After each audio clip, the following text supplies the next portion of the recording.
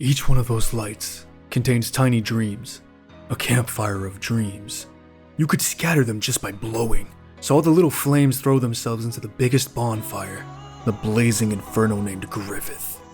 But you know, my flame ain't here. As for me, maybe I'm just warming myself by that campfire for a bit.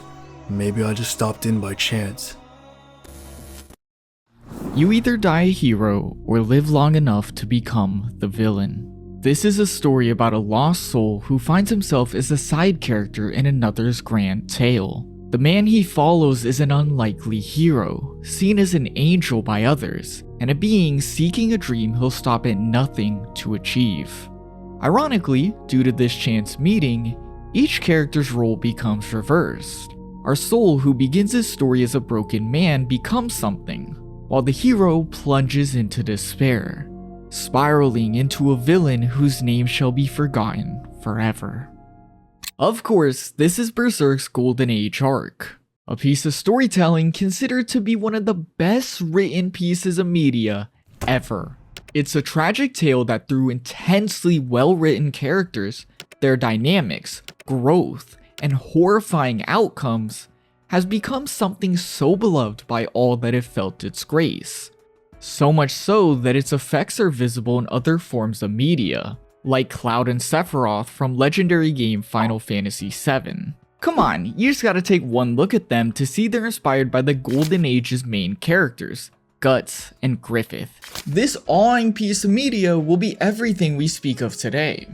The point of this video being an ultimate analysis and retrospective of Berserk's Golden Age arc. And because I believe you need to see every detail the arc has to understand its writing, I will dive into every event from beginning to end as I explore the deeper aspects of Berserk's Golden Age arc. This video will cover the Black Swordsman opening, the Golden Age itself, and then ending it all with the conclusion, reflecting on everything Berserk's Golden Age has to tell. I guarantee this will be the greatest, if not the best video on Berserk's Golden Age you will ever watch. The thing is, the video is just a bit long. So please, get a snack, set me up on the background if that's how you listen, and grab your favorite sword. Well, okay, maybe not that one, I don't want you to get hurt. But this is a very long one for good reason. So let's just begin. As always, thank you for watching, and enjoy. Between distant echoes of life and the cracking of the campfire, we find ourselves in front of a man and woman in time of passion. As they continue their joyous act, the woman begins to morph into a hellish creature, a demon, now holding the man tight as she lets out a wicked laugh. He's fallen into her trap. He then fearlessly grabs the creature's skull and pushes his metallic arm into her jaw, laughing as he states she's the one who's really been trapped, before an explosion bursts out of his arm. He picks up his cloak, looks back one more time, and walks into the night as the demonic woman burns. Yeah, what a start. Our main character Guts in some guts. This scene is a bit awkward in retrospect of the whole series. You'll understand with time, but right now it's a great representation to show that Miura wasn't really thinking too far ahead when it came to this series. Miura literally said he had no real plans at the beginning of Berserk. His only goal was to create a standout main character, which actually does add a lot to this scene. It's a simple representation to show the brutal, strong main character Guts is. Guts will risk his guts to kill some demons. The next we see of Guts is him entering a kingdom, slowly walking into a bar to see men torturing a mythical creature, an elf, a life form that's more reminiscent of like angelic pixies in the Berserk universe. They don't really look like elves. Guts sets coins down on the counter, states he's about to mess the shop up, then reveals a crossbow that he quickly uses, sending a bolt at the ringleader of torturers. The men at his side all turn, all swiftly receiving the same treatment besides one. Guts stands in silence as he reloads. The first panel where he's fully visible, showcasing a body covered in scars alongside numerous weapons. A man that silently screams deadly despite missing an arm and having just one eye.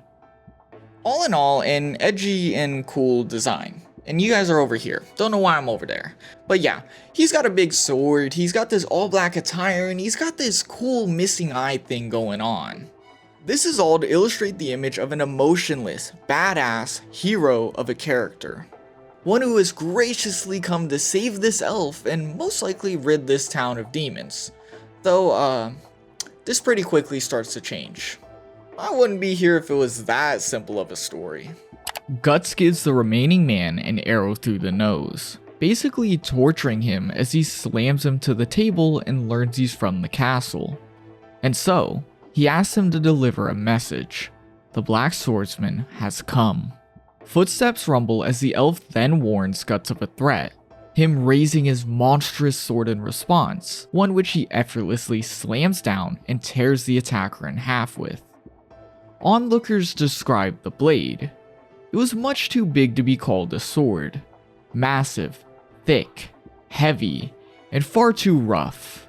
Indeed, it was like a heap of raw iron.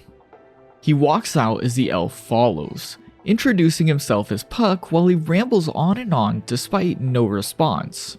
It isn't until he goes to sit on Guts' shoulder that he speaks, coldly looking at the elf saying to not touch him or will be squashed. Noted, Guts hates being touched, and he never meant to help this small creature at all. All he walked into that tavern for was to provoke the big bad king of the castle. Puck cries out like a brat as soldiers ambush Guts, flying away at the sight of them, leaving Guts to be captured. Despite being tortured, Guts continues to display a careless attitude as he taunts his captors. The one in charge, the mayor, fearful of the consequences of Guts' actions. The town may be destroyed. The leader of the kingdom is beyond human, a creature from the depths of hell. Nobody who is human could ever kill him. Guts springs to life with these words, almost excited as he reveals he knows they have a deal with this king. That the truth is they feed him human flesh, wagons of women and children. Despite telling him that it's to protect the town, Guts knows the truth is the mayor wishes to keep himself safe from whatever is ruling this place. Funny enough, we next see the mayor meeting the king, and after a speech about wishing to see people die, he throws an ear on his plate. Everything we've heard, well, yeah, it's the truth. This kingdom is really ruled by a demon. That night, Guts awakens to some sort of creature at his side. A thing that is clearly a demon, but also might have an uncanny resemblance to a fetus. Like I said before, Miura had no idea where Berserk would go at this time. Though Guts seeing a demon-like fetus later becomes a big point, though it's kind of weird at the moment. It's likely this was probably a random doodle to create the idea that Guts really is surrounded by demons, or well, maybe it could have been a very early idea that was later expanded. We just don't know. Regardless, it is a weird thing for Guts to see right now. Even weirder as it disappears when Puck splashes into the cell trying to save him. Puck tries to touch Guts, yet again invoking a fierce reaction, but as it becomes clear Puck is trying to help, he allows the elf to use magic to heal him. Puck, similar to his design, is an angel-like creature compared to the person Guts is shown to be. And it's very much intentional. As he heals, Puck continues on about elves. They can heal, sense emotions, even make people happy. And now, speaking about himself, he wants to know something about Guts, pointing to the ominous symbol on his neck, the brand of sacrifice. Puck inquires, yet Guts refuses to speak. The king is coming and all he cares about is killing him. This is the first moment we get some insight into who Guts is and what he believes in, as he tells Puck that if someone can't live their life the way they please, they might as well die. He believes in a world where it's just the strong and willful, a very angry world it would seem, causing Puck to sense numerous emotions, rage, sadness, fear, and something even deeper than that. He then asks, then why if that's the case, why did Guts save him, a weak elf? Guts then laughs, he never meant to save Puck, causing him to fly away with a face full of tears. Guts is cold, and it's clear he prefers to work alone. Despite this, he goes after the quote, beyond human king. It's all he's been for since his arrival, doing everything on his own against these odds that just seem crazy. The brand begins to bleed as we see the king rioting through the town, burning it to the ground as he kills and drinks the blood of the people. Arrows then fly out from underneath a mound of corpses, Guts springing out from underneath as he cleaves through the army, facing the king as he sends a barrage of arrows his way. This knocks him down and sends him backwards. It's a bit too easy, and Guts knows this. As he approaches, a giant tail sends Guts flying. The king emerges from the darkness, but not as a human, rather a horrific reptile-like beast. He begins to push Guts around, bloodying him, yet surprised at Guts' resilience. In his words, most would be quite dead by now. The demon lifts the presumed passed out Guts. Yet, just like the first demon we've seen, he lifts his metallic arm and fires. As the boom echoes through the city, Guts lifts his sword and sprints towards the demon, cutting it clean in half. Despite it all, the beast lives, Guts standing over him before speaking. Like you said, humans are weak. We die easily. But no matter how weak we are, even if we're being chopped to bits or stabbed to death, we still want to live. He yells out in pain, asking who Guts could be as he notices the brand burned into his neck. The Godhand. Where are the 5 members of the Godhand? The demon has no idea. It's not something for apostles such as him to know, giving us a name of the beings Guts searches for. He looks for the Godhand, and the demons we've seen, apostles, are the servants of the Godhand. From there, Guts turns his back as the beast erupts into flame, walking out of the engulfed kingdom as Puck says, Berserk. Oh my god, he said the thing. What if I told you however long that ended up being was only the first chapter? Yeah, we got a long way to go. To some though, this isn't the first chapter.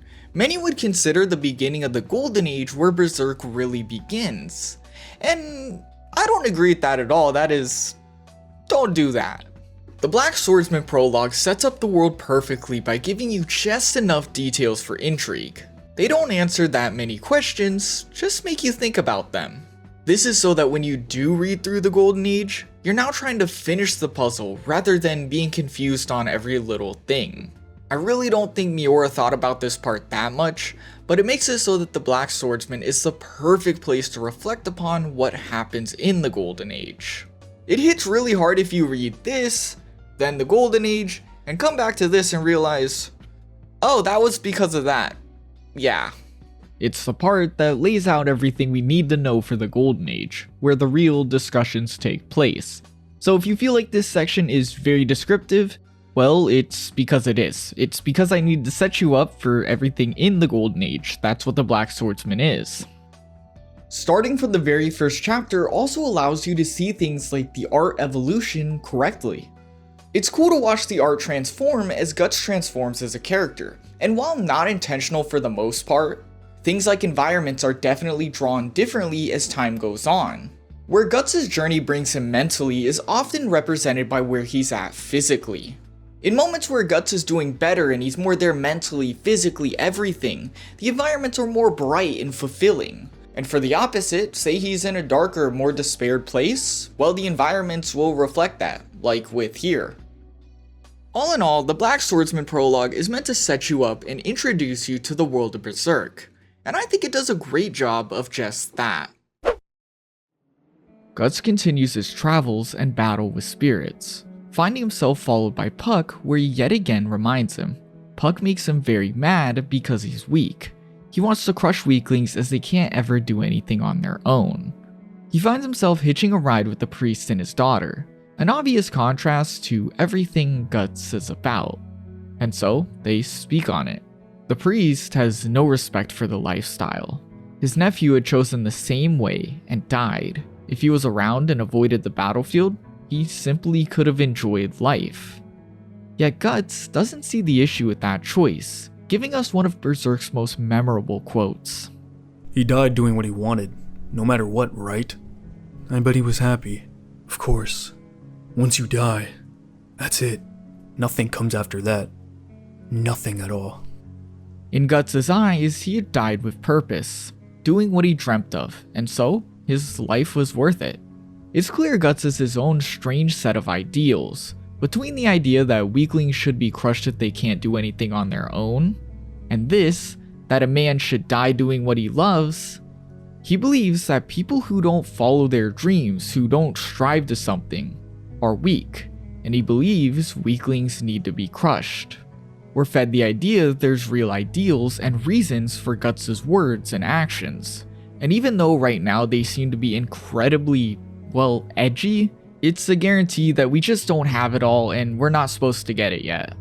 Guts catches some sleep, dreaming of demons pursuing him as he wakes up with one latched onto him, destroying it as he reveals it to be an incubus, a nightmare-devouring demon, showing that Guts can't even sleep without their presence.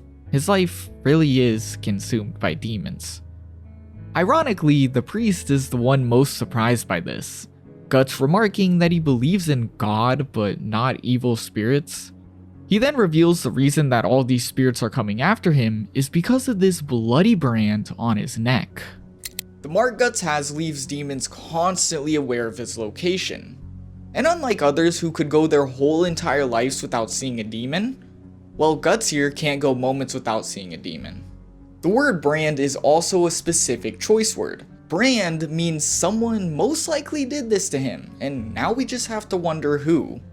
We can imagine that it's more than likely a demon and, start to put together the pieces for why Guts is on this hunt.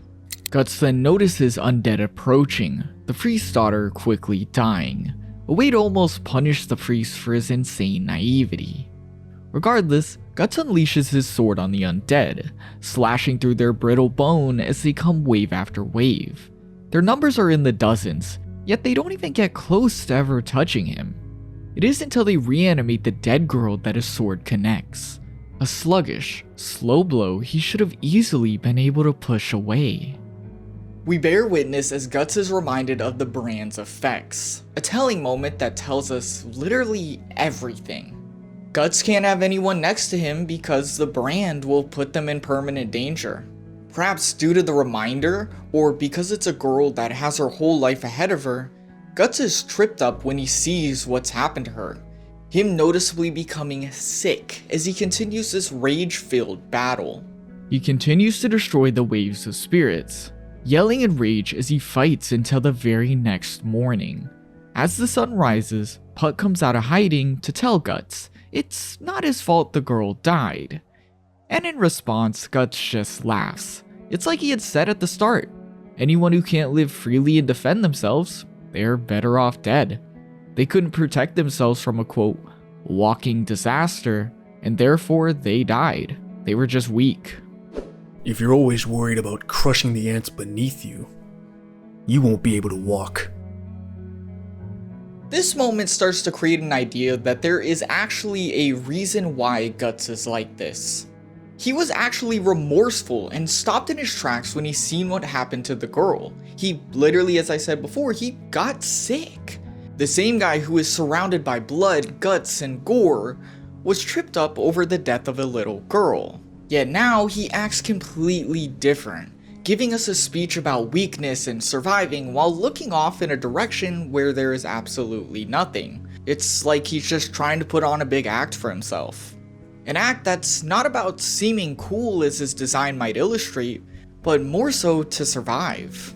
He's a man endlessly pursued by demonic spirits, physically as they attack him, and even mentally as he can't even sleep without them bothering him. This kind of makes his act a lot more understandable. Guts isn't a guy that's just an edgy demon hunter main character. He's a guy who acts hardened and mean because he feels like it's what he needs to do to survive.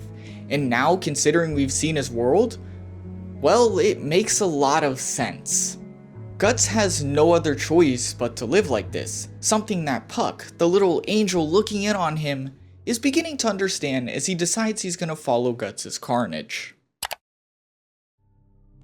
A heretic is executed by a man known as the Count, him stating he does this for his subjects, to protect his people, and so, because of this, he won't let nobody interfere. Of course, because we're seeing him, well, he's up to no good. Guts waltzing in, picking up the heretic's severed head, and throwing it up to the Count. As Guts smashes a guard's face in, the Count realizes the head has the brand inscribed in it, looking down to see Guts staring at him with the bloody brand. This man is a demon, and Guts is clearly here to hunt. He flicks the blood off the brand as he walks away, the Count realizing Guts is none other than the Black Swordsman who's been hunting down demons like himself. He sends countless knights after Guts, yet if he really is this Black Swordsman as he assumed he is, he should know that Guts will just cleave through the men with ease. And yeah, he does. He makes quick work of everything sent after him, until Guts finds himself face to face with this huge knight far bigger than him. He slams his warhammer down over and over, pursuing Guts as he dodges, proving that even with a big sword, Guts is still pretty quick. It's just crazy to think about. The knight doesn't hesitate to cut down his own men in an effort to corner Guts, leaving them both in a situation where they need to act right now. And so, Guts chooses to strike the warhammer and send its debris into the knight's face. It's a win gambled on a close call, as if Guts had moved any slower or failed to destroy the weapon, the warhammer would have killed him, showcasing that he really does fight with the lack of care for his own life. Out of nowhere, a smoke bomb is set off and Guts is sheltered by a small, mysterious individual. He brings Guts and Puck to a strange hideout featuring all sorts of trinkets and oddities, before asking if Guts has some sort of grudge against the Count. Guts then kicks him over just to do it. Yeah, he really is an asshole right now. But it reveals a man with a disfigured face and missing limbs, and he himself makes it very clear that he wants the Count gone, as it was him who had did this to him. Despite thinking that the man is weak and everything he hates, Guts knows he tells the truth. His brand has already told him that, and before he can even respond to his pleas, he wishes to show Guts something. A deep, red stone engraved with eyes, a mouth, a nose, yet nowhere close to a human. It's otherworldly, and Guts instantly recognizes it, standing shocked, before calling it a Bailet. Guts angrily picks the man up and demands to know everything. His name is Vargas, and he reveals he had stolen it from the Count and worked for him. At one point, the Count was cruel, yet human, but upon discovering this strange rock, well, everything changed. The Count dissected people, violated them, and even ate them, starting the Inquisition for heretics as an excuse to do just that. Vargas fled in fear, but his family was caught, the Count showing no mercy as he consumed his family in front of him. This demonic image seared into his mind. He just barely escaped with Bailet in hand, spending years searching for the origins of this red stone. And since Guts definitely knows, he could only ask, what in the world is it? Guts explains the Bailet as a key to summon demons that have been manipulating the dark side of human history since ancient times. The 5 members of the Godhand. We then see the Count appearing to the soldier Guts had beat, offering him a solution. The soldier, mad with anger, doesn't hesitate to accept the Count's help, and so the Count places a small demon inside of him. A tip is then received about where the Black Swordsman could be, deciding to send that same soldier, who now has a zombified look, after him. With time, he brings down the wall behind Guts and returns with vengeance in his eyes. Guts quickly delivers a blow, revealing grotesque insides which continue to grow and grow. The soldier is now obviously a demon, willing to do anything to kill Guts, and so he swings his limbs wildly across the room like a whip. Guts focuses, settles into a stance ready to defend and counter the blows, leaving Puck and Vargas to watch a scene they can't even follow. The battle continues to move faster and faster, yet Guts finds the perfect opportunity to strike, stopping the man before cleanly cutting part of his head off. Puck watches the whole thing stunned. He had thought Guts was tough, yeah, but it seemed like he was like a wild animal more than anything. Yet now, he realizes Guts is a master swordsman, somehow capable of wielding that huge hunk of iron perfectly. Really makes you wonder how he reached this cruel and animalistic state. The Count then emerges from the corpse, noticing Vargas and the Bailiff before turning to Guts. His strength and skill is so perfect that no one could hope to beat him. Well, no human at least. The fact that he's immortal will be his downfall.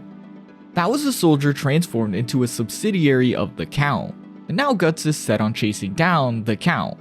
But first, he wants the Bailiff's payment. As he walks away, Vargas tells Puck to take care, leaving the elf to turn around and not only tell him that he's a good person, but one more thing, a line that becomes a staple of everything Berserk is about. Puck tells Vargas, I think that people need to keep living. Living for the future is more important than trying to avenge the past. Guts and Puck catch word that Vargas has been caught and is set to be executed. This bothering Puck greatly, but Guts not so much. It's just like every other time he's observed the weak, it just makes him angry. Puck, able to sense emotions, confronts Guts. Is he afraid? Worried that just like Vargas, his own quest might be a losing battle? Guts angrily grabs Puck in response, but surprisingly lets him go upon seeing his tears, wondering if he himself should in fact feel compassion. Yet again, it's like he's masking himself, denying himself emotions so he can stay strong. Puck attempts to save, but is captured as Vargas is ultimately executed, leaving Guts to walk away as he imagines a demon with Vargas's face, a manifestation of the guilt he's now feeling. That night, Guts finds his head, telling the corpse that he won't fail. He's then surrounded by spirits, all victims of the Count. He lashes out in anger, telling them that he's nothing like them, and this is his fight. This is a fight of flesh and blood. You know, I've hinted at it a little bit here and there, but I think Puck is very interesting in the way that he's nothing like Guts. While he's meant to serve as the comedy, telling us these silly jokes, he's mainly there to be the contrast to Guts, reacting as most people would to this situation, just being an overall lighthearted soul. It's like Puck has started to chip off this mask Guts has created for himself. Between their own interactions and their moments with Vargas, it seems like Guts is feeling emotions he's tried to seal off. Puck is like an angel, as I keep saying. He's a little guy on Guts' shoulder trying to remind him of what the right thing to do is. Like, why does he constantly talk down on weaklings, and why doesn't he try to save Vargas? Puck is the one constantly reminding him of something he just doesn't want to feel. We know that whatever journey Guts is on is one of solace and strength. And in this moment, he reminds himself of that, hyping himself up with like the rage and the agony of the spirits to say, no, I'm doing this journey alone, this is me, I'm gonna go do it, and this rage is what I need to go after the Count. He rushes into the castle, the Count sending that same soldier after him yet again. Stricken by anger, the soldiers allowed the Count to take over, but Guts doesn't care. He makes quick work of him and continues on, driven by more rage than ever before. Meanwhile, Puck was taken as prisoner and is now gifted to the Count's daughter, Theresa. Puck notices she won't let the Count touch her, but more alarmingly, that this greatly hurts the Count, a man we know to be a harsh, ruling demon. We quickly learn why. Her mother was kidnapped by heretics before becoming a sacrifice, her death changing the Count from a kind ruler to a harsh, almost possessed man obsessed with the death of heretics. Theresa then breaks down. She's scared. It's like her father is no longer human. He doesn't even allow her to leave this room. Puck lends his shoulder to cry on. This little room is her world, yet he can fly. And it's in this moment that he realizes something's happening. Puck notices it's Guts and that he needs to go help. But first, he tells Theresa he'll come back and take her out of the room, leaving her stuck thinking about it all as Puck puts it together for himself. Puck comes to the conclusion that the Count summoned the Godhand to become a demon as a way to get revenge for the woman he loved. Here, Berserk is trying to make us feel for a demon, weirdly enough. The implication is that her father has been so distraught by the world that he keeps her here out of fear.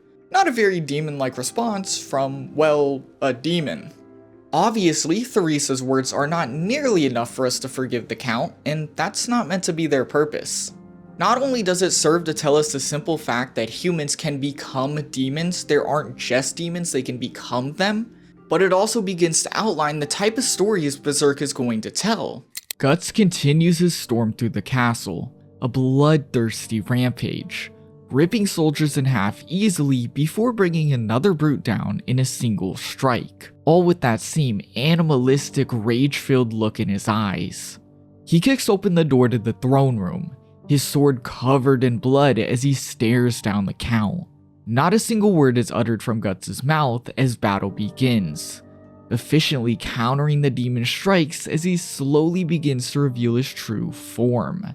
The Count becomes a beast of pure gluttony, a grotesque mass of evil flesh that grows more and more as Guts cleaves its limbs clean off. In response, the Count delivers a set of devastating blows, leaving Guts wounded as he spiels on and on about how he could never beat someone who is beyond human. He can't survive with that brand he holds. He's locked into an unwinnable, never-ending war of pain and fear against demons. It was all decided the moment it was carved into his neck. Guts listens on with the fearful look on his face, the words perhaps dawning on him as he takes another set of blows, leaving him knocked out with the Count towering over him. Puck arrives at the perfect time, taunting the Count for his speech when he used to be human himself. The Baylet then drops from the ceiling, and realizing the Count wants it back, Puck has the perfect opportunity, flying away with it and leading him on a crazy chase till none other than Theresa opens the throne room doors. She's finally gathered the courage to leave her cage, yet is forced to view what her father's become, breaking down as the Count becomes enraged, blaming Puck for it all. This time, Guts saves Puck, throwing knives at the Count to reveal he lives, and despite being weak and covered in blood, he smiles. The Count isn't good enough, taunting him saying that just like him, he'll need to crush his skull or pierce his heart. He then lets the Count push him around, and when the demon thinks he can finish Guts, he pulls Theresa in the way, freezing the Count, giving Guts the chance to aim his arm and fire. You'd think that they'd know this guy's an arm cannon by now. He's literally known for hunting them. Someone talk about the cannon. But yeah, the room is covered in ash, but even then, as you might expect, it's not over. With the last of his strength and using his teeth to hold his monstrous sword, Guts hacks the Count's head clean off. Guts walks up to the mangled yet surviving head of the Count, holding a knife as Theresa screams for him to stop. Puck too, he shouldn't do this in front of her. He threatens the elf before throwing the head at Theresa's feet, stabbing it over and over till the floor becomes a pool of blood. Guts doing nothing but laugh, showing that with this quest to kill demons, Guts has become some sort of sick monster himself. Rather than realizing that this is his daughter, a human, and having empathy for the girl, Guts would rather change it into a hilarious spectacle of what demons are. So obsessed with it and having so much fun that he's laying there slipping in the blood and just laughing. It's like Guts, a human, doesn't even resemble one. The Baylet finds its way to the Count. As if it moved to him on its own, the rock comes to life as the demon declares he doesn't want to die. The egg begins to scream, the eyes bleed, it breathes, all before the room warps to another dimension, covered in darkness and light at the same time, a maze full of endless stairs that go nowhere, and most of all, eerie silence. The Count declares the Great Ones are coming as Guts' brand explodes into blood, looking up to see the Godhand. Though Guts only cares for one of the 5 fingers, revealing the reason he strived to this point.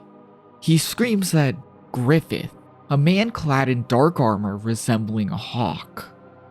Still squirming around in your pitiful existence. I see. The members of the Godhand look down on the Count, and one begins to speak.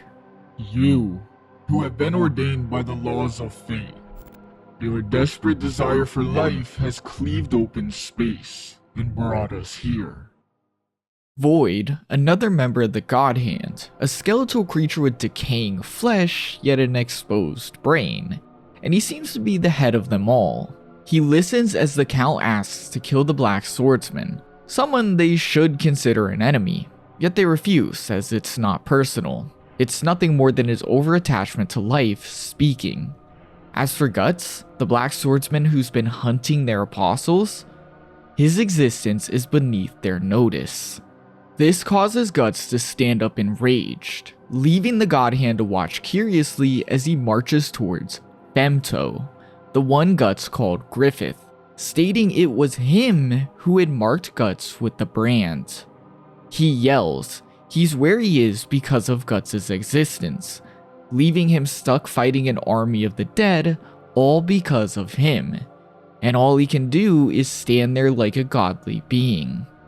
His brand erupts into pain and blood, Femto telling him the pain responds to demons, and one such as him, the pain could kill him. As he says this, Guts seemingly passes out, beginning to fall backwards as the Godhand stare. But this isn't a first. Guts is no stranger to struggling. He snaps back and heaves his sword at Femto, yet he's sent backwards, the Godhand not moving a muscle. Strangely, they begin to speak proudly of Guts. His fighting spirit is strong. It's amazing he could even swing his sword despite his wounds, even going as far to say they'd love for him to join, yet then saying he hasn't been ordained by the laws of fate. Guts is seemingly dead, and so Void begins to speak. It's time for the Count to pay his price, the Invocation of Doom. They require a sacrifice to pay for their summoning. Yet not just anyone will do, it has to be someone who could be part of your soul. Such a sacrifice to demonkind will further sever your own bonds to humanity, leaving nothing but demonkind left. If the Count can't use Guts, he has no idea who to use. But this is when Femto points to Theresa. This upsets the Count. Yet the Godhand state it's just like what he did last time, finally detailing the events of years ago. The Count was dealing with heretics when he had returned home to his wife missing, finding her part of the same people he was hunting, a group of women drowning in pleasure before a statue of a demonic god. He went into rage, killing every single person there except his wife. He just couldn't do it, instead choosing to remove himself from the despair. It was in that moment that the Bailiff found him, taking him away from death and introducing himself to demonhood. Placed in front of the Godhand, he could only wish to be saved from his suffering, choosing to offer his wife, the person he had loved more than anything, but now hated the most, a sacrifice to ascend past humanity. As the story's told, Guts reminisces on a time long past. A time where after a great battle, he sat listening to a comrade's speech. The white-haired boy describes fate. Everyone is at the mercy of this great tide, yet they'll all disappear in the end, lives spent never knowing who they truly were. To him, there's some who rise above this, some that despite class or standing, become keys that set the world into motion. This is what he wants to know.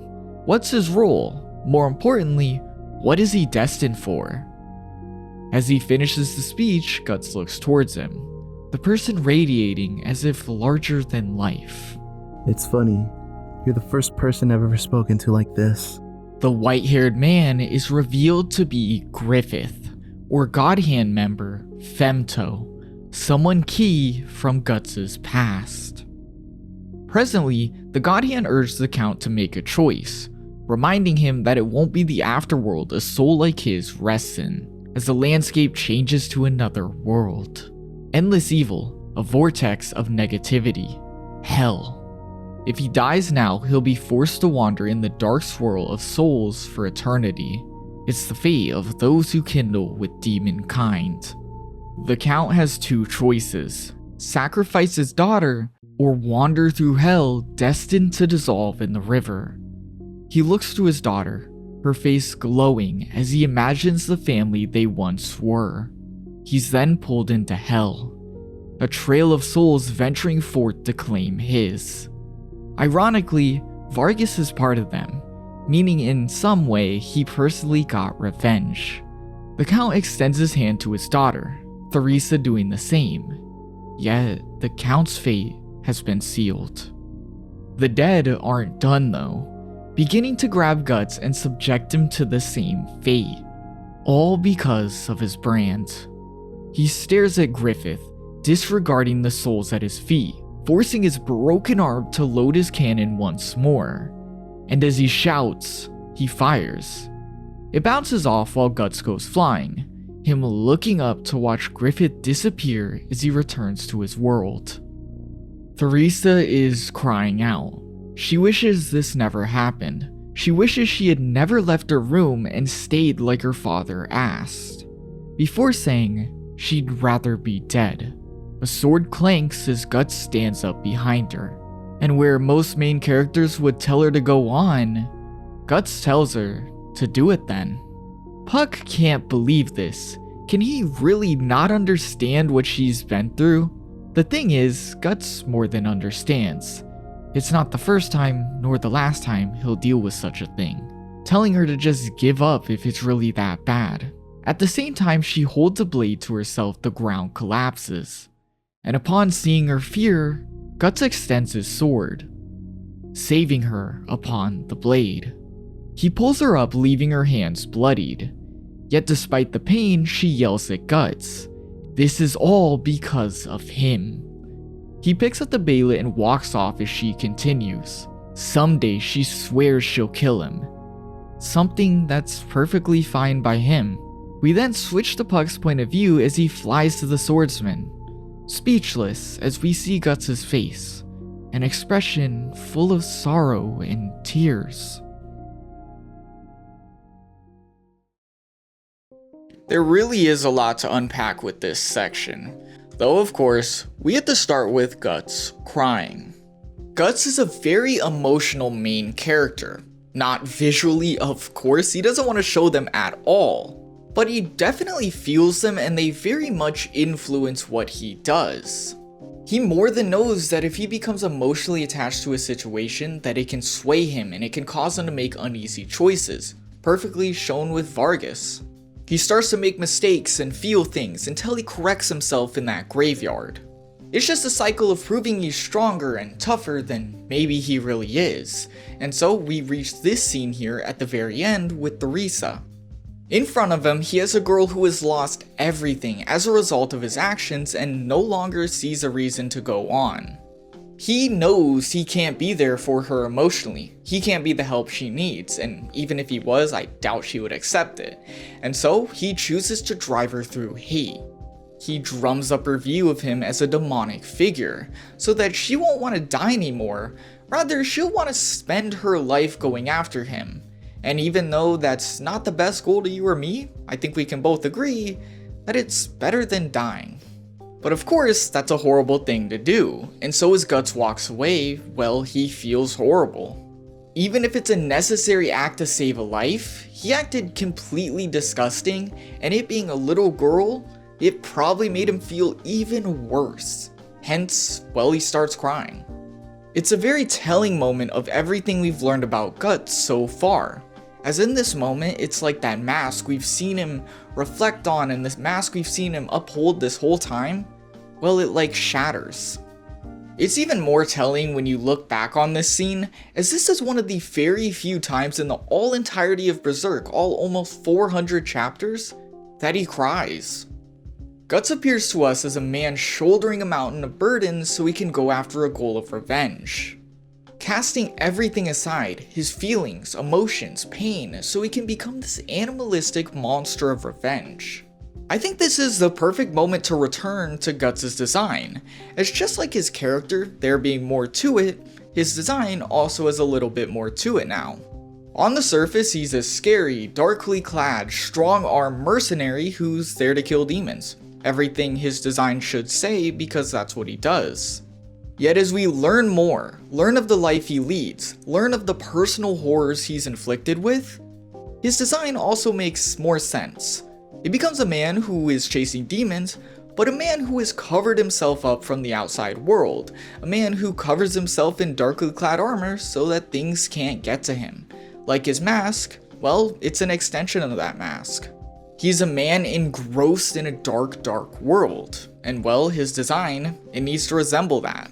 But perhaps more important than this mask and this emotional state our main character Guts seems to be at in this point of his life, we're given some ideas of what drove him to even be like this.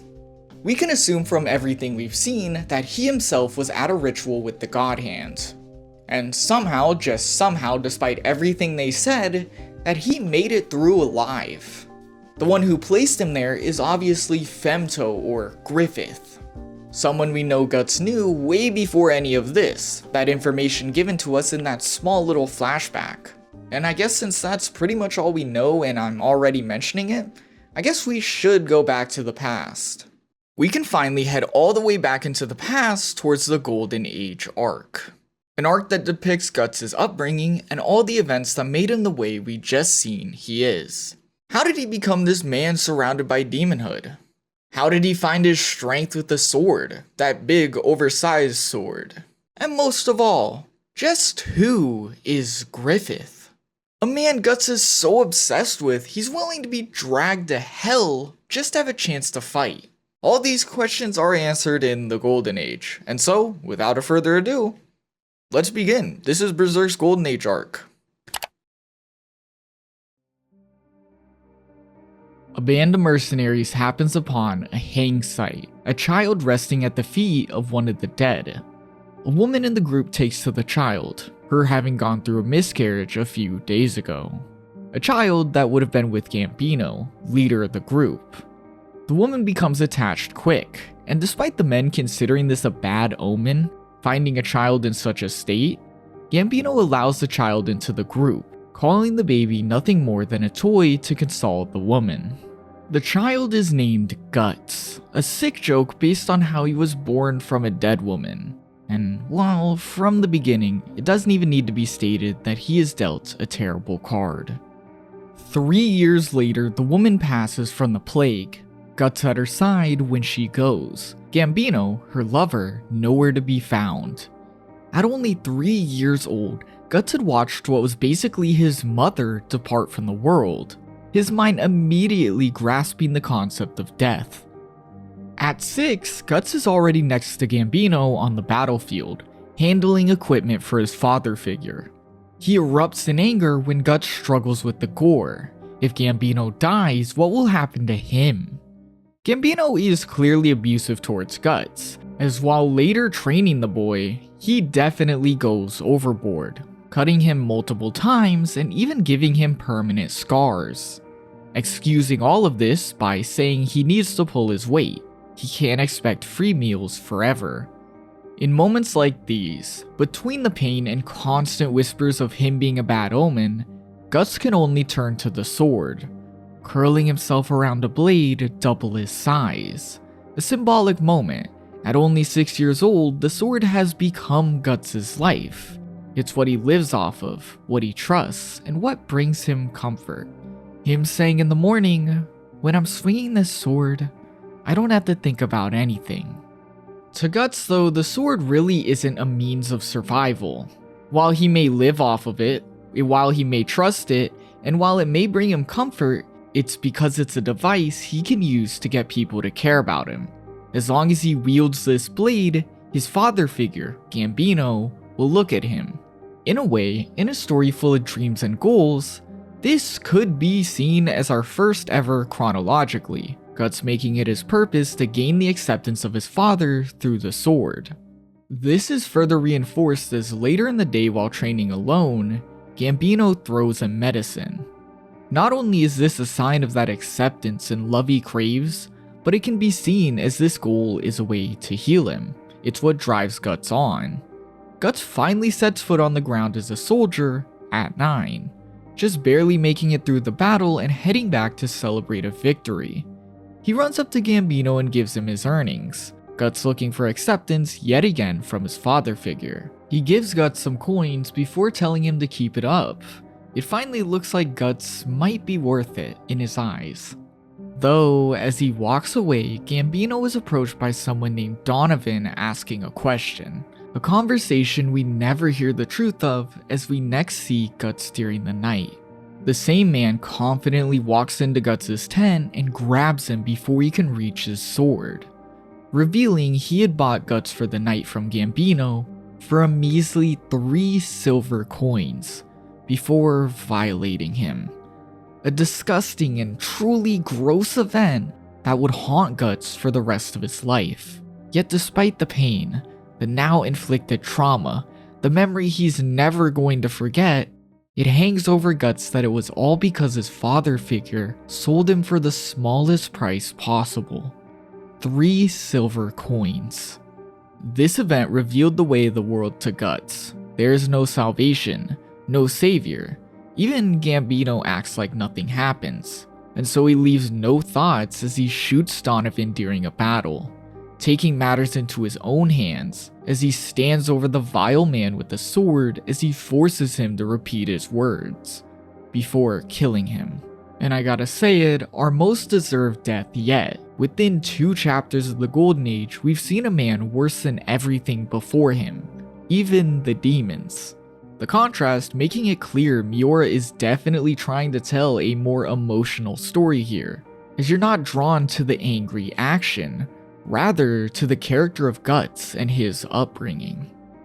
In that same battle, Gambino was gravely injured, losing a leg, meaning he'll not only have to stand down from leader of the group, but he'll most likely never fight again. He had lost everything his life was about. This weighs heavily on Guts. This is his father figure. Despite how abusive he tends to be, he can't help but love him. It seems like the boy has also forced himself to ignore Donovan's words, believing that this same father would never do that to him. I'd also like to imagine Guts somewhat blames himself for this. Maybe if he was a bit better with the sword, he could have stopped it. Still, years pass and Guts is now 11, becoming a strong, full-fledged soldier on the battlefield. He brings back a hefty reward to Gambino, still clearly searching for that love and acceptance through the sword. Yet Gambino has only gotten worse, showing that he only cares for a dog, as he treats Guts harsher than ever before, even hitting him in this moment. Sadly, Guts really feels this, heading back to his tent and throwing the bag of money before spending the day swinging his sword with nothing but rage. Things fall further into despair though, as that night Gambino stands over him with the sword, going on about how everything that's happened is because he had let Guts stay. He's a boy who should have been dead before they picked him up, yet he lived and his mother was the one to go. Even now he lost his leg and had to quit being a leader. He repeats what Guts has continued to hear. He's cursed, a devil's child, a bad omen, before saying that Guts should have died beneath his real mother's corpse. Gambino attacks, forcing Guts to defend himself against his very own father. Yet the man isn't done. As he strikes him, he tells Guts what he has tried to deny himself. He did sell him. He sold Guts for 3 silver coins. Why? He was sick of him. sick of him ruining his life as he followed him like some lonely puppy. Guts has been betrayed in every way by someone he viewed as a father, someone he could unapologetically love, someone who should have gave the boy the world, causing him to cry for the first time ever in his life. He picks up the sword and defends himself, killing Gambino. He doesn't even know why he did it. It was an instinct, choosing to trust his sword in this moment. The one thing that hasn't ever betrayed him. The rest of the camp chases him to a cliff, blaming him for everything and for killing their great Gambino, then fatally injuring him and pushing him off a cliff into the darkness. At the age of only 11 years old, Guts has been through every single horrible thing that should never happen to a person. Though even now, just a few short chapters into the Golden Age, you can begin to understand why Guts is the way he is. Born from a dead woman, the boy was adopted before watching his mother die. Just for his father, someone he looked up to in every way, to blame him for it all. He was beaten, scarred, forced into gruesome warfare, even sold and raped because of the hatred this sick man had. Guts also has an uncomfortable dynamic going on here. Despite Gambino doing all these things, to no fault of his own, Guts loved him and made it his purpose to please him through the sword. Without him now, at only 11 years old, it's like Guts has lost his purpose. His life with Gambino was all he ever knew. Saying the kid was born into hell doesn't even do it justice. From the moment of his birth, he was fallen, quite literally fallen out of his mother's corpse, and instantly labeled a bad omen. It sets Guts up to be this villain of the world. He's not a villain to us as we're given every single detail, but within the world, he's horrible in every way. An ominous birth, blamed for his mother's death, and now he's killed his father?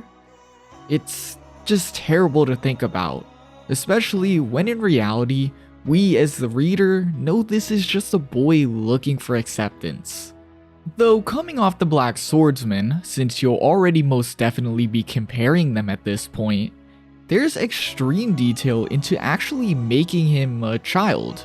He sucks at the things he does, continuously makes mistakes, and will constantly be shown as naive. It's an extremely convincing and natural sell for us that this is Guts as a kid. You can buy this being the backstory behind that person from the Black Swordsman arc, which is a huge contrast to most manga series, as normally you would see the main character as a child being extremely similar to the adult version, like they were destined to do whatever they end up doing as an adult. In Guts' case, this is very different. You can instantly tell there's a lot of growth and tons of moments to be had before Guts becomes what he becomes. And therefore, just from that alone, we know the rest of the Golden Age arc is going to be pretty heavy. Speaking of it, you can already start to piece together some of the Black Swordsman stuff. Like Guts being enraged at getting touched. Yeah, it shows that even into adulthood, he's still seriously affected by his trauma. We're also getting a pretty good idea, though I don't even know if that cuts it. We definitely know why Guts holds his walls so high in the future. I mean, why should he trust anyone after this? If the humans he grew up around were this horrible, why should he even care for the demons? Guts wakes up to the moon and a sky full of stars, nothing but his sword at his side. He's lost everything he's ever known in a single day, but it's like the world itself is telling him to go on. He knows it would have just been easier to lie there and die. He's accepted and only sees that there's bad in the world now. So why does he keep moving? He fights wolves off of pure instinct, his sword yet again keeping him going and away from the death that wants him so bad, leaving him to pass out before he's picked up by a new group of mercenaries.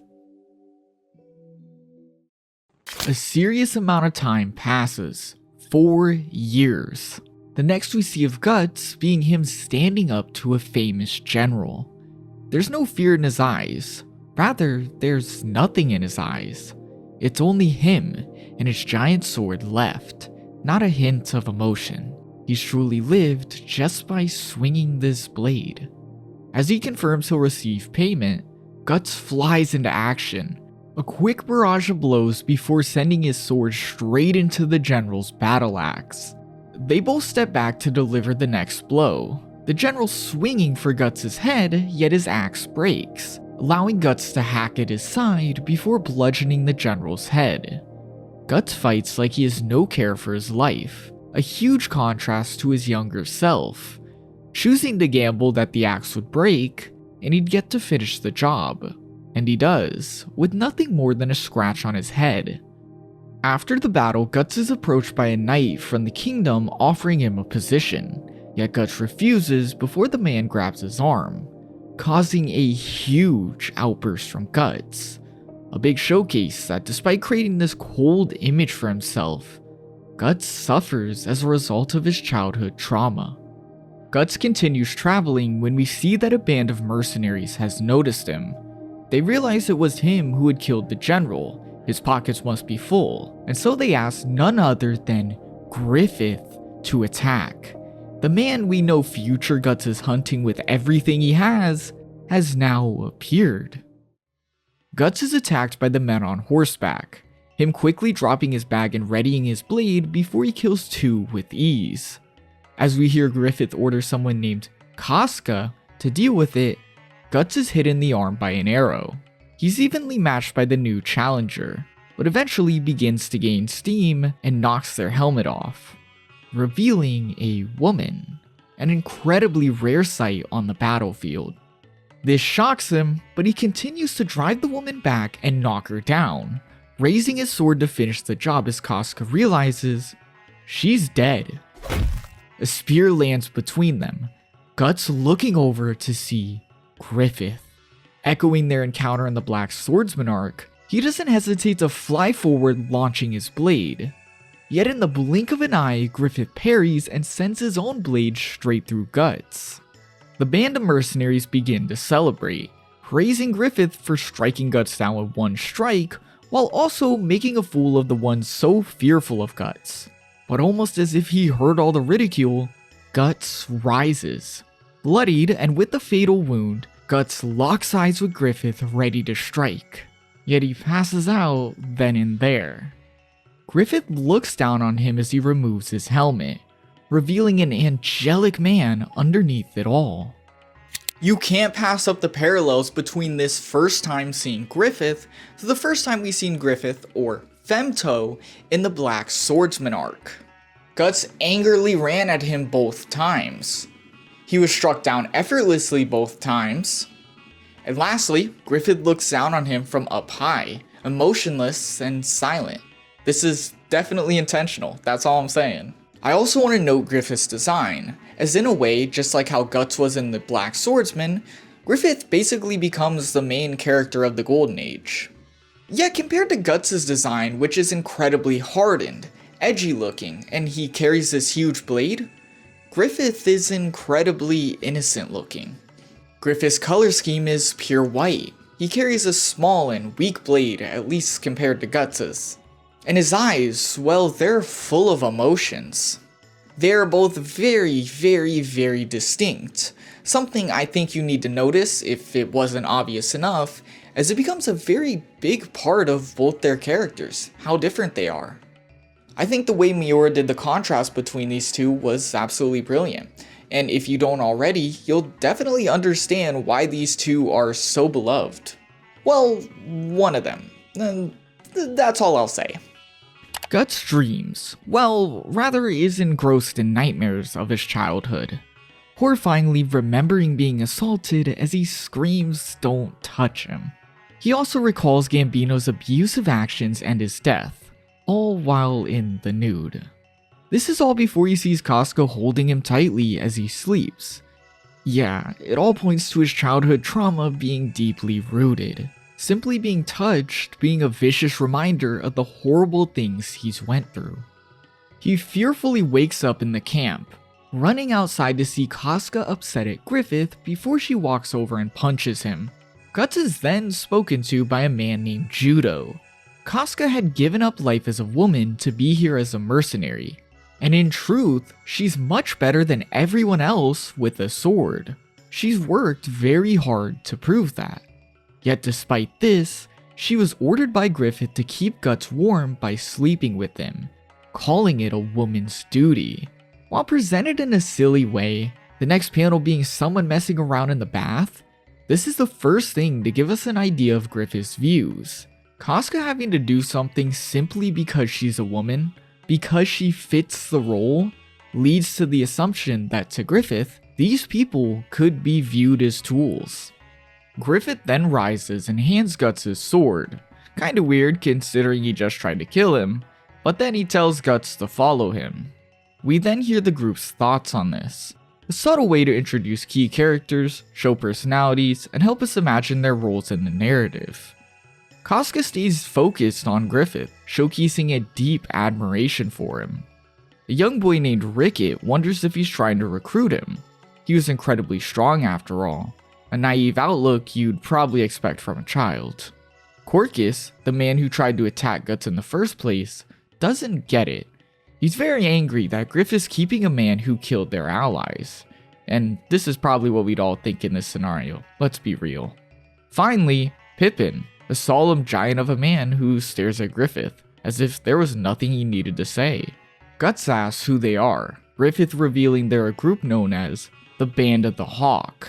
This shocks Guts. He's more than heard of these guys, knowing them as a legendary group of mercenaries who are incredibly efficient. Griffith brings Guts to the top of the hill, allowing Guts to finally ask, why did he intentionally miss his heart? Griffith responds, it's because he wants him? Guts sits there confused as Griffith goes on. He witnessed Guts' battle against the general, noting his strength yet how risky Guts fought. In a scary feat, just witnessing one battle told Griffith everything there's to know about Guts. Though because of this risky fighting style, Griffith is insanely interested in Guts. The way you fight, it's almost as though you're gambling on your own life. You run in recklessly sword swinging. It's no doubt courageous, but it seems that while intentionally exposing yourself to the risk of death, you're also struggling to make it out alive. That's how it felt to me. Guts sits there shocked. Griffith has read him perfectly. You're interesting, and I've taken a liking to you. I want you, Guts. Phrasing it in such a silly way plays into Griffith's innocent look. Even Guts can't believe it, but despite everything, it becomes clear Griffith is incredibly serious. Guts challenges him to a duel, winner takes all. He either gets to kill Griffith or become his soldier. He agrees, telling the onlooker Casca to stay back. He must obtain everything he desires. Guts slams his sword down, striking Griffith over and over for his attacks to be effortlessly parried by a small blade, proving that just like before, Guts is no match. He's pushed back and covered in wounds, but Guts won't lose so easily. He kicks up dirt as he finds an opportunity to deliver a blow. Yet Griffith just jumps, walking along Guts' blade as he holds the sword to his throat, not only proving he's stronger, but that he is in control of Guts here in every way. Guts then takes Griffith's blade between his teeth while pushing him off the sword, the both of them tumbling down the hill as they lose their swords. Guts begins to strike with his fists, attributing his innocent image to the fact that he's never actually been in a fight. Yet Griffith gets up with an excited look in his eyes as he grabs Guts' arm and holds him down. He forces Guts to choose whether he admits defeat or his arm is broken, exhibiting a clear fact about Griffith. Despite him winning the fight already in every way, he needs Guts to know he's in control. He breaks his arm before holding his face. Guts belongs to him now as a member of the Hawk. Leaving Casca to sit there angrily, noting that he's never said anything like this to anyone. Yeah, remember that. That night, Guts sits in his tent angry about his loss when he hears mumbles outside. Corcus is scheming to kill him, very upset that Guts was allowed into the group when he had killed them. Casca then appears and tells him they wouldn't be able to beat Guts even if he's wounded. Corcus wonders how she can take Griffith's side when she has something against him too. After all, she had slept with him like a tool for a couple nights. Despite having a terrible attitude, and as you'll probably start to notice, being quite annoying, Corcus actually has a very important and continuous presence, being made to represent the average man, like me or you. Imagine this scenario he's been placed into, and just ask, who wouldn't be upset? Guts came in out of nowhere, killed all of his friends, and he's now meant to be buddy-buddy with this dude and sleep in the same area as him. Why wouldn't he be insanely angry? It's like Guts has randomly wandered into a fairy tale. He's instantly seized by this great, angel, heroic man, and he's told, well, I control you. I'm the main character now. And well, while it may seem crazy because we're watching it from his point of view, Corcus is here to tell us, Guts, you're like me now. We're just normal. He's here to remind us that while we follow Guts, he's not the important one in the grand scheme of things. It's now Griffith. Guts thanks Casca for driving Corcus off, yet she makes it clear it's only on Griffith's orders. She wouldn't bother with Guts otherwise.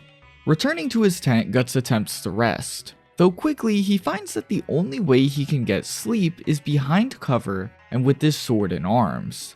Similar to his days as a child, it's clear that even though he may have potentially found a new home, the sword is still all he has. Guts is on his first mission ever, assigned to protect the rear guard, allowing his allies to escape while keeping his enemies busy. It's clear this isn't just a test, it's an essential job to make the mission happen. Casca realizing Griffith really does trust Guts already. We're given a clear showcase of how strong the Band of the Hawk really is, as we can see that Griffith has masterfully planned this surprise attack. He has men ready for every situation, and has even planned for if Guts needed help. Guts holds his own, hacking up the enemies easily, yet it's not his abilities that fail him, rather his horse falls. But of course, Griffith is there ready to ensure the job is complete, throwing Guts on his horse as he leads the enemy to an ambush, finishing the mission perfectly. Griffith placed trust in Guts for this mission, more than likely a byproduct of simply being fascinated by how Guts fights. Though, like Casca had said, Griffith acts unusual with Guts, implying this isn't something he would normally do. If we draw a comparison to his innocent look, it's like he has some sort of childish fancy with Guts, proved by the fact he already has an essential role despite literally showing up and trying to kill them a couple days ago. That night, the group celebrate the victory as well as their new man, Guts. Yet he sits atop the wall far away from the group, his sword and arms in a curled up position, where we know he feels the safest. A couple of them try to convince him to come down, well, except Ricket. Ricket, the young boy, just thanks him for saving him earlier. He really respects Guts and, well, it's cute. But of course, the rest of them still want him to come down. Judo asks Pippin to pick Guts up and carry him down. Guts shouts about being touched and hits the man, incredibly angry as he's set down. Yet now on the floor and seeing the group together, seeing their faces all celebrating him of all people, he lets it go. A subtle moment that showcases that he might be setting in. In the morning, Guts is back atop the wall and Judo yet again approaches, though this time he's alone. He asks Guts how he feels about the Hawk, and surprisingly, he actually has positive things to say. He's used to savage and shady groups, yet here it's a very distinct, different feeling. Judo goes on to explain that it's all because of Griffith. Everyone has been charmed by him in some way, assuming they'll go on to see big things if they follow him. It's his charisma at the cause. He admits that on their own, they aren't any different from other groups, After all, they do the same exact things. Yet because they aren't there just for the money, rather because they follow Griffith, they can also cry, laugh, get angry. Whatever it is, they're more so a family. Griffith is followed because he's some sort of hero, a thing people can believe in this world full of horrors. And it's because of this loyalty built on him, rather than materialistic things, that they seem so grand and stand out. Guts then asks about Griffith himself, and though he doesn't have an exact answer to that question, Judo goes on to describe him. Everything about him is contradictory. He seems like he could have strange wisdom, yet he acts like a kid. He can have a cold, spine-chilling look, yet it'll be innocent like a baby at the same time. Is he a good guy? A villain? They just don't know. But there is something about him, something an ordinary person like Judo may never understand. Griffith has some type of conviction, a belief in everything. The conversation ends with a simple yet hopeful sentence from Judo. I'm sure you'll find it here, the place where you belong. This conversation here really echoes everything we saw in the flashback from the Black Swordsman arc. Griffith speaks about fate in that flashback and how most will abide by it, following it mindlessly before dying, yet never really knowing what their purpose was.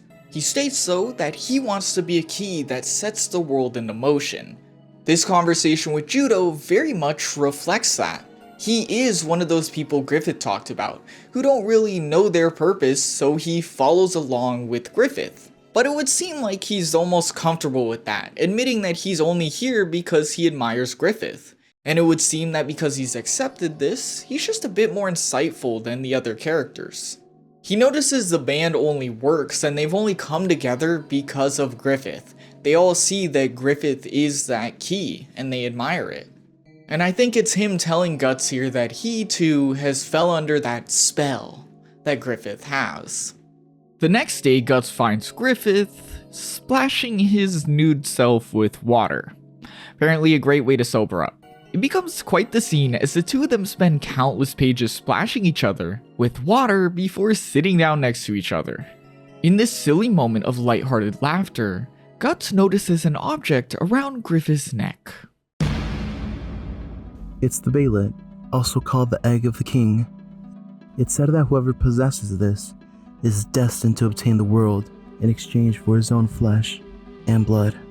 A strange and ominous premonition that doesn't help with the fact that it seems like this freaky thing can open its eyes. Still, Griffith has almost a childlike appreciation for the object. It's just very odd. Guts then asks, why did Griffith come back to save him during the battle from the other day? He answers that he simply didn't want to lose such an excellent soldier in such a petty battle, before saying it was nothing more than a single step. These victories, the Band of the Hawk, they're the beginning of something greater, as one day he will have his own kingdom. Griffith's pure white person shines like an angel in the sun, as he states Guts will fight for his cause because he belongs to him. He will decide the place where he dies. Yeah, I can't believe this incredibly silly scene, two dudes playing and splashing in water with each other, turned into this incredibly revelating important scene about ambitions. Oh, and all under the Baylet. You know, just a thing that we know is pretty evil. Remember, this is the item that summoned the Godhand in the Black Swordsman, and now Griffith has one. This is terrifying to us because we know this thing somehow turns people into demons. It summons the Godhand and they turn that person into a demon. They sacrifice stuff to do it. We also know Griffith became part of the Godhand as per the Black Swordsman arc, that same scene. So Griffith's words about flesh and blood are more true than he would ever know at this point. Guts too. Outside of that, this conversation is incredibly important though. Griffith outlines his view on his soldiers, that because he owns Guts, because he won the duel and he falls under him, he can tell him when and where to die. He controls them. To Griffith, obtaining Guts, just another soldier, is another step on his ascent to his kingdom. You very much get the understanding that control is important to Griffith, and the control of these soldiers, his tools, are especially important. They're what's gonna get him his kingdom. Though, hearing this conversation after the one with Judo lets us think about this a bit differently. Griffith may see him as tools for ascent to his kinghood, but to these soldiers they follow him because of that very same goal, that they see it possible with him. It's just not as ruthless as the implication of them being tools to him is. But even though he literally says the tools thing, he controls Guts, I don't think it would be strange to say that he's weirdly emotional with him. As not only does he share this moment of skinship with him, and I don't think he would do this even if it's way back then, with someone you weren't comfortable with, but he also opens up and explains to him his personal desires about his kingdom. Clearly, Griffith himself doesn't see this, contrasted by his big speech we keep talking about, the one about control, Guts being a soldier, etc. And he definitely believes everything he says there, it's just like he doesn't even realize that he's acting different. And yeah, this scene is one of many that we're gonna see where Griffith acts weird to Guts.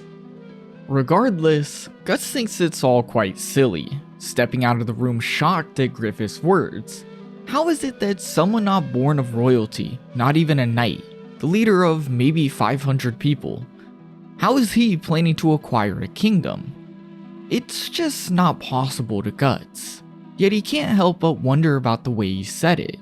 He was so serious, saying it as if it was a normal thing for him. Can someone the same age as him really mean that? It's a harsh moment for Guts as he realizes he has no such goal. It's been battlefield to battlefield for years just surviving. He thinks about Gambino, his original goal and purpose, asking where is he going now? But he can't seem to give his father figure an answer yet. The door then flies open and Guts goes into the water. Rickett congratulates him for becoming a commander.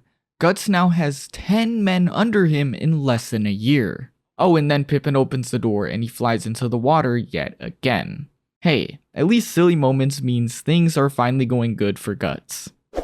3 years pass. The war rages on. Men report to the king about heavy enemy opposition. And as the men call out for people to stop them, we see a familiar face ride into battle. Guts, now 19, not only looks older, but is far stronger, effortlessly taking on a group with an even bigger sword. He makes quick work, gliding through the forces by himself as he opens a path for the rest of the Hawk, Griffith riding in behind him to win the battle. Later that day, Guts is celebrated, his group having grown from a few people to dozens, and all he can do is apologize for charging in by himself. It's subtle, but Guts has yet again found people to prove himself to and people to be accepted by. Remember, as a kid, Guts' whole thing was to be accepted by Gambino, his father, and now in the Hawk, he's found that same acceptance through being a commander, now having a handful of soldiers who celebrate him. Guts has yet again found a place where he feels accepted. But Casca then calls out to him. They need to talk. The people whispering about how she'll probably start a fight. Apparently, they haven't been on good terms since Guts joined. Like they expected, Casca yells at him about directly disobeying orders and charging in alone. And while it might have worked, it still exposed all of them to danger. He pushes her off him before walking away and apologizing, but she refuses to accept. All he does is give an apology and then do it again. Nothing has changed since he's joined. All he is a mad dog. This angers Guts, him grabbing her arm as Griffith walks in.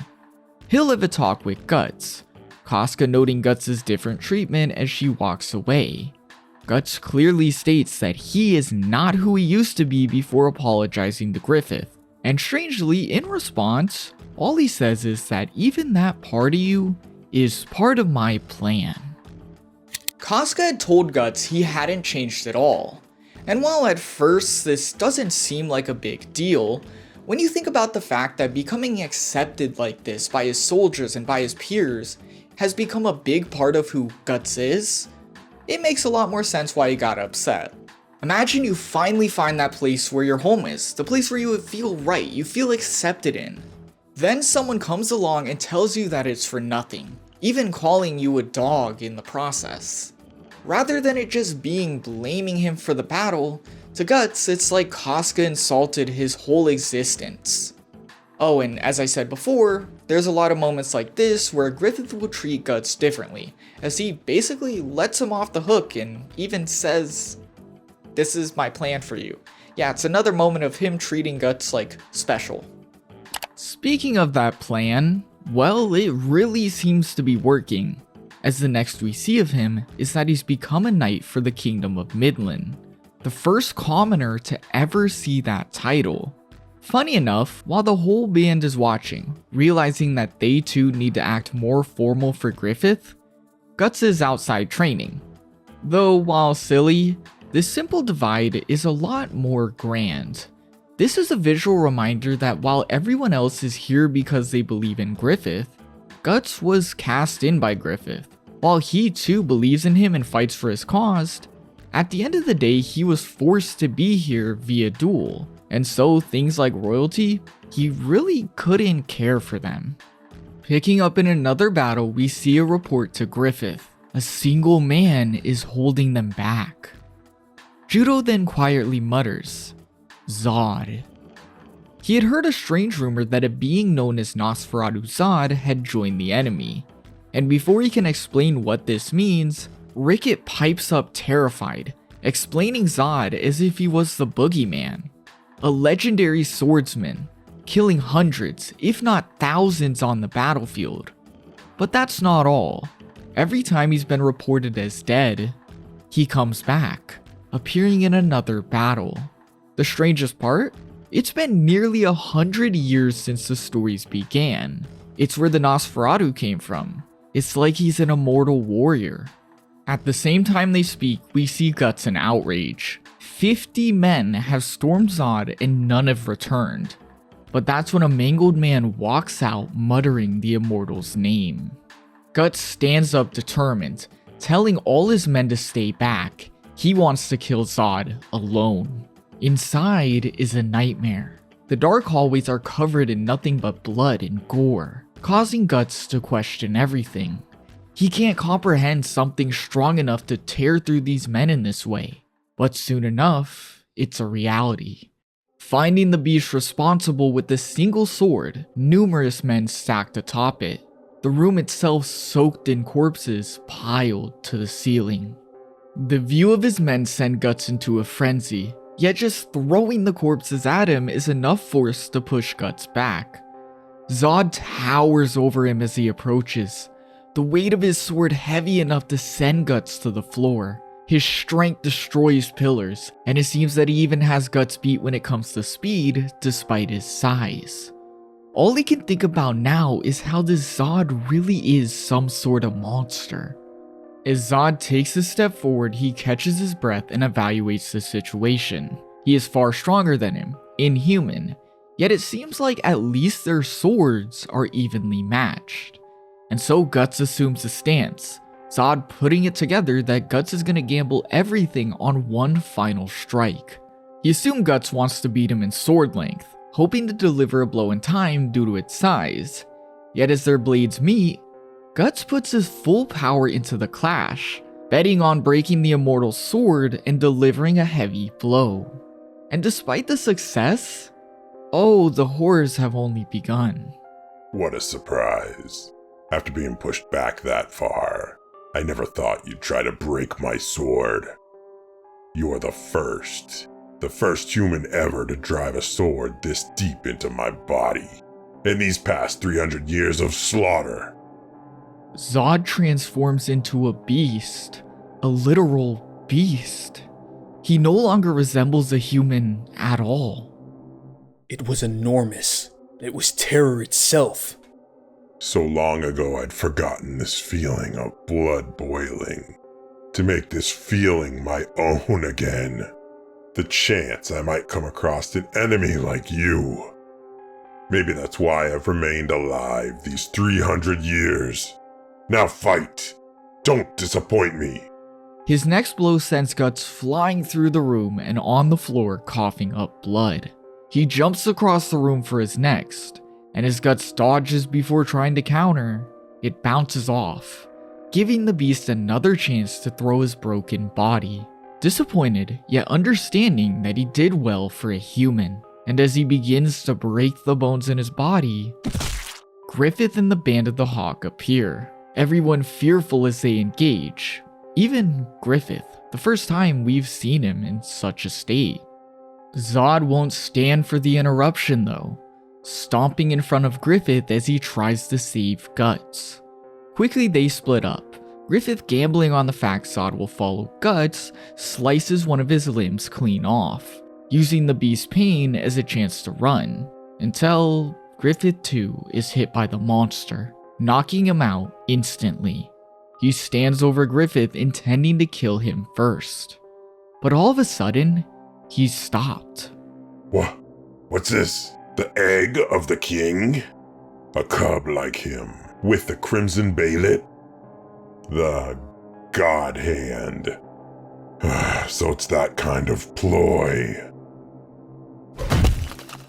Our battle is on hold for now, boy. But I wonder if I'll ever meet up with you again. Here's a word of warning. No, a prophecy. If you can be said to be the true friend of this man, then take heed. When his ambition collapses, death will pay you a visit.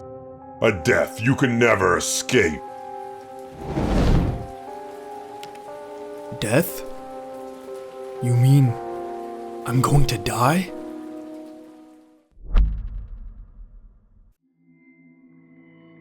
The band huddles around the two of them, Guts injured heavily and Griffith out cold.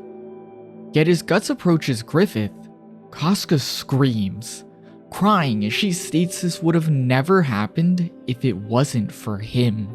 Our first encounter with demon kind, not only leaving tons of physical pain, but a lot of questions. This mysterious beast, the first demon that Guts and Griffith have ever saw, left mysteriously upon seeing the baylet. This not only confirms to Guts, keep in mind Griffith was knocked out, that it isn't an ordinary rock, and that Griffith's words about exchanging flesh and blood probably seem a lot more scary to him now. And they seem a lot more scary to us now because we know what it can do. Of course though, Zod left Guts with the terrifying premonition or prophecy, would that be the word? About what is going to happen, and we can assume that it is going to happen. He told him that if he considers himself a friend of Griffith's, that when his ambitions or dreams collapse, death will pay him a visit. And yeah, I'd be pretty scared if I was Guts. We definitely have a lot to think about, as we know everything that happened in the Black Swordsman, and now we're hearing this from an actual demon, a demon that, well, it seems like almost loyal to this baylet. It wanted to get out of there, it didn't want to mess with it. So we have a lot of questions, and we have some answers from the Black Swordsman, and now we have this. We just don't know everything in between. Anyways, point is, all of that, we should be terrified. Zod's appearance does a lot more than just give us an uncomfortable feel for the future though, as this is the first time that we've seen the band broken in some way. This is the first battle they've technically lost. It's notable because we believe they're invincible, they can't be beaten, nothing can stop them. Yet one beast brought all of them to their knees, and if he didn't see the baylet, he was going to destroy them all. They wouldn't have walked out of there alive. The fact that there's things out there that could crack the entire Hawk in seconds is scary, and we begin to see that in Casca, as she becomes enraged at the idea that Guts brought Griffith into here to go after this thing. This rage brings up a very mysterious point though. Griffith literally ran in to save Guts. He risked his life to save Guts. For a man who has stated he sees his soldiers basically as tools for steps for his kingdom, why risk your life to save one? No matter how you rationalize everything, no matter how you think on it, no matter how much you put together all his words before this point, it just makes no sense. Why would Griffith do this? Despite the setback, we learn through Castlemen that the Hawks succeeded in their mission even though injured. It's clear they have something against Griffith, yet they realize that even if he's injured, this victory will be just another step in his rise. They then see Guts and take to making fun of his injuries, causing him to accidentally crush their feet, before running them off with the stare alone. He then meets up with the Hawk, everyone but Casca eager to see him. They watch as Griffith speaks to people from the royal court, people who think that if they find grace with him now, it'll pay off. And well, of course Guts couldn't really care. He walks towards Griffith while knocking knights down, causing Casca to erupt into rage. She doesn't understand why he acts like this. Why does Griffith even bother with him? Guts walking off as she cries. Yet the Hawk back him up. They too somewhat get the feeling like Griffith is drifting away a bit. If you recall the conversation with Judo, everyone follows Griffith. They believe they'll come to see great things at his side, and so Griffith then talks with royals benefits them, even if it's a bit of a strange feeling. But to Guts, he couldn't care. It's more so Guts feels akin to a friend of Griffith's, a key difference Casca points out. Why does Griffith bother with someone troubling like him? More specifically, why does he treat him so differently? It's something that upsets her specifically, as it's clear she's not only a very loyal follower of Griffith's, but it's like Guts has found himself in a spot she wishes she was in. This is felt even more when we see Guts approached by Griffith after the fact, a casual conversation that can only be seen as one between friends. Griffith opens up about how the officials make him sick, yet they're absolutely necessary to gain the status he craves. There's also the topic of Zod, how it was like a nightmare, yet it's also proof there's something beyond human understanding, like perhaps gods. Guts describes how seeing Griffith's Baylet chase the demon off, yet chooses to not mention his premonition. Griffith had never heard what Zod stated. But topics of this conversation are things you couldn't imagine Griffith having with someone that's not his friend. After all, his soldiers would never hear about how the officials make him sick. Still, they continue on, reflecting on how the battle ended, Guts saying it exactly how it reads to us. That it's very crazy for Griffith to put his life on the line for one soldier. Why would he do that? There's no reason at all. Do I need one? Tell me, do I need a reason each time I put myself in harm's way? For your sake. Griffith quite literally just does these things. There isn't a reason, and therefore he doesn't think on it at all. These two are very akin to friends at this point, or at least something of the sort. And while Griffith has clearly not realized how weird this is for him to have friends, it would seem to Guts this is an important realization. Having a friend. But before Guts can think on it, the king approaches. He introduces his younger brother, Count Julius, General of the White Dragons and second in line for the throne. Griffith also notices yet another face, a young woman, asking who could she be? The king reveals her to be his only daughter, Princess Charlotte. She's shy, dislikes soldiers, and doesn't lead the castle much, and so it makes sense when she nervously trips around the two. Yet Griffith catches her without much of a thought. Julius smacks Griffith, making it clear he isn't to touch the princess, leaving him to apologize with an ominous look, one that hints at the fact he's learned something incredibly important.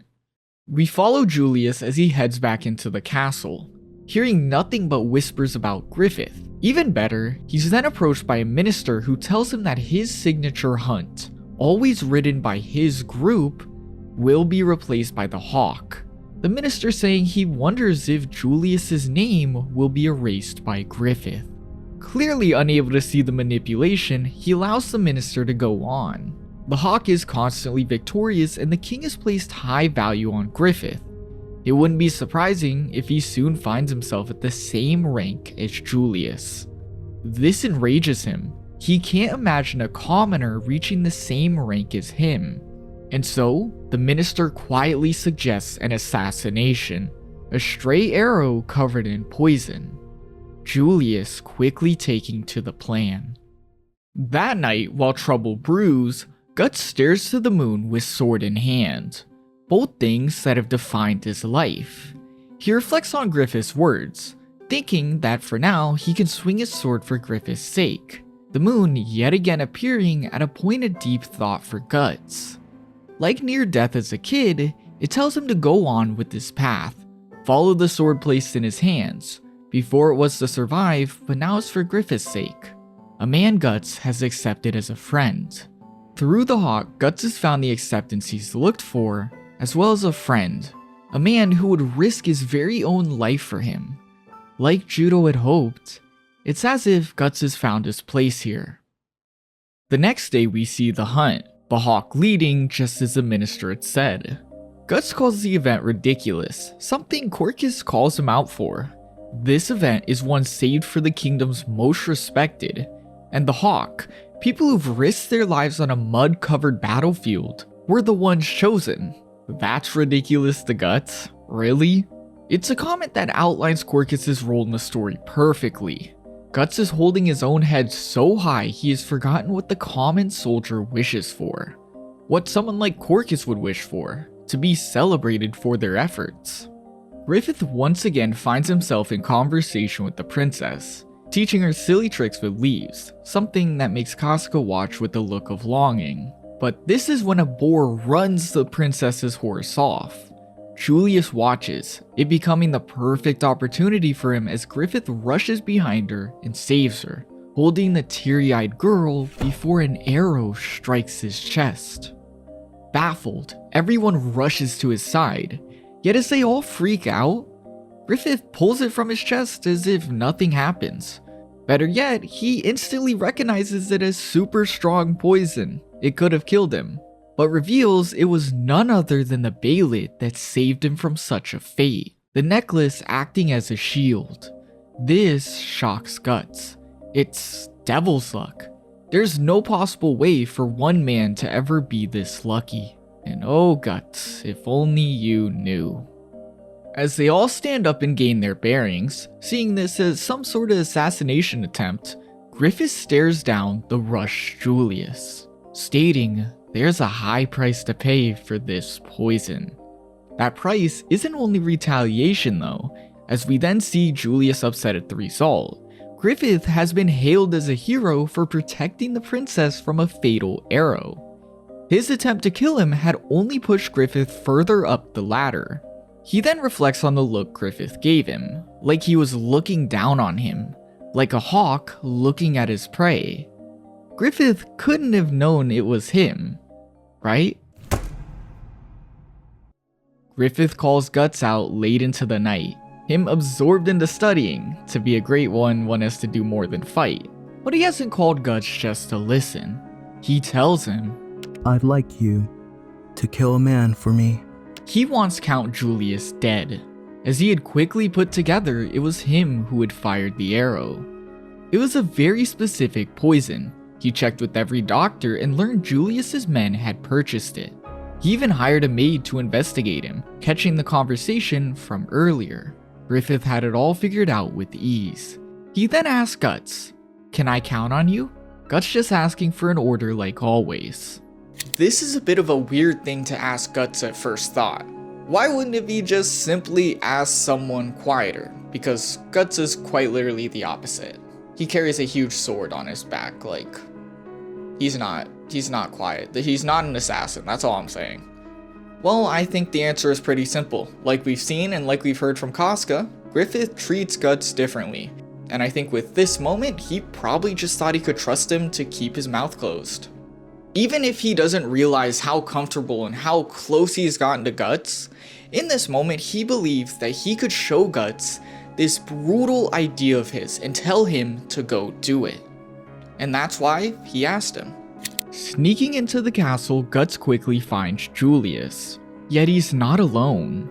It's revealed the man has a child that is not only bound to be commander of the White Dragon Knights, but a possible husband to the princess. Basically, an incredibly important boy. Seeing Julius brutally train his son reminds Guts of his time with Gambino. But he doesn't let this cause hesitation as he sneaks into Julius's manor. Like Griffith had come to expect, Guts wastes no time, striking so swiftly that Julius doesn't even get to swing his sword. Job finished, but then the door cracks open. Guts with no hesitation yet again swings straight through the door. But it's not just anyone on the other side. He has ruthlessly killed Count Julius's child, Adonis. He stops for a moment, allowing troops the time to find him during the disturbance. But his job isn't over, there can't be witnesses. Guts cleaves through the castle in a panic, a hood on his head as he just barely makes an escape into the sewers. But he hits his head on a stone. Guts passes out as he imagines himself in Gambino training, how he was desperate to get his father to appreciate him. But then he sees Zod, the demon killing his father before him, finding that he now sees himself as a demon. It's a clear reflection of what he had just done, killed a boy who was doing nothing more than trying to get his father's love, seeing himself as Zod because, well, it's his only example of a demon. To him, Zod was literally hell on earth. Guts has now killed a boy that was just like him, in a way, a younger version of himself. This scene, like many others within Berserk, isn't that strong by itself. But as the story progresses, this marks the first point where Guts had really stopped and thought on his actions. To present change in a story, oftentimes a big shock is needed. This shock is the catalyst needed for Guts. Killing Adonis is the catalyst of change in Berserk's golden age. Waking up somehow not found, Guts goes out to find Griffith, discovering that he's attended a dinner party with the princess, the to-be bride of the boy he's just murdered. Makes you wonder if Griffith planned that too. Doubt it. But Guts is about to walk up to them covered in blood and mud. Thankfully, Casca stops him, telling him to not embarrass Griffith like that before dressing his wounds. Due to her stopping him, we get to hear Griffith's conversation with the princess, perhaps the most important speech in all of the Golden Age. They speak about the party and war, Charlotte having a naive yet honest view. If they can have parties like this to distract from the war, why not just end it? Griffith then reflects on an earlier question. Why is it that men enjoy little more than shedding blood? He calls the act a double-edged sword. It's grim, yet it's a tool to secure and protect an utmost precious thing. For some, that precious thing may be family, a sweetheart, but to others, they need to find something else, something for themselves, a dream.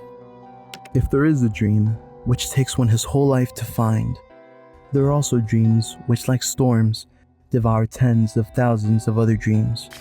With no relation to social status, class, background, whether it suits them or not, people yearn for a dream, sustained by a dream, hurt by a dream, revived by a dream, killed by a dream.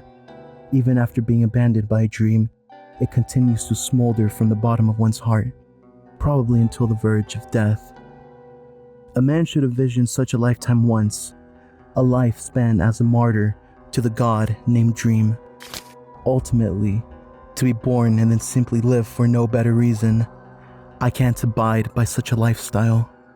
Griffith declares his philosophy on dreams, a desire that he believes puts himself above the rest. While he himself is a man like any other, he is driven by a goal that surpasses many. He intends to have a dream that consumes all others. Without a doubt, this is what Griffith truly believes in and lives by. That his dream is the most important thing of all. Before he can even begin to think of a precious thing like family, friends, love, he must achieve this thing. A thing which we know is getting a kingdom. Not for everything, but for at least the main points, Berserk's philosophy, most notably Griffith's ideas on precious things, dreams, etc., are clearly heavily inspired by Nietzsche? It's on screen. This guy. Berserk's philosophy on dreams, precious things, etc. is heavily based on this guy's beliefs. Griffith's ideals and what he states here is basically a one-to-one of this man's core beliefs, that there are some people in the world, or as Griffith said earlier, keys that are above others. They're set to be greater. Their ideas consume other ideas. And there are some who are destined to be nothing more than followers of those keys. I'm not going to use the terms he specifically used for those followers and those keys. This guy was talking crazy. That's just how I'm going to say it. But I heavily implore you to look into this topic for yourself, as it explains the real-life philosophy around some of the central ideas in Berserk. Though ultimately, I will say, it's not necessary at all to understand the story. It's more so what Miura based it on. But random little side quest section over. Let's get back to the story. The princess is floored. To her, Griffith is proved to be a wondrous person. Despite being a commoner, he is more noble than nobles, yet at the same time, he's so carefree like a child. And even in moments like these, he says things she could only imagine a philosopher saying. Griffith yet again is depicted like an angelic hero. Like Judo had seen, she states that Griffith's friends have too all been attracted by this charm. Him telling her that they're excellent troops, but nothing more. While great soldiers, they aren't friends. To him, a friend is someone who wouldn't depend on the dream of others. Rather, stay determined to follow their very own dream. And if anyone was to trample their dream, even if it was he himself, they would oppose him body and soul. What I think a friend is one who is my equal. Hearing these words causes Guts to truly realize where he's at right now. He isn't a friend of Griffith's, nor an equal, nothing more than a cog in his machine. One soldier of many who Griffith will step over for his dream. This is emphasized in the page. Guts lower on the ladder than Griffith, staring up at someone who he firmly believes to be above him. Guts' story up to now has been him searching for acceptance. This has been his purpose since birth, searching for the acceptance through the sword with Gambino. Though now in the Hawk, Guts has found the same acceptance through them and Griffith. You could say this acceptance is the same thing he's been looking for this entire time. It's like it's his precious thing. Griffith mentions the idea of a precious thing being something men search for, using the example of family, but he first believes that a man should search for his dreams. To him, the idea of a dream is far more important than the idea of a precious thing. To him, his search for a dream is more important than Guts looking for acceptance. This outlook on precious things versus dreams is what shakes Guts up. What he searches for isn't on the same level as Griffith, and therefore he can't be accepted as his equal. He's a tool. Exactly as Griffith had said when he met him, he owns him, nothing more. Still, this really begs the question, despite saying otherwise, why does Griffith treat Guts so differently? Well, to answer this, we just have to look at how Griffith is viewed up to now. As a man stronger than others, a hero, no, actually, an angel of the people. And without a doubt, he believes this to be the case. He just gave a grandiose speech about his role and dream being above others. That the search for a dream is more important than common things like family. In a way, it's like Griffith knows he'll be the hero of this story. He's come to terms with stepping over others for this dream, and everything said here reflects that mindset. Yet even Griffith isn't an angel. He's another person whether he likes it or not. While he may treat and view himself like this, maybe tricking himself to think this is the case, he too has human feelings. And even though these feelings are buried for the sake of this dream, that can change. Guts has began this change for Griffith. Those weird water splashing moments, the special treatment, and literally risking his life for him are all illustrating this change. The thing is, Griffith himself has yet to even notice this is happening.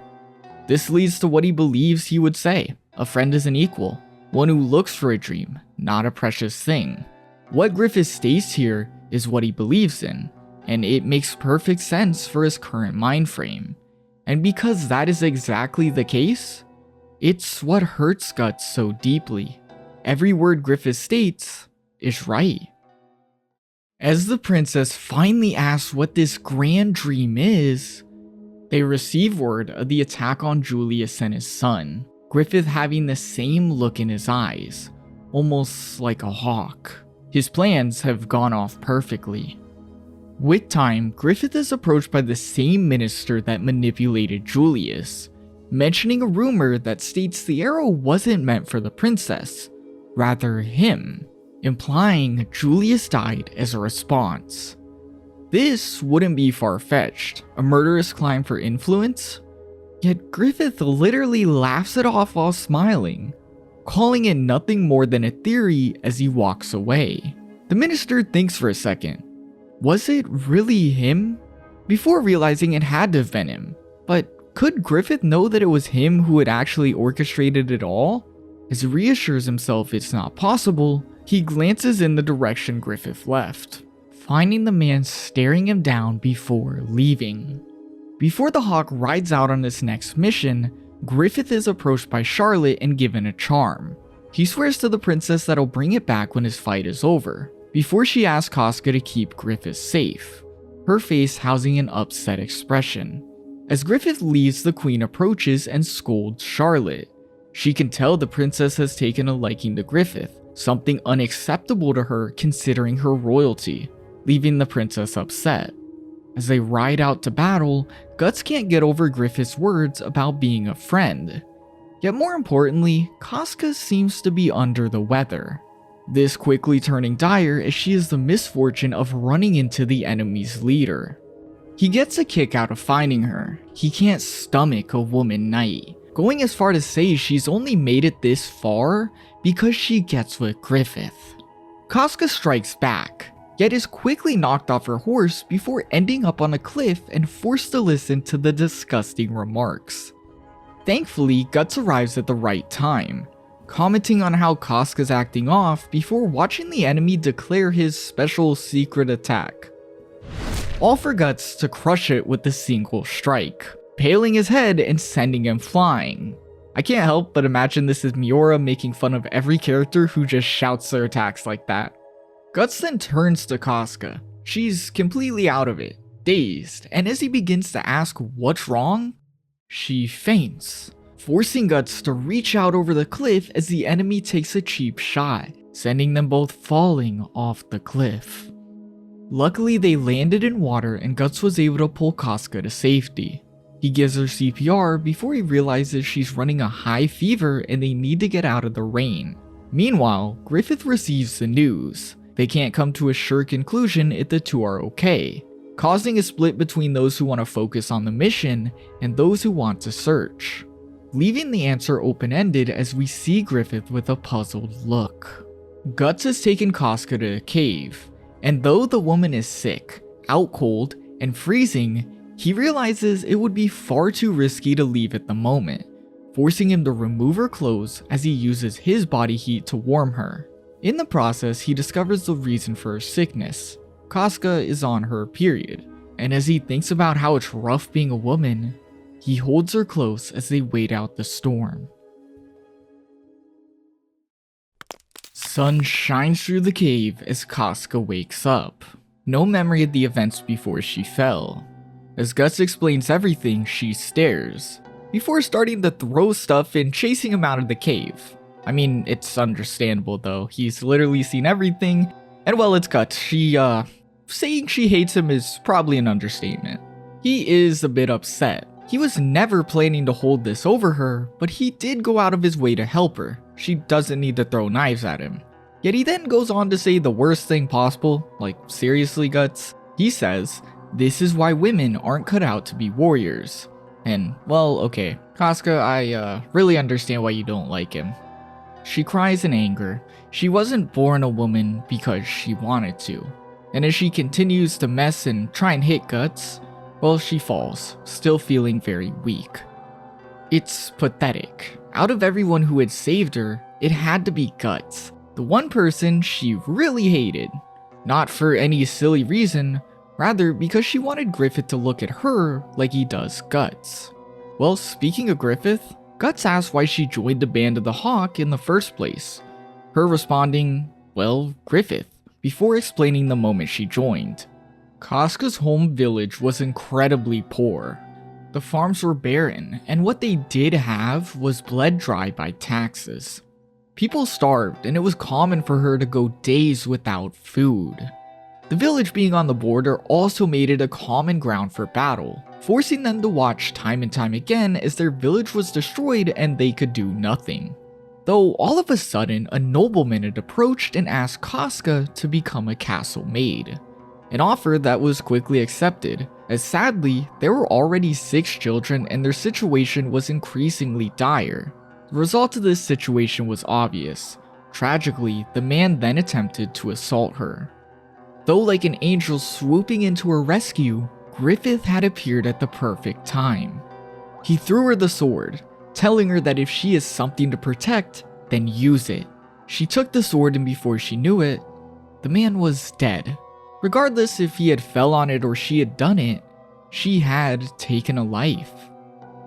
Griffith then put his hands over hers, nodding slowly as his presence removed all feelings of guilt, her describing it as a warmth filling her heart. Griffith tells her to do as she wishes from then on, causing her to randomly blurt out a request to join them, stating she has nowhere to go and is willing to learn the sword. Griffith warns her that she could die, before reminding her that she could do as she wishes, and seeing that her mind is already made up, he simply states, "You know how to fight already, don't you?" This seals the deal, Casca finding a new home as well as gaining a huge admiration for Griffith. Though him appearing out of thin air like an angel, his resolve, and now his comfort, Casca almost thought of Griffith as a god. And so, with that day, everything changed for her. Casca went from a life of enduring to one of fighting to succeed, dinner tables by the fire to battlefields surrounded by death. Casca explains how she idolized Griffith, how his circumstances weren't special yet he was special enough to lead them, finally describing him as a miracle in her eyes. She describes a time where they were involved under a certain king, an evil man who would capture children for disgusting purposes. In one of the following skirmishes under this king, they find a boy gone on the battlefield, a member of the Hawk that nobody knew the name of. He was one of many fallen that day, but Griffith was the only one who remembered him. Griffith picks the boy's toy up while reminiscing on him and his dream. Was he enchanted by his dream up to his death? Or was death truly the end for him? He then considers, maybe it was his own dream that killed this boy. Obviously, it was your dream, Griffith. I know this isn't a modern world, but you could have still kept that child away from the battlefield. You're being ridiculous. Though, this scene in particular is a rather weird view of how Griffith looks at things. We've seen Griffith constantly be rather emotionless on the battle, yet Griffith looked at this boy and recognized him when nobody else did. A moment that implies he tries to at least know every member of his group, which is surprising because it's huge. Griffith is more notably stopped in place by this death, as it seems like the first time we've actually seen him be aware of the consequences of his dream. Remember, to Griffith, these are pawns, they're tools. They are not his friend nor equals. While they might care for him, he doesn't care nearly as much. This is a simple way of telling us that while yes, Griffith might consider them tools for his dream, he wants to be a morally good person in the way he achieves that dream. That night, Casca saw Griffith with that disgusting lord in his room, finding him the next day washing himself in the river.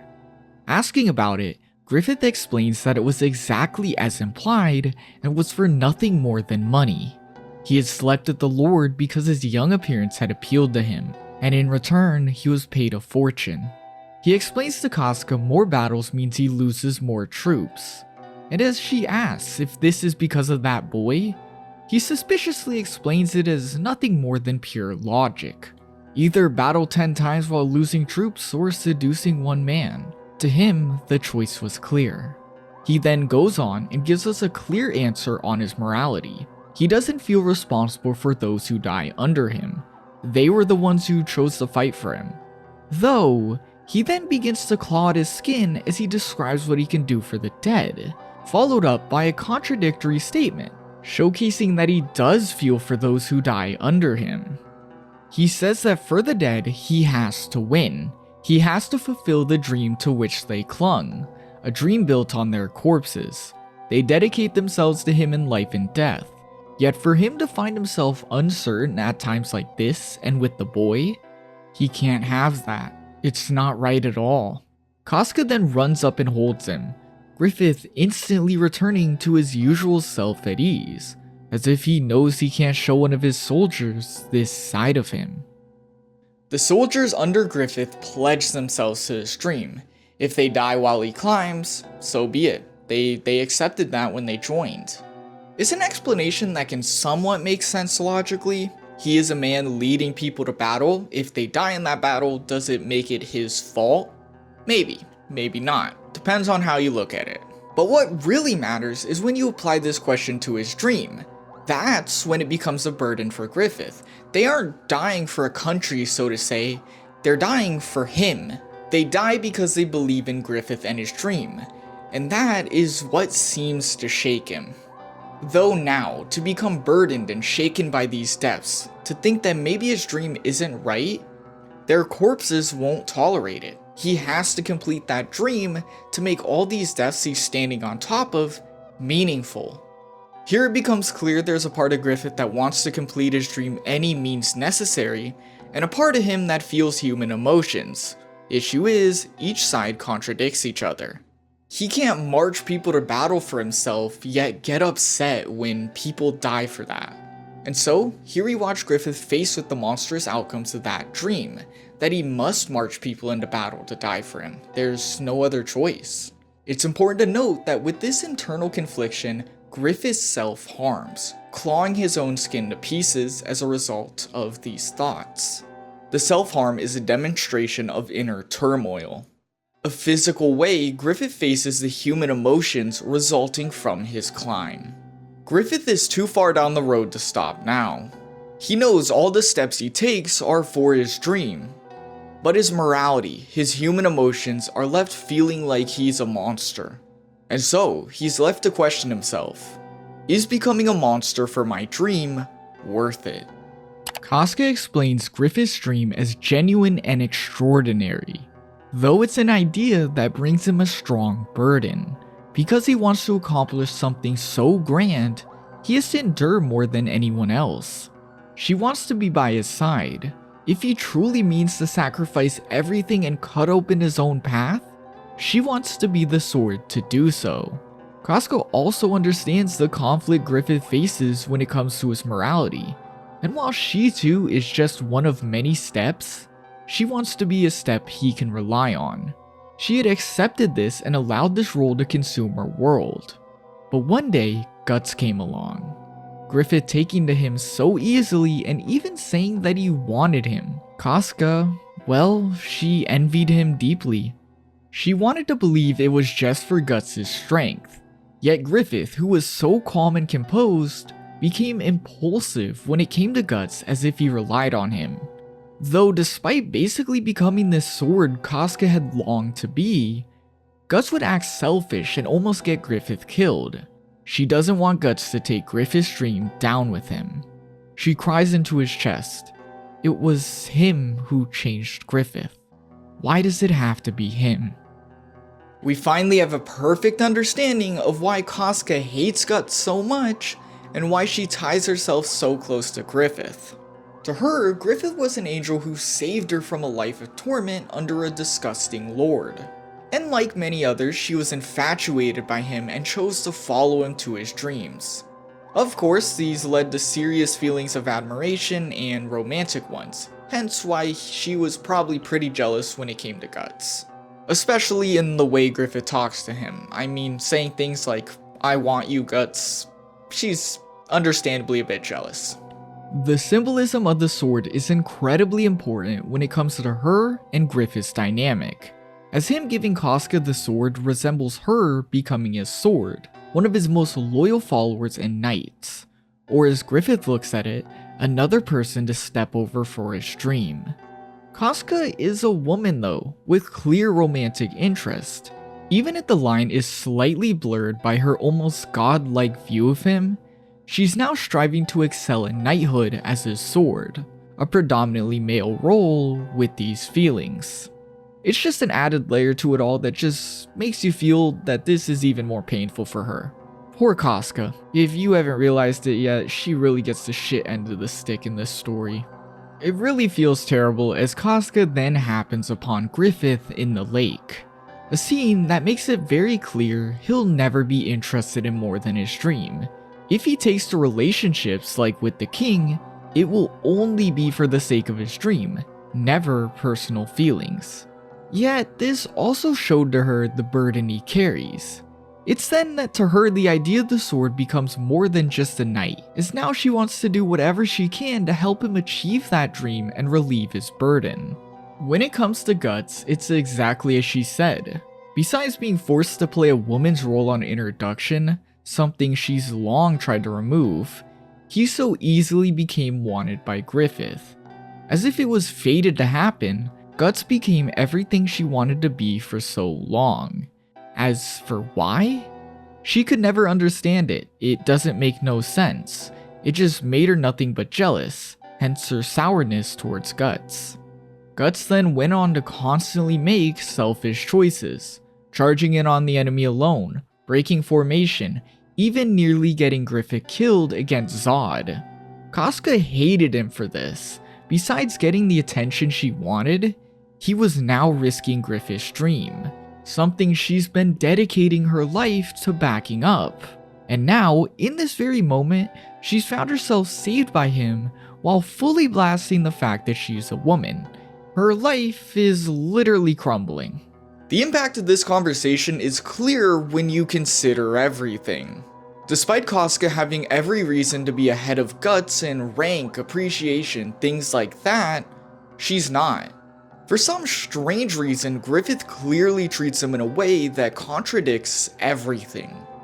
Not even considering time known in Casca, but considering the hero Griffith strives to be, the weight of his dream, and everything we've heard him say, being selfless is the last way you would explain Griffith's actions.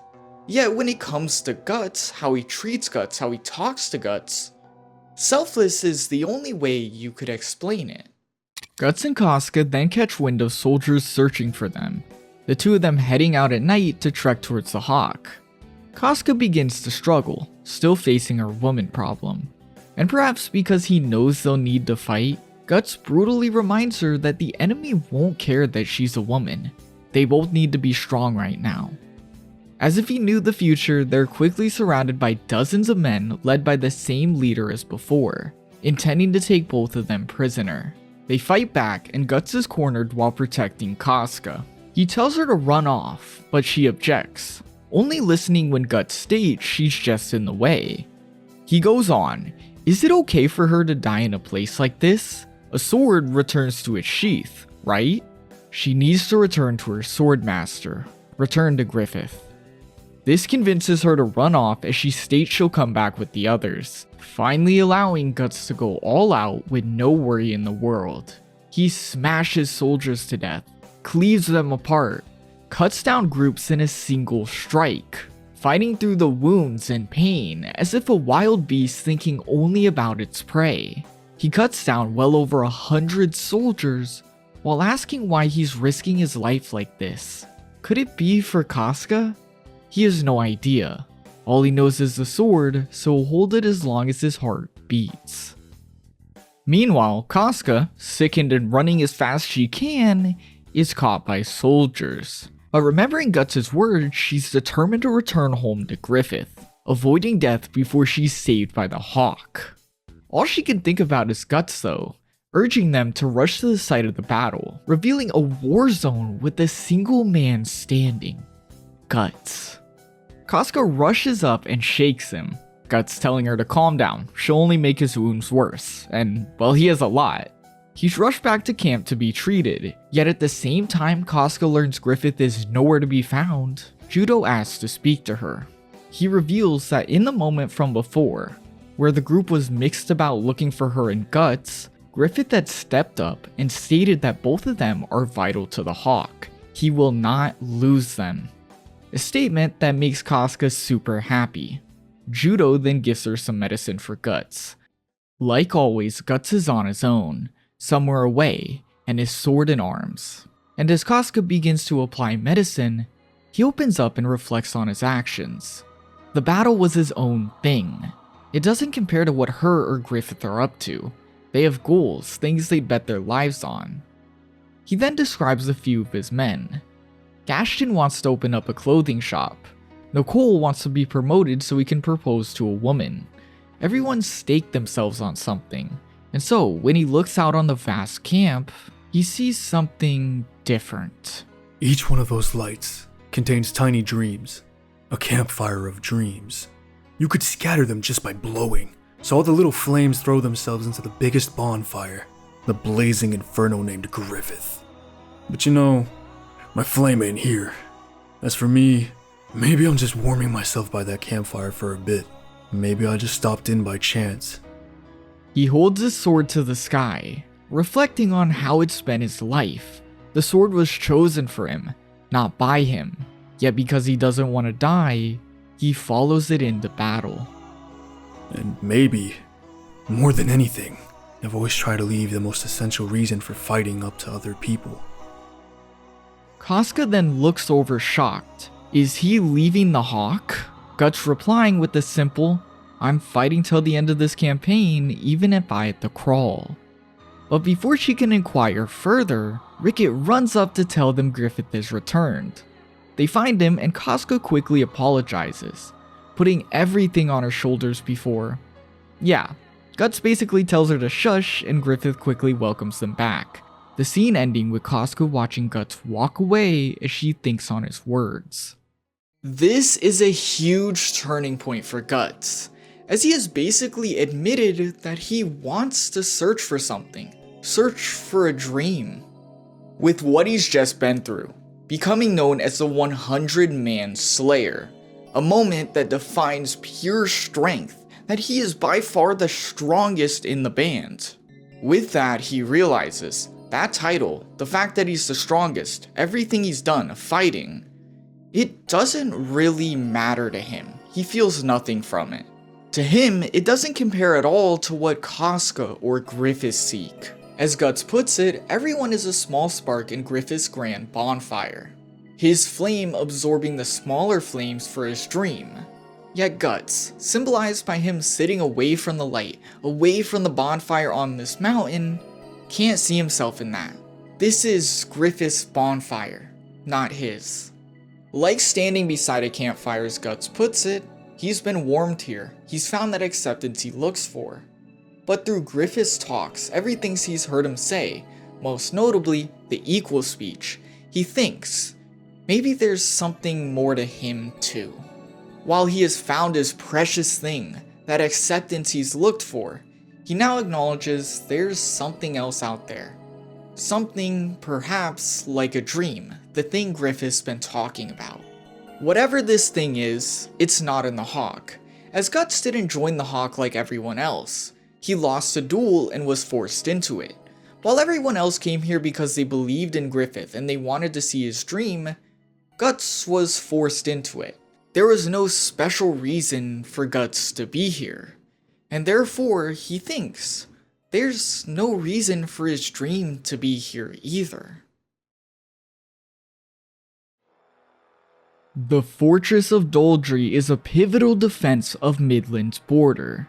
The fort falling into enemy hands began the 100-Year War, the very fight the Hawk partakes in. Though right now, the enemy is undergoing a series of internal conflict, proposing the perfect time to invade this essential fortress and end the war. Even if their might is said to be the strongest, it's an opportunity that can't be passed up. In a mocking manner, Griffith is asked if he could do anything, and so, he states he could, if His Majesty so ordered him. They all call him mad, but the king simply asks if he's sincere. Griffith nods, and so, the Hawk is commanded to capture the strongest base of all the lands. Some of the king's men think he's crazy, others think the army has already fallen, though some think Griffith could be the hero of the century, illustrating the importance of this next fight. As night falls, Casca approaches Guts, worried that Griffith may have issues staying composed this next battle, revealing the enemy's governor and supreme commander is the man Griffith had slept with for money. We then see the same leader returning after Guts had slaughtered 100 of his men, finding himself face to face with General Bosgon, him and his knights said to be the strongest force in all of Midland. He strikes the man down, revoking him of all authority before returning to the governor. He receives strict orders to leave Griffith alive before we see him think on that night and call Griffith his lover.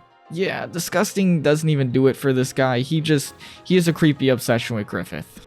The fight begins as Griffith yells, Guts charging in and making quick work of the enemy before clashing with the general, a blow that sends his helmet flying and the Rhino Knight push back. In this moment, Griffith begins his plan, ordering his troops back and leading the enemy to assume they are retreating. The governor then appears on the battlefield himself, ordering Griffith to be captured alive and for his men to ruthlessly pursue the enemy. Griffith has seemingly accounted even for this as they now take formation far away from the fortress. This makes it so that when Guts springs back into battle, Casca's forces emerge from another direction and can easily take the castle, as the remaining forces are far away fighting the Hawk. Guts cutting through the forces now finds himself face to face with the general again, them equally matched as they strike, though Guts can see that this man is stronger than him, knowing that if he doesn't fight with his life on the line, he'll die. Yet he then smiles. No, it's not nearly as hopeless as it was against Zod.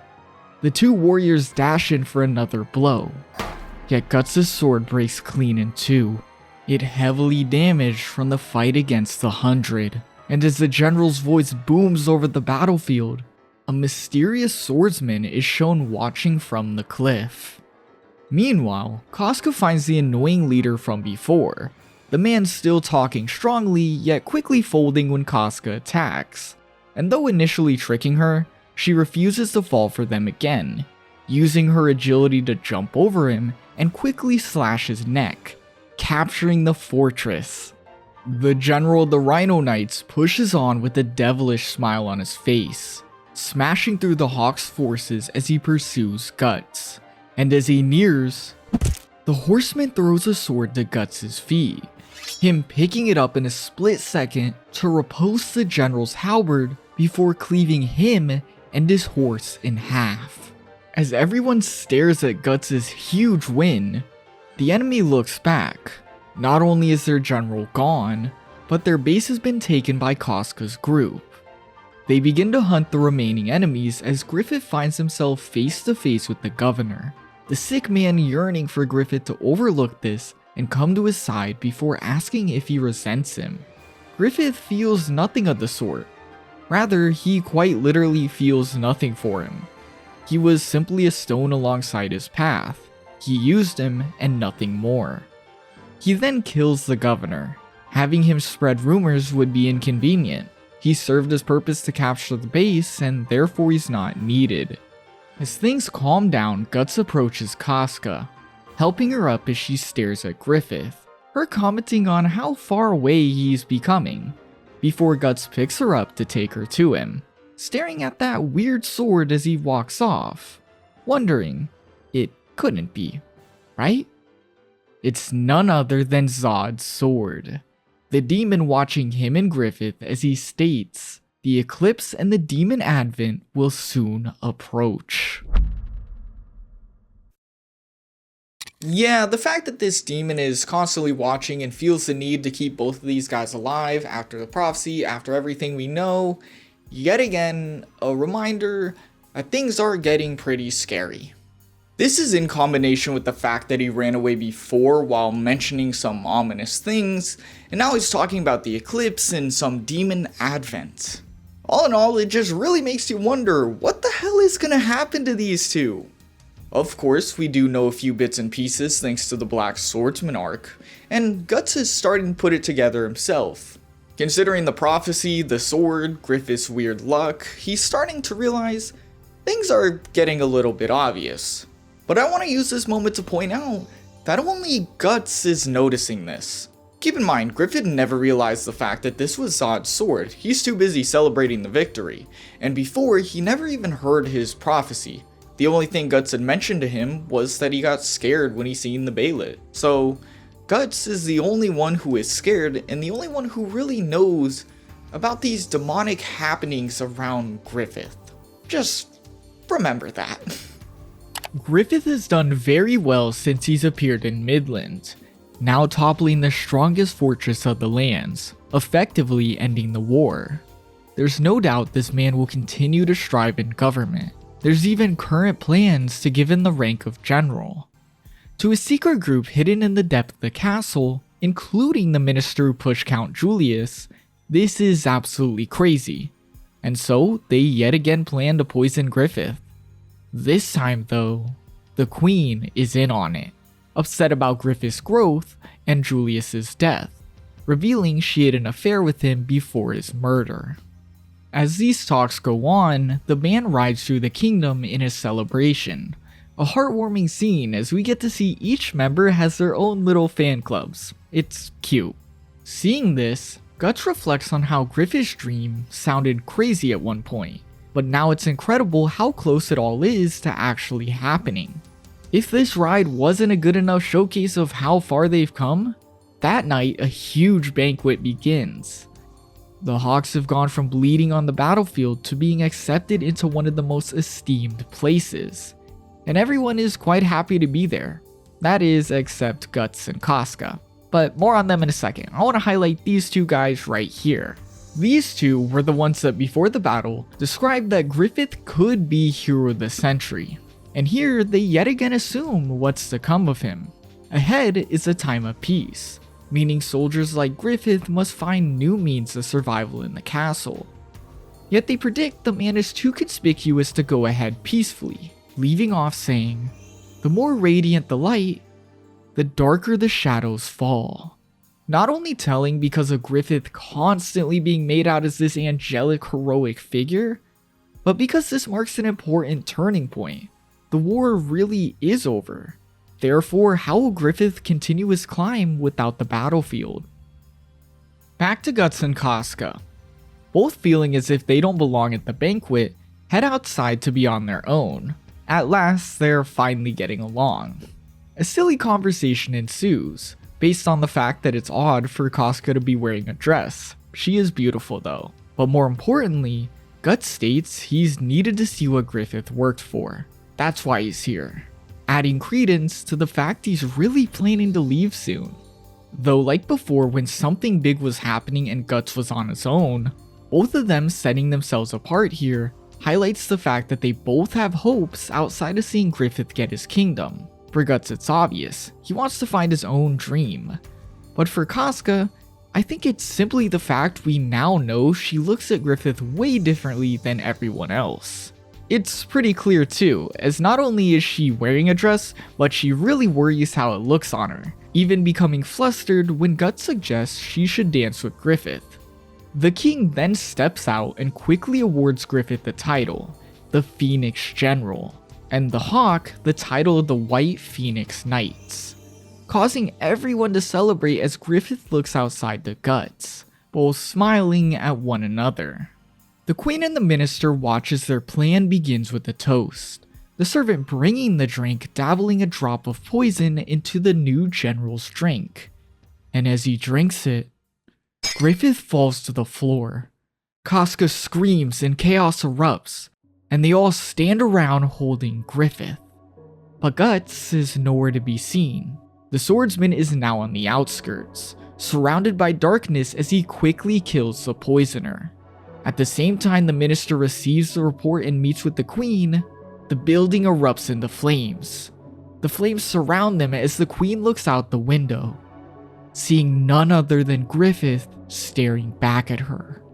Griffith arranged it so that instead of poison, it would be a mixture that would temporarily put him close to death. The perfect situation so that he could deal with everyone against him quickly. Griffith explains this as just another war, one they don't get to sit idly by and plot. Griffith will climb over them as if it's nothing but another step. The building collapses and it's engulfed in flames. The minister is at the bottom of the steps, having betrayed his allies for Griffith. He asks how he knew of their plans. Griffith didn't actually know anything. He simply had predicted that he would become his enemy. Ever since the minister had caught his eyes that day, Griffith knew he would never permit his existence. His eyes betrayed his fear. A man cannot ignore something he fears, only find himself at the side of it or strike it out and erase it. And so Griffith knew the man would round up those who felt the same and plot. Yeah, really creepy. It's seriously the dirtiest we've seen Griffith. Griffith stands before the man smiling, bringing him his daughter as he reveals he had her kidnapped so he would comply. Griffith pays the kidnappers as they walk away, but they're quickly cut down by Guts. Griffith's scheme is complete, gone off without a hitch, no witnesses. Yet he can only ask Guts, Do you think that I'm cruel? It's really weird to him. He's killed thousands. Hell, he's literally now known as the 100-Man Slayer. It's nothing to him. Also, ain't all of this what Guts is doing for him? Part of Griffith's dream? He pats him on the back as they go to return. After all, everyone still thinks Griffith's dead. And so they walk through the darkness having a conversation you can only imagine as one between friends. Like the nobleman said, Griffith will find a new way to climb. Even if not in war, Griffith will treat the kingdom's affairs like it is war to get his kingdom. Though, now seeing it directly in our faces, I think we really gotta think about that quote. The more radiant the light, the darker the shadows fall. Everything becoming more and more real as this really is the evilest we've seen Griffith yet. It's like he's completely soulless. But strangely, to instantly contrast all that, we see an emotional Griffith. Concerned that because he forced Guts to get his hands dirty, that he might think that he's cruel. It's so obvious Griffith doesn't realize that Guts is something more to him, but it's moments like these that is like, he is. The scene from the fountain is what he believes and what his heart believes a true friend is. It's what he believes his dream says a true friend should be. To him, it's what it is. Though here, Guts is able to make him forget about that dream and ask these emotional, morality-based questions. In this moment, it's like Griffith has subconsciously began to see Guts and his dream separately. Guts has accepted the idea of a dream into his life, beginning to see the same importance Griffith has for the idea. On the other hand, it's almost like Griffith is succumbing to the idea of a precious thing, his precious thing being Guts. He wonders if committing these atrocious acts for his dream will cause Guts to see him differently, and he clearly cares about the response. Of course, Guts snaps him back into reality that this is for his dream and therefore he has to do it. The dream is the all-important thing to him, and therefore it shouldn't be an issue, right? He's basically telling Griffith that it doesn't matter if you're cruel or monstrous for your dream. All that matters is that you're getting there. Still, regardless, this is a very important and strange moment. Griffith opens the door and Casca flies into his arms. They were so worried about him. With this though, time passes. With the war ending at the same time the assassination happened, it was written off and vanished into the dark. Kinda funny considering it was the queen, but I guess that's what she gets. A month later, it's snowing and Guts collects his things before walking off, seemingly ready to leave. Casca notices from her window. Putting two and two together, she begins to run towards him, trying to stop him. Why would he leave as soon as their efforts begin to pay off? But Guts has already made up his mind. He can't remain buried in Griffith's dream forever. He has to find something of his own. And so he wishes her and Griffith well. But Judo and Corcus then catch up, urging Guts to speak with them for a bit while Casca goes to look for Griffith. Sitting down in a tavern, Guts states the years have been great. His first real taste of camaraderie was like some sort of big festival. There's no way he's dissatisfied. After speaking to girls during this whole thing, this causes Corcus to turn his head. They're heroes now. Anything they do in this kingdom, it's basically a free ride. Before long, if things continue as they have, they'll even be lords. He then yells at Guts. They all have crazy, blood-stained memories, but they finally made it. And Guts wants to throw it all away? Is he crazy? He then comments on how Guts wouldn't know anyways, right? All he can do is swing a sword. Something Guts now agrees with, contrasted to the response he had given Casca for saying the same thing before when his mind was so focused on that acceptance he craved. He can understand it now. The sword is all he's known. He was brought up with the sword and he's lived by it. But Griffith has introduced the idea that there's more than that out there for him. Griffith had nothing, yet he was trying to take everything. And weirdly enough, it's believable. But to do this, he pushes himself to the very limit. That's why there's no room for someone like Guts at his side, for the weak. Guts can't see himself next to Griffith, despite it being him who showed him everything. He's found himself tired of looking up inside of Griffith's dream. And so he desires to stand equally by obtaining something of his own. Corcus laughs at this. Griffith is different, and everything Guts has is only because he met Griffith. Despite this, Guts states he wants something he can win by himself. An absolutely childish statement to Corcus. If it was truly that easy, no one would suffer. But it's not. Only a handful of people become winners, and most are left with themselves to survive. To him, the idea of a dream is an excuse for weaklings to ignore this truth. Nothing more. Corcus is the normal man. He simply got lucky enough to follow Griffith and end up in this place. Yet again, he's a crucial reminder that not everybody is a Guts or a Griffith. While we may see the story from these point of views, more so everyone else in the band and in this world is just like him. Giving this all away, the status, the money, the titles, everything they've gained in the last few years, just to try and be like Griffith in his eyes? It's impossible for Corcus to understand, and I'm sure if we didn't see the story from Guts' point of view, it would be hard for us to understand too. Like, imagine if a celebrity went on live television tomorrow and said, "Yeah, I'm giving everything away and I'm gonna be homeless, because I want to see what it's like." Maybe that's not the best description, but that would piss you off, or at least I hope it would.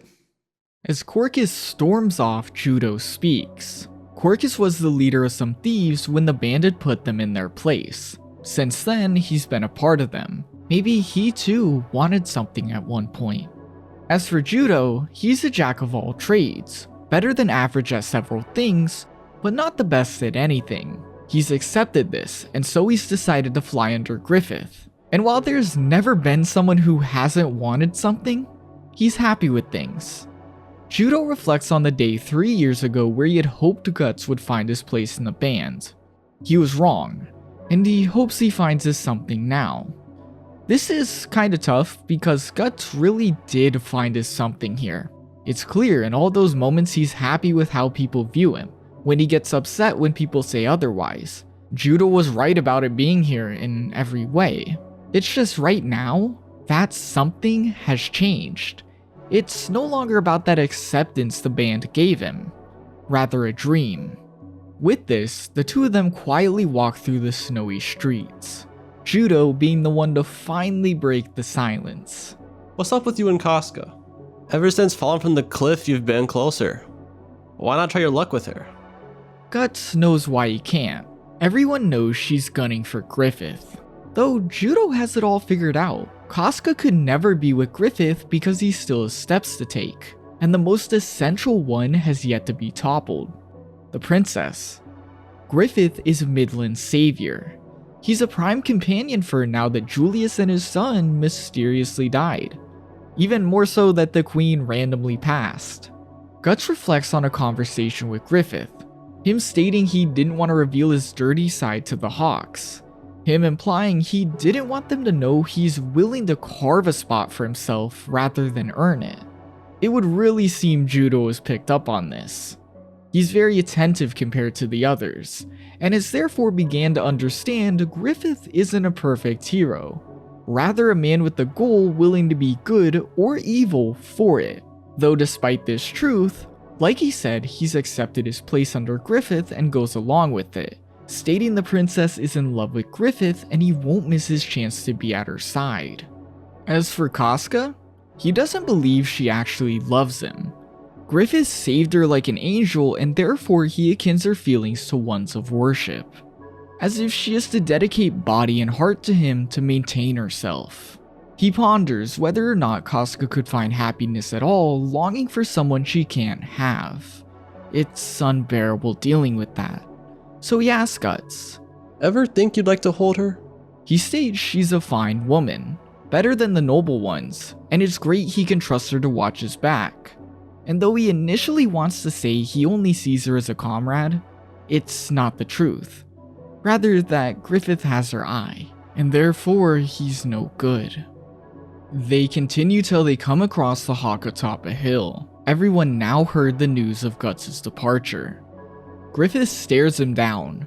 Rickett cries about the news. Corkius finally declares that he's always hated Guts. And Casca, Guts reflects on Judo's words before walking past her, knowing he could never win her heart. Griffith then draws his sword, declaring that he told him the first time that Guts belongs to him. He won him with the sword, his fight, and his death. And if he wants those things back, it must be gained by the sword. As the sun rises, they hold their blades to each other just like the time they met. Casca jumps in the middle of them trying to break it up. Griffith swishing his sword and Guts telling her to get out of the way. Pippin pulls her away as Judo states the obvious. This is how mercenaries work. What was taken by the sword is recovered by it. Though her actions leave Judo with some thoughts. While it's clear Guts has changed greatly since joining, Casca has as well. The old Casca would have never cared even if it came down to comrades getting hurt. I bet she wouldn't have faltered at losing her own life if it had been at Griffith's will. To Casca, his word was gospel. No, maybe that's still the truth, but is she herself even aware she's begun to change? Griffith, hearing the news, sees Guts as nothing but an enemy in his wake, leaving Guts to think on his words about an equal. That speech being exactly why Guts has to go. He feels calm. 3 years ago, it was just like this, starting with a duel and now ending with one. To Guts, this is the best it could be. It still means he's worth spilling blood over. Casca worries on the sidelines. Guts is strong, yet it's Griffith. If anything, she wants him to stop Guts. Things will remain the same that way. She then realizes, is that really her wish? Does she really want Guts to stay? Griffith stares into Guts' eyes. They're strangely calm, yet focused, a sign of how firm his resolve is. Do you want to go? Is this how badly you want to leave my grasp? You can't. You can't. I won't have it. I won't let you. Griffith plays the whole battle out in his head. Guts is stronger. He probably can't parry him. His sword will break easier too. And it's snowy. He has to beat Guts in a single strike. His blade will fall. He'll deflect it and he'll slice his shoulder. And near 1-to-1 to how he beat Guts years ago. He then realizes it'll have to be precise. Even a subtle misstep might kill Guts. Even then, if I can have him, I don't care. Griffith strikes as Guts raises his sword, exactly as he said, Guts slamming his sword down to shatter Griffith's blade and stop his own before killing him, utterly defeating Griffith before walking off, ignoring Casca's cries and not even looking back.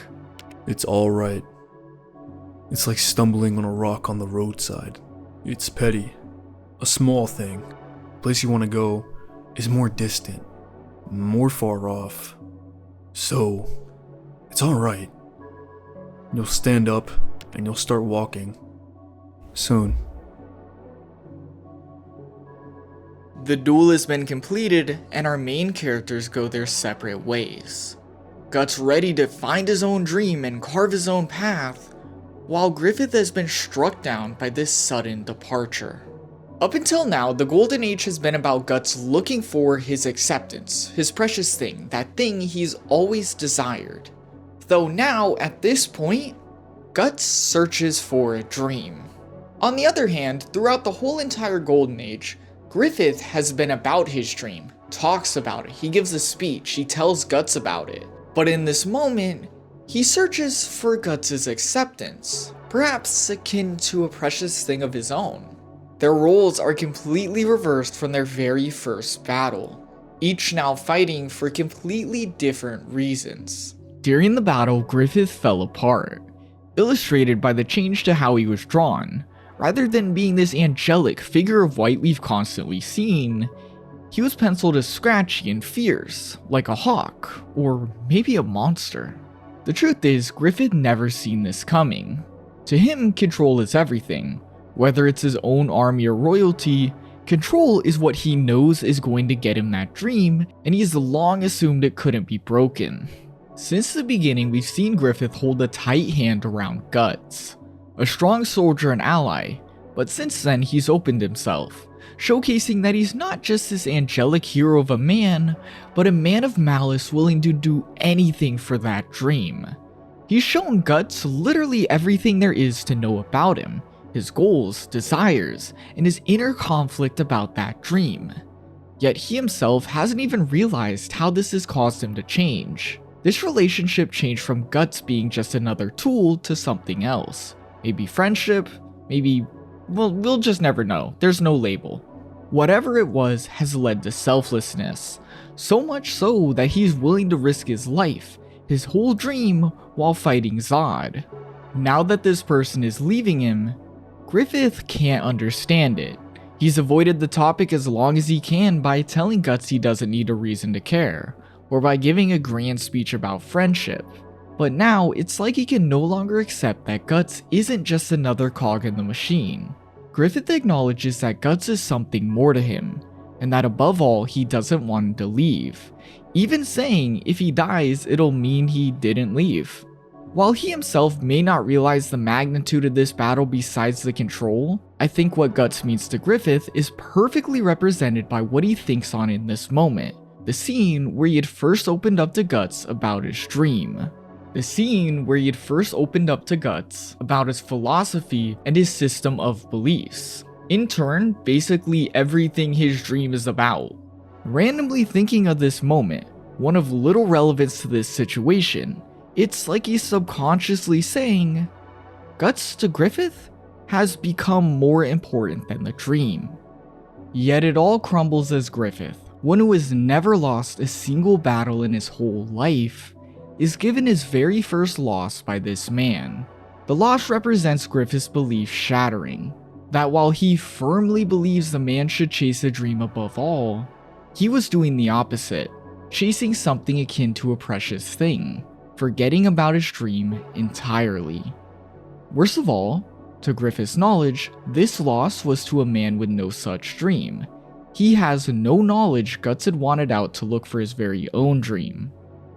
The quote Guts says as he leaves is small and not very noticeable, and at face value maybe not so impactful, but in reality, this quote is so important. Because from Guts' point of view, everything he says in this quote should be true. This is like a small rock on the roadside. While it might bring him down and trip him for a moment, this shouldn't affect Griffith at all in the long run. What he wants is more far off than this. In reality though, to Griffith, Guts' departure begins to represent much more than that. To him right now, and at face value, it represents a loss of control, something we know is very important to Griffith. Matter of fact, he basically said to Guts, not even basically, he said to Guts when he met him, I control you. I choose where you die, and I choose what you do. It's important. But alongside that, it proves that there could be something more important than a dream. This proving his entire belief system wrong.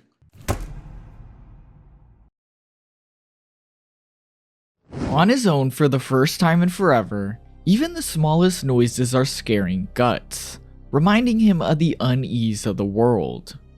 He begins to have doubts. remembering his friends while considering that he might be trying to throw away something irreplaceable, throwing it away for an idea he might not even find. After all, even without a dream, people go on. He then thinks about how it was Griffith's words that made him think of a dream. Can he say he really set out on his own then? Yet he stops himself. That's not today. That was yesterday. Now he's begun something new. He then gets a strange sensation, a bloodthirsty, savage feeling that reminds him of none other than Zod. At the same time he swings his sword, he finds nothing but the smoke. But from the smoke something emerges. A knight clad in armor protecting a skeletal horseman, the Skull Knight. Guts has never had trouble sensing a presence, but this one isn't human, nor is it a demon like Zod. Guts can tell it's a whole new, weird feeling. Even more so as the being begins to speak. So the gears have indeed begun turning. You, struggler, take heed. 1 year hence shall be the time of the eclipse. You and your friends, those yet unseen of the fleshless flesh, and that unkingly half of yours shall all be gathered then in that place. A torrent of madness, a tempest of death for which the human body could never atone, shall sweep over you. But take heed, struggler. You were born from a corpse and began your life from death in the mud. You are closer to death than anyone. Thus, you excel in escaping it. Struggle, contend, wriggle, that alone is the sword of one who confronts death. Never forget this. Guts yells at the rambling knight as he begins to fade, his final words being something about one standing up with the broken sword, leaving Guts to just stand there, confused and terrified at what he witnessed. This is our official introduction to Skull Knight, not only a very mysterious character, but very important one. He drops by to deliver a mysterious premonition, which really is starting to become a constant of these otherworldly beings. They really love their mysterious prophecies. This new face mentions the eclipse yet again, though also mentions that Guts and that unkingly half of his will be gathered at the event. He also explains that Guts can escape it. It's just a constant that all these demonic weird things come to Guts. First it was Griffith having the Bailet and having weird devilish luck, then it was Zod, and now this Skull Man is approaching him. He literally cannot get away from all of it, and it's very much becoming clear that he is a part of something bigger. I also want to note the stark contrast of this scene to everything else before it. Guts is alone for the first time in forever since the very beginning of the Golden Age, and for the first time in forever, well, the environment is considerably different. To symbolize Guts' unease about this new path, everything is drawn darker. He's a bit more scared, things are weirder, and it's a lot more uneasy. It's just another small section of the story where Guts' heart is written into the environment. Someplace else far away yet familiar. In the castle of Midland, the princess is depressed. So much so that the servants worry and speculate. Though like an angel, Griffith appears in her window. She lets him in and quickly hugs him. She's been so worried. After all, they haven't spoke since before that battle, meaning she not only sat waiting for news on that, but she hasn't heard from Griffith since his poisoning at the banquet. She cries, asking why he hasn't come to see her sooner. Griffith looking down at her and kissing her. He goes on to make love with the princess while reflecting on everything. Yet despite this being an essential step of his dream, he can't help but think of Guts. After his act with the princess, Griffith sits there curled into a ball crying and caressing scratches. Scratches that seem to be self-inflicted, them not only similar to the pattern we seen when he harmed in front of Casca, but he runs his fingers over them as if considering to do it again. Griffith's emotional instability is on full display. As with Guts' loss, everything Griffith thought he had in his hands is coming undone. And so he recklessly decides to come to the princess. Obviously, the princess represents an essential part of his kinghood, his dream. He doesn't approach her here for love, of course, rather control of his dream. Though, approaching her is also very much a mental thing. A part of this interaction that is definitely a little bit easier to miss. The key part is that after everything, Griffith sits there, curls into a ball, and places his hand on his self-harm wounds. Like before, the self-harm reflects how Griffith feels like a monster due to what he has to do for his dream. And if these wounds were inflicted after Guts had left, we can only conclude Griffith has been debating the morality of his dream when it comes to Guts. And it makes actually a lot of sense. We know for a fact he's choked up about the morality behind his dream and the idea of becoming a monster, as seen in the river before with Casca, where he clawed his skin and washed himself clean after the thing with the boy and sleeping with the disgusting king. It's the most obvious imagery ever. But from there, I believe it's appropriate we revisit two other scenes that Griffith has been monstrous and soulless for the sake of his dream. Griffith asks Guts to kill Count Julius, a monstrous murderous act that is quite grimy compared to just winning on the battlefield. In response, Guts jokes with him, telling him to order it. And while you think it's a simple joke, and in all honesty it is, to Griffith it might have been a bit different. We know he's choking up about the morality behind these actions, and so this question probably reads as, oh, I have to force someone to do something monstrous for my monstrous quest. Yet I would wager this act is more important in Guts' eyes. As while obviously Griffith doesn't know what he feels, I think it's to show us, the reader, that this indeed was a monstrous act. Guts had killed Adonis, seeing himself as Zod almost as if he was killing a child version of himself. Point is, this was a monstrous act. In Guts' eyes, it was horrific. Then we come to where Griffith had Guts play a key role in assassinating the queen and all the people scheming against him. This is far more intuitive, as while the other thing was almost from Guts' point of view, this is Griffith's point of view, with him going as far to ask the question, do you think I'm cruel? In response, Guts kinda shrugging it off is like, this is what you do for your dream. Though to Griffith, of course, this probably reads, yeah, I do monstrous things for my dream. I'm becoming a monster for my dream. These are monstrous moments that revolve around Guts and Griffith only, and in the end, that person left Griffith, in the process shattering Griffith's whole perception on his dream. With the princess, Griffith wants to confirm that the dream is still valid, that he still has control over it. Yet it's also him asking the question if these monstrous, immoral things are worth it for that very dream.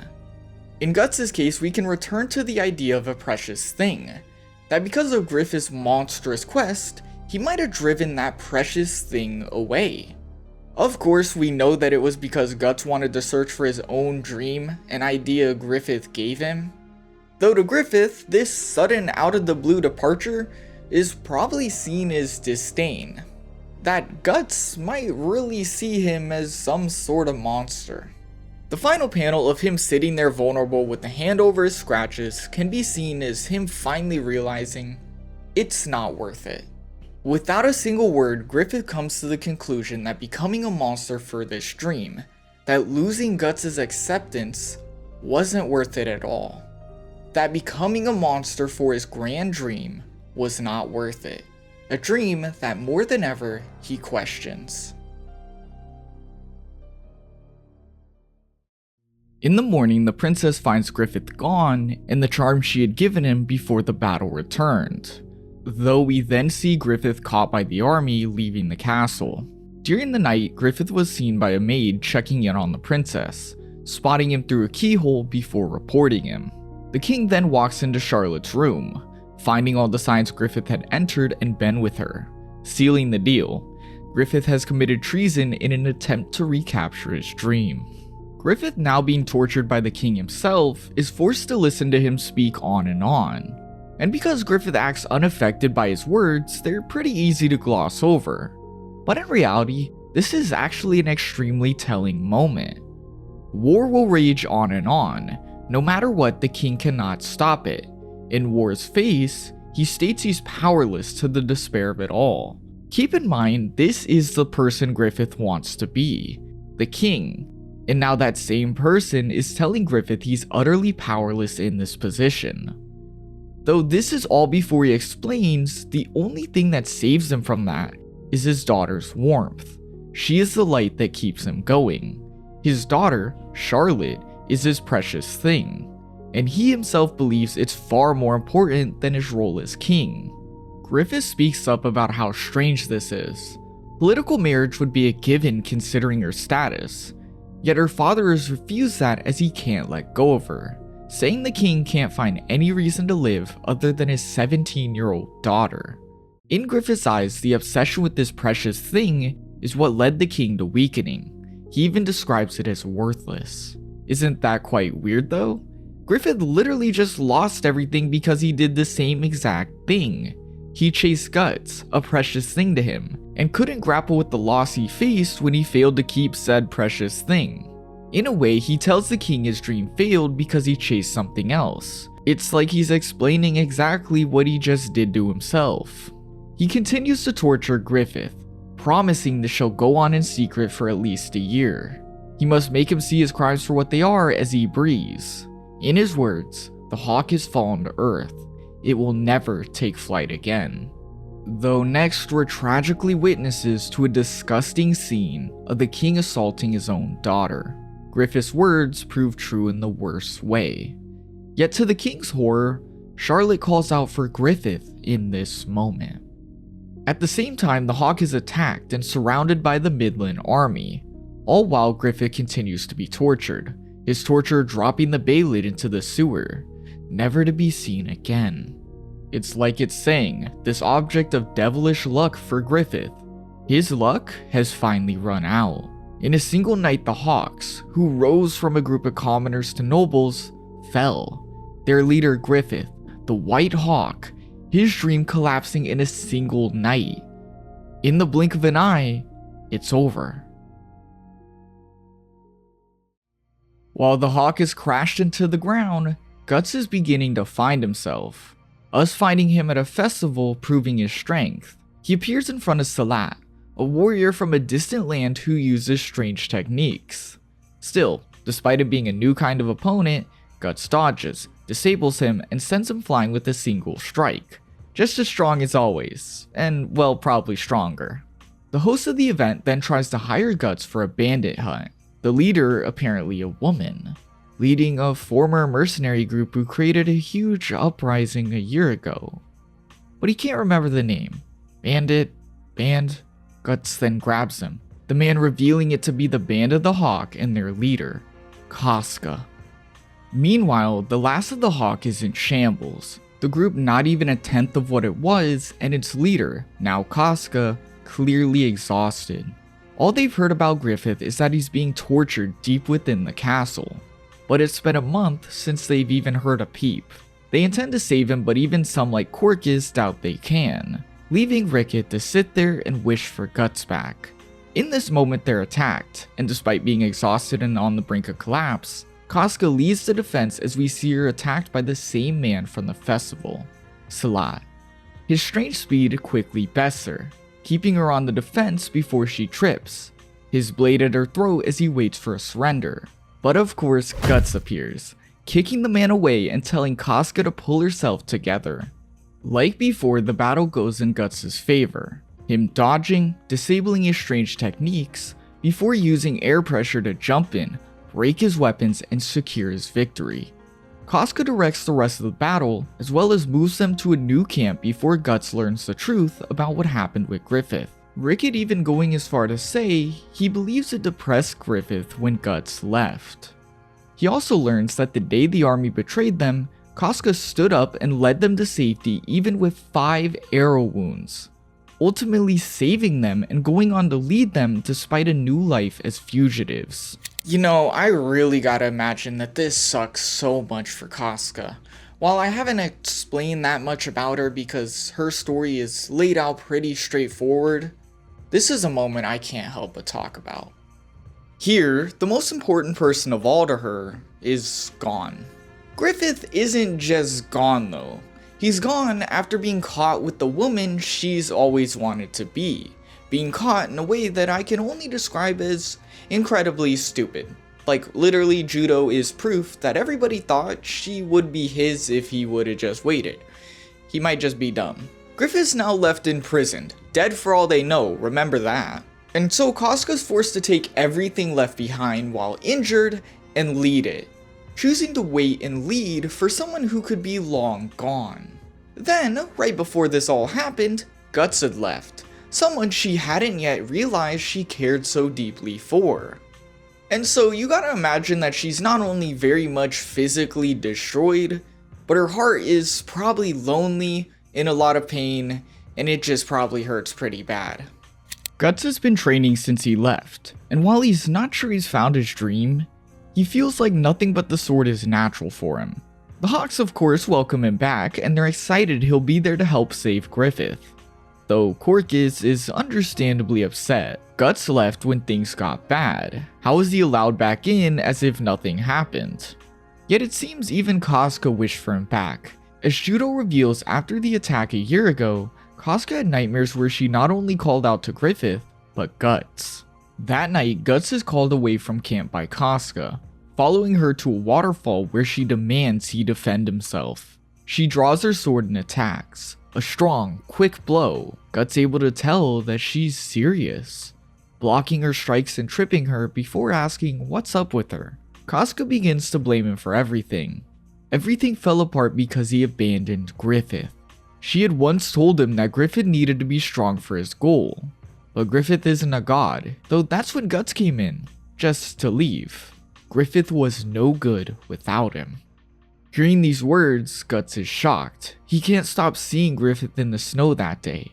And stunned by her, Casca's blade lands. Guts did only what Griffith would have done.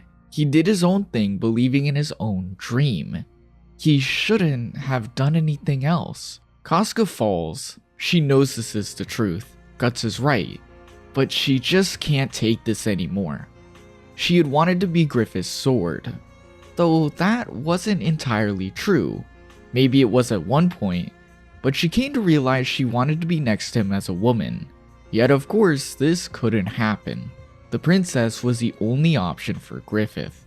She thought she could bear this, that even if she never became his woman, that even if Guts had taken her place as a sword, she was still essential to his dream. But Guts leaving, it made it clear there was no spot for her next to him. Her dream had already ended. She stands to the ledge of the waterfall, exhausted and completely broken. She can't continue to protect the Hawk while clinging to a hope they don't even know exists. She's tired and wants Guts to do the rest. Casca begins to fall, intending to die, as Guts being here means he can take her place as leader.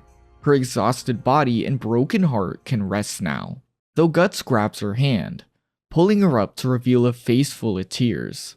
Guts holds her to his chest as she looks up and kisses him, both of them finally admitting their feelings exist in front of this waterfall. The day Griffith was beat by Guts, rather than focus on Griffith, she could only watch Guts leave. She didn't want to admit that everything she felt for Griffith was false, that there could be no falsehood in her life because Griffith was the one who allowed her to continue to live. But in that moment, there was falsehood.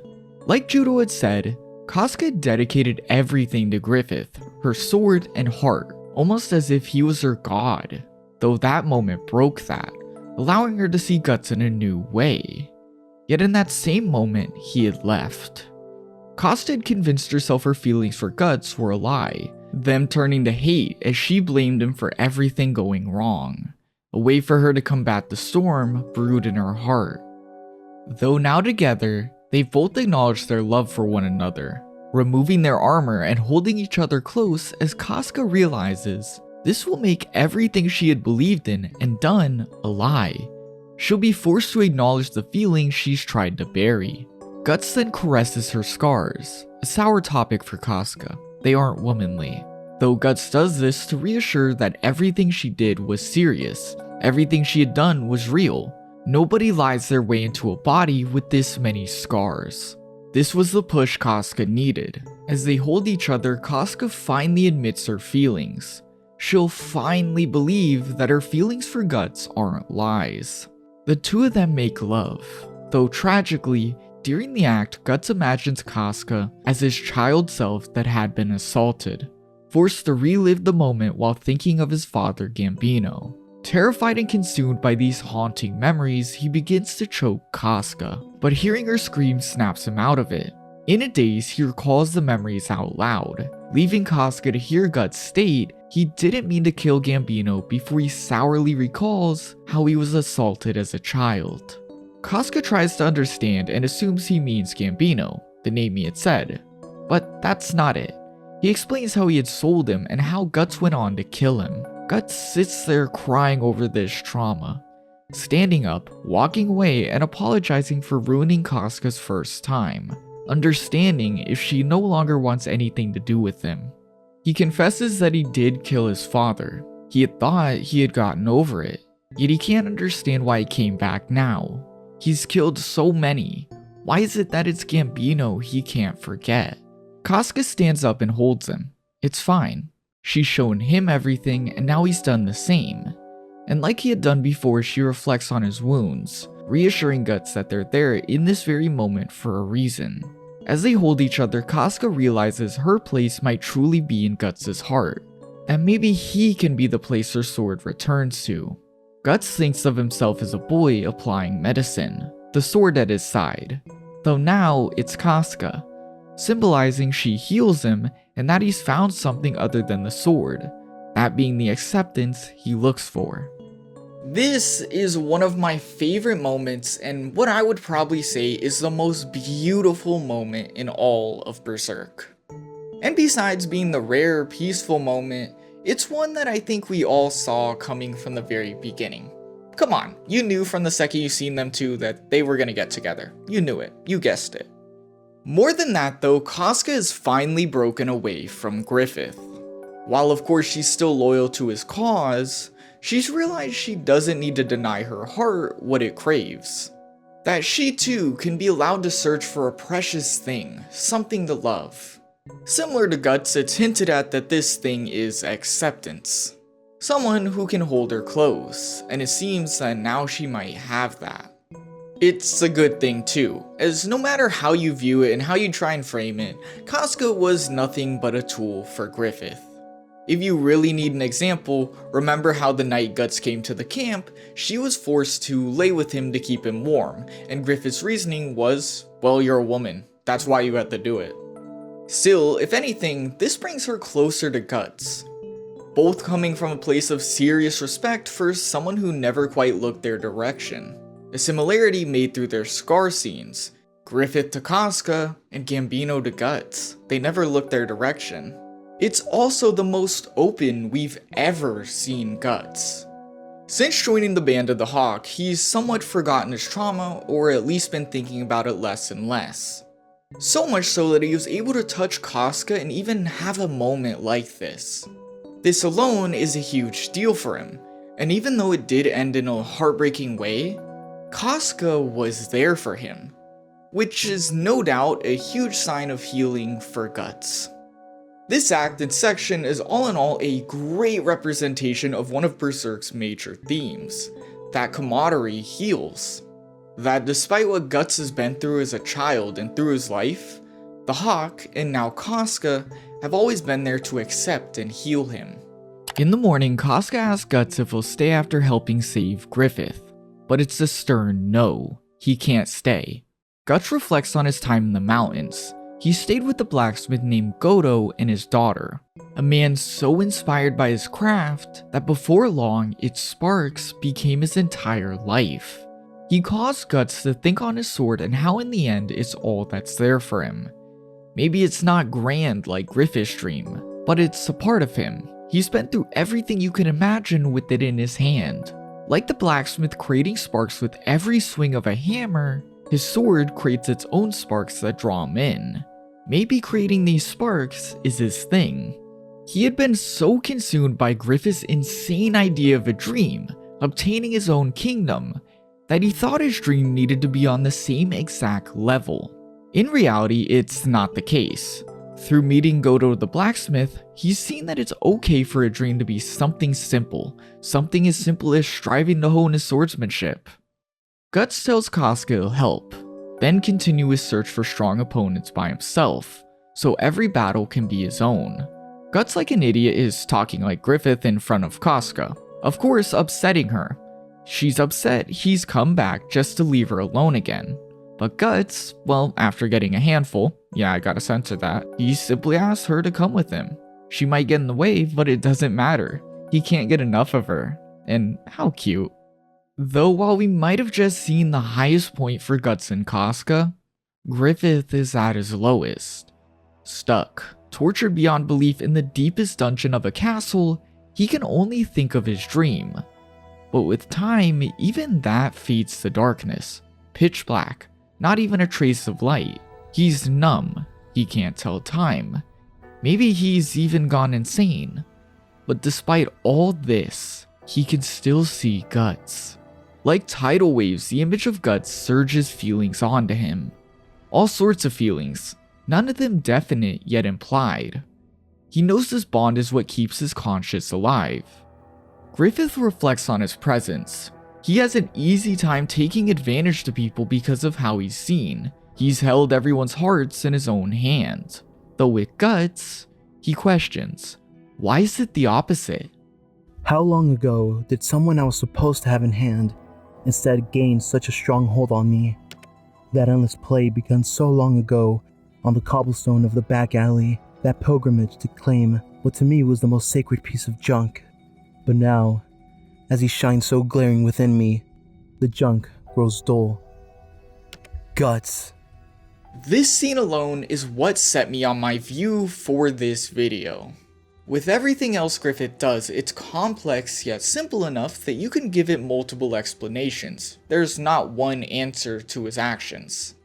But this small selection of pages, a few moments of Griffith in the dark, cannot mean anything other than what they literally say.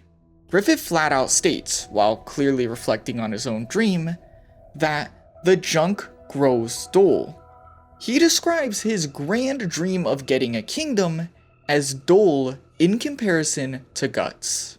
I cannot explain how crazy it is for Griffith to admit that Guts shines more than his very own dream. This means Guts leaving wasn't just a control issue. Wasn't just him being upset about losing something a strong soldier essential to his dream. Rather, it becomes the loss of something precious to Griffith. It's like we receive an answer for all those weird, kind, uncharacteristic moments from Griffith. The answer being that Guts had made him forget about his dream.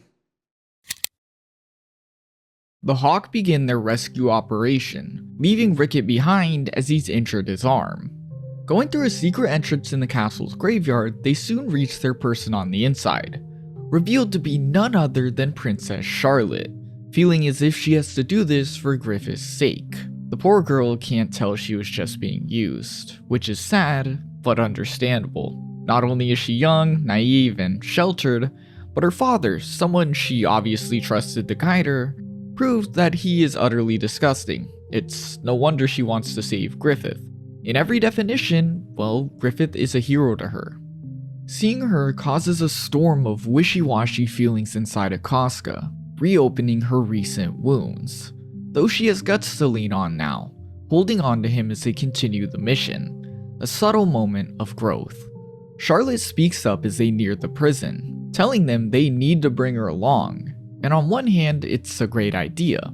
A hostage would surely make the mission easier, but Casca also knows that doing such a thing will place a forever target on their backs, ruining Griffith beyond what he's already done.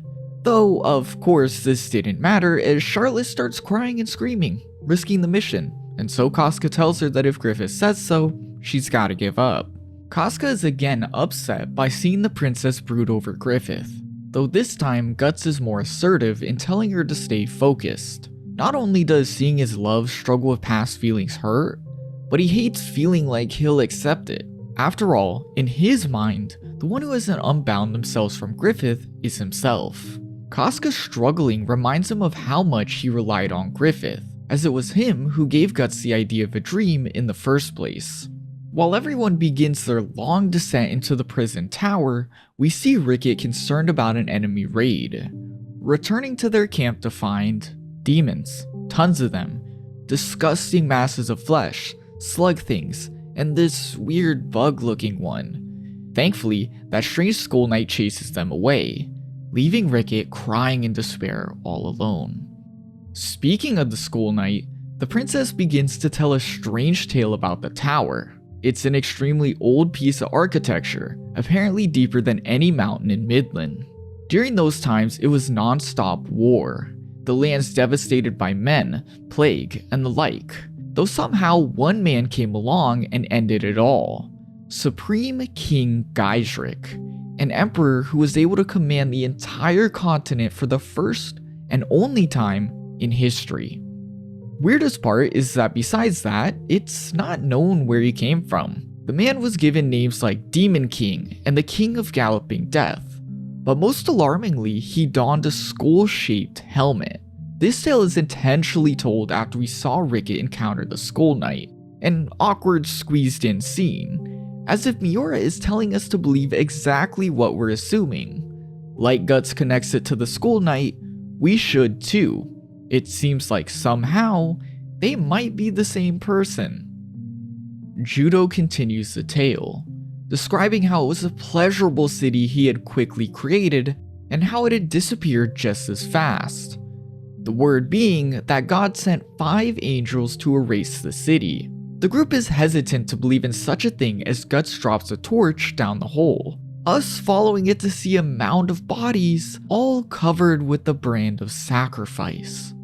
The old city is buried and covered in bodies under Midland. The Skull Knight implied to be the king of said land. The Skull Knight previously bringing up this strange prophecy saying they'll be gathered in that place. It's a string of points that leads us to believe something is bound to happen here yet again. This with everything else we know, well, we're led to assume that none other than Guts and Griffith will be at the center of it all. Finding Griffith reveals a man completely broken. Anything you can imagine has been done to him. He's frail and starved. His tendons and muscles are beyond destroyed. His tongue has been cut off. And the Hawk, they can't believe it. Guts questions if this is really Griffith, but hearing Guts' voice, the skeleton of a man springs to life, as if Guts was an angel. There is no doubt this shell of a man is the White Hawk. His torturer then makes the mistake of locking the door and taunting an enraged Guts. Him sending his sword through the door, impaling him, before cutting his tongue off. The noise awakens the guards, and yeah, this is the scariest we've ever seen Guts. Without warning, he tears the men to pieces in a frenzy that can only be described as animalistic, using them as shields, splitting multiple heads at once, and bringing down the front of the tower with the mass of bodies. The Hawk with Griffith can only watch in horror. The king appears, having aged rapidly since we've seen, no doubt the result of Griffith's and his own actions. He summons the Bakiraka, a legendary assassination order more frightening than an army of 10,000, ordering them to bring his daughter back alongside Griffith's head. Chaos subsiding, Casca approaches Guts, calming him down and wiping the blood off his face. He's scaring the princess, and Griffith can only watch. With the loss of a voice and stuck on Pippin's back, Griffith quickly loses presence in the story, even more so as Miura intentionally keeps us away from what he's thinking. While this is a mission to save him, keeping the now frail Hawk dedicated to small and few panels is a quiet way to show how much he's fallen. Still, he can tell things have changed in the year he's been gone, and you can imagine his feelings are bubbling. Guts leaves and everything falls apart for him. He loses his dream and his body is beyond help. But now all of a sudden Guts reappears. His light shines again, but this same light has everything he's now lost. Running through the tunnels to escape the castle, the group is quickly faced with the Bakiraka, one of their blows poisoning Charlotte, and the only way to save her is a return to the castle. They give up Charlotte quick, considering they didn't even want to bring her, and so she's forced to say goodbye to Griffith for what could be the final time. And though he tries, he can't respond. This moment may not seem like much, but remember, Griffith hasn't been around people since he was captured and his dream was fully alive. Then, all of a sudden he's broken out, and the most important part of said dream is in front of him, but he can't say anything. His tongue, one of his key means of swindling people, has been taken. They struggle with the Baki Raka before making an escape due to everyone's skills. Meanwhile, now reunited with his daughter, the king listens to her pleas to let Griffith live, telling her to be at ease. He'll ignore him. His daughter now pleased, the king turns around and orders a group known as the Black Dog Knights to hunt them down, a group led by a man named Wild. Soldiers describe this man as a beast, and when we see him, it becomes clear that's the truth. He's drawn remarkably similar to Zod, using the same type of style and shading as the demon, subtly showcasing this won't be just another strongman Guts is running into. Wild's backstory proves this, as his demonic show of power led him to lead these knights, a group of savage ex-prisoners who were incredibly strong, but also insanely cruel, so much so that the king himself is fearful. Unaware of the forces sent after them, the hawk retrieves their horses from a local stable. The people there are more than happy to help the heroic hawk, one of them even handing them flowers as she believes they'd never commit treason. They begin their ride off. Casca sat in the back of the wagon with Griffith, wondering what to say to him after all this time. But Judo speaks for her. This might really be our last glimpse of that city. A lot's happened when you think about it. Now, it's all so distant. Griffith stares at the disappearing castle as he lets the flowers float in the wind, imagining his kid self running away from the grand castle from his dream. Griffith's dream has died. Judo stating he might never see this place again, combined with Griffith being fully aware how broken his situation is, does nothing but close the view on the castle and his dream. The kid Griffith with the castle shows how grand and childish the dream is, yet him running towards it has always been him saying it's possible. Now he runs away. Finally, flowers are a simple way to say goodbye during a big event. Letting them float in the wind is Griffith saying goodbye to what's driven his whole life. Though this yet again calls back to Zod's initial words. Heed when his ambition collapses, death will pay a visit. Well, Griffith has given up, his ambition has fully collapsed. It's very worrisome as things do soon go wrong with the pursuing Black Knights raiding the stable. Their cruelty on full display as they kill the men, children, and assault the women, before staking them on their weapons as they ride after the hawk.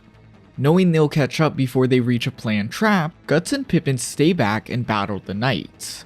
Guts instantly finds himself in the encounter with the beast Wild, and his sword is stopped with his bare hand, him instantly sensing bloodlust and fearing it. It's that feeling, the same as Zod. Casca springs the trap leading the hawk to ride ahead, yet Wild lives. At the same time, Guts remembers Zod's words. He imagines Zod's hand closing in on him. Zod's statement is becoming more and more true by the moment.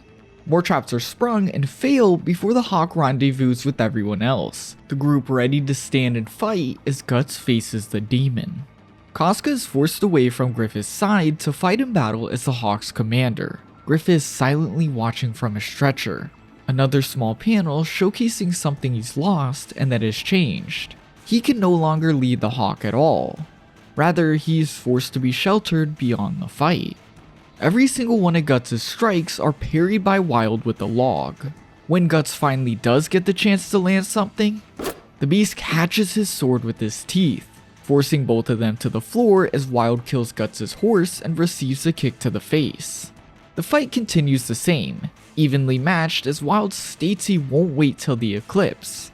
As if because the eclipse was mentioned, we then see two insignificant pages of Griffith attempting to hold the sword.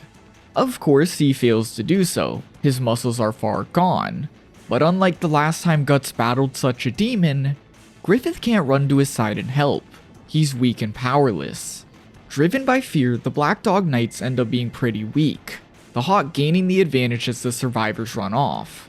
Except Wild, who destroys a tree trunk and wields it as a weapon, swinging the tree to kill many of his own before stating he'll just start this party himself. As you might expect, like with Zod, he transforms into a beast beyond comprehension, the steam clearing to reveal this. Towering over Guts in the forest, Wild is now a monstrous demon without a head. Rather, him sticking out at the top, surrounded by 3 huge eyes and a mouth covering his chest. Guts is struck by fear.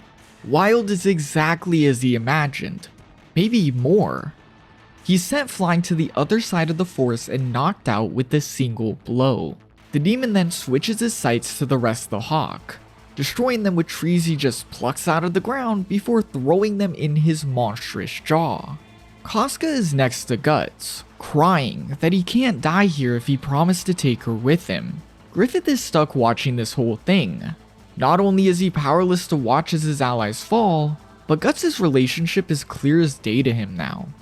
Wild then grabs Casca and begins to plot disgusting things, revealing his you-know-what before. Yeah, this was deserved more than anything. Guts chops it off and is fired up for round 2.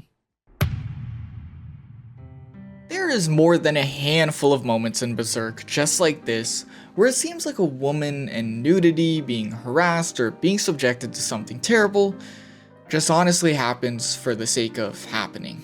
While at times this is used to tell storytelling and show the horrors of the world, things like that, here it's just straight overboard. Like, literally it's just a joke and setup for Guts to get up in battle. I think showing how disgusting Wild is necessary for coming events.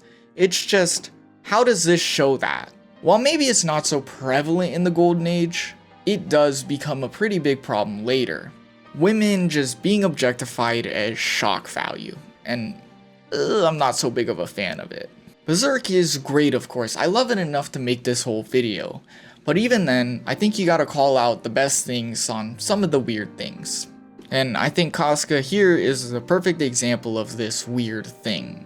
Time and time again, the woman is assaulted, almost any time in danger. So many times that I don't think I could count it on a single hand. And if you consider the times we've talked about it because it was impactful for the story in some way, it's definitely not that many. This leads to the idea that these events weren't drawn to create a struggle, rather because they were simply easier than creating a real struggle. You could argue it's for the sake of being edgy. I would argue that it's just wrong and lazy. It doesn't change the fact that later down the road, it becomes a very big problem. And because it's eventually such a big problem, it's why I'm starting to lay it out here. No matter how you look at it, Casca could have been used in a better way to drive Guts back to the fight. Not like this. Regardless, the fight continues on. Guts using his huge sword and speed to strike the beast over and over, even causing him to fall.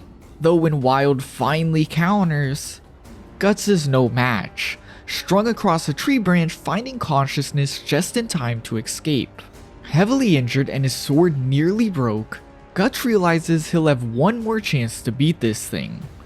And using a distraction, he finds that chance, jumping from above, breaking his sword on Wild's hand, before taking the chance to stab the hilt through his head and choke him. They struggle, and Guts somehow endures several heavy hits as he holds on, eventually passing out and falling, at least the same time as the demon. Guts has won. Casca runs up to hold Guts and the Hawk begins moving to safety. But Casca soon learns what we have already known. Griffith's body is ruined. Everything he knew before is impossible now. Guts sits with Griffith in the wagon after Casca had welcomed him home.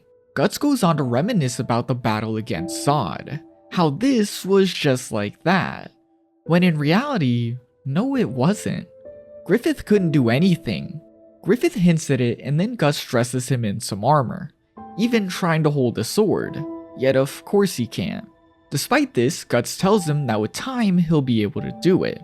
They both have this really inflated false hope for Griffith's future, but even that's shattered when the ground rumbles. Wild, near death, and desperate grabs Griffith. Knowing that when he dies he'll be sent into a vortex forever, he demands Griffith summon the Great Ones. He states that Zod called him one of the Greats, and so, if that's true, he should use the Crimson Bailet to call their guardian angels, the 4 members of the Godhand. The Hawk arms itself and surrounds the demon, demanding him to drop Griffith, yet he laughs. They all fight like a kid, comparing Griffith to a precious kid's toy they all fight for. But they can't tell he was broken long ago. He shows Griffith's body, broken beyond hope. He'll never be able to do anything again. Though as he taunts them, he realizes Griffith doesn't have the Bailet. It's nowhere to be found. And as he begins to freak out, Zod lands behind him. He picks Wild up with ease, listening to his cries about how he was just following an apostle commandment, do as thou will. That even if Griffith is the 5th one, he can do as he wants. But Zod takes that as, so can he. Despite his cries, he splits Wild in 2, dropping his corpse before staring at Griffith.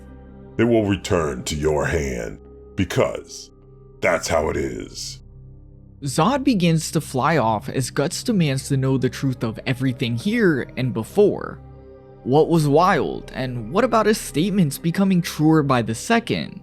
Yet Zod simply states he'll understand soon.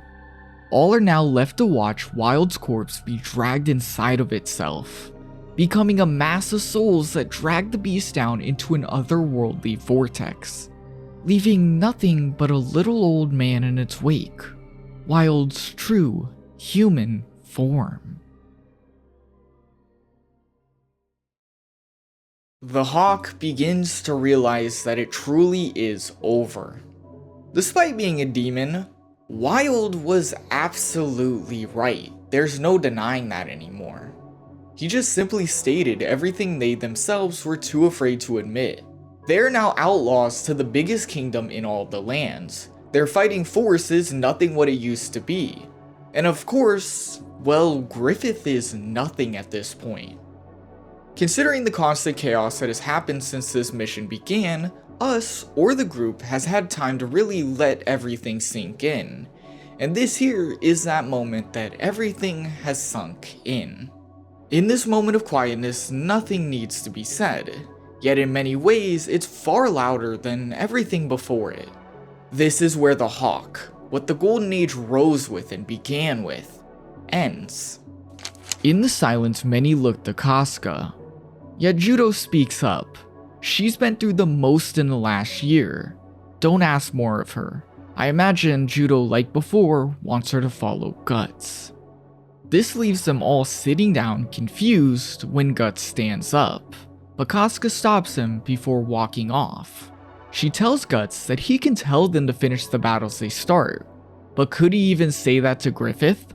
In reality, everyone needs something new now that they've lost Griffith, what they rely on. And what Casca needs is someone near her, holding her head to Guts' chest.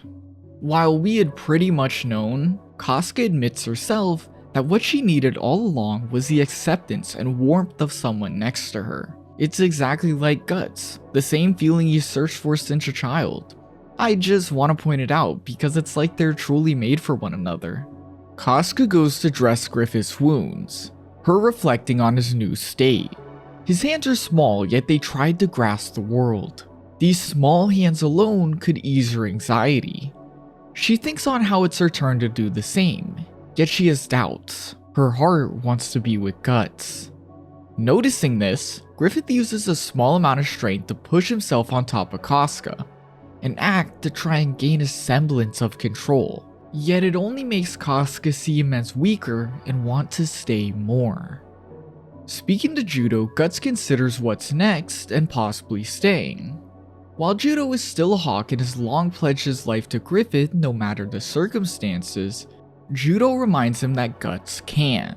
He's already started his own battle, though this time he should really take Casca, him implying that he's afraid she'll fall back to how she was before, worshipping and denying her heart at Griffith's side. Guts' men then ask to leave with them this time.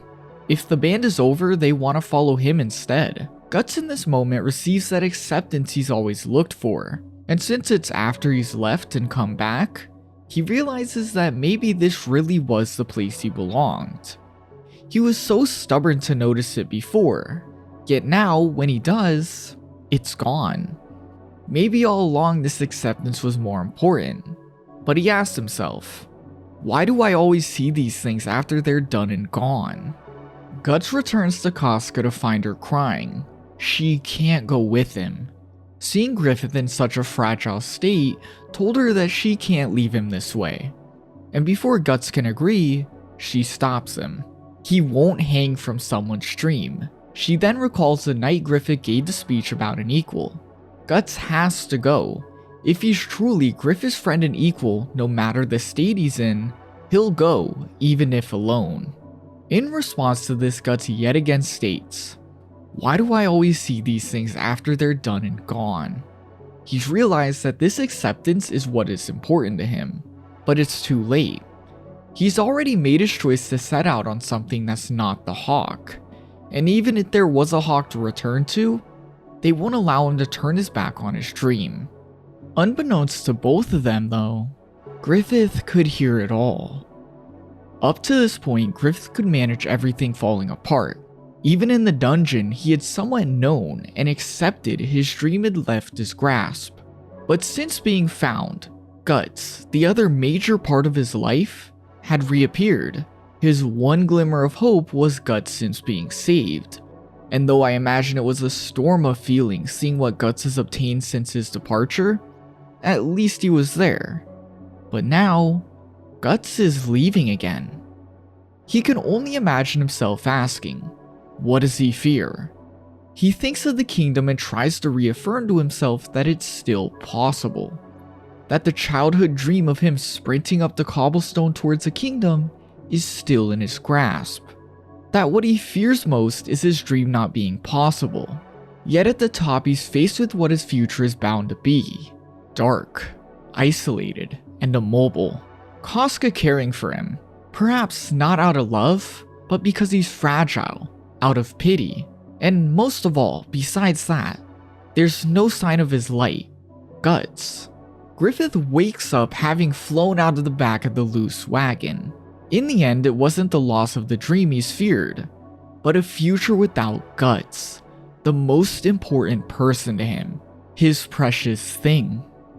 We've seen with the king that the precious thing was more important than the kingdom, and we just seen it with Guts, that perhaps the acceptance he had found in the band was more important than the dream he went out and sought. And now, Griffith too sees that. The story itself, everything we've seen up to now, it's trying to tell us that precious things are more important than dreams. It all sets in. Everything has gone wrong and his future is destined to be dark. He's left with nothing, no dreams, no precious things, just himself, laughing, stuck in Midland's vast lake. He looks at his broken body one more time before holding his neck to a broken branch. Griffith tries to die as he pushes down as hard as he can, but he's too weak. He's too weak to even end his own life. His blood muddies the water and the clouds clear. An eclipse begins. Fireflies surround him, and even fate bends to his will as he finds none other than the Bailiff in the water. The Hawk rides into the site of the eclipse over Midland's lake, Guts instantly making the connection. The Bailiff wakes up, Griffith's blood causing a reaction in the rock. Guts calls out for Griffith, him stumbling backwards crying, trying his best to tell Guts to stay away. A feat impossible without a tongue. Shadowy beings begin to rise from the water behind Griffith. Ghastly, dark, dangerous figures. Despite this, Guts is set on reaching Griffith. Stay away. Stay away. If you touch me now, if you put your hand on my shoulder now, I'll never again with you. Guts reaches Griffith. The baylet in his hand awakens and screams.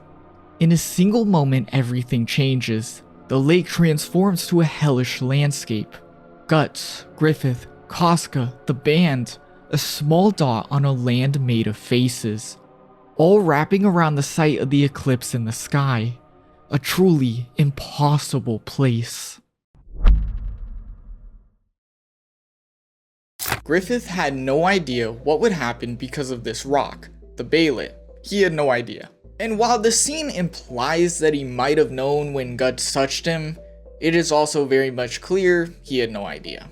While Guts, on the other hand, had started to put things together in his own head after all these encounters with demonkind, Griffith wasn't privy to any of those. He was asleep when Zod said the stuff, Guts didn't relay it, and Guts never mentioned his meeting with Skull Knight.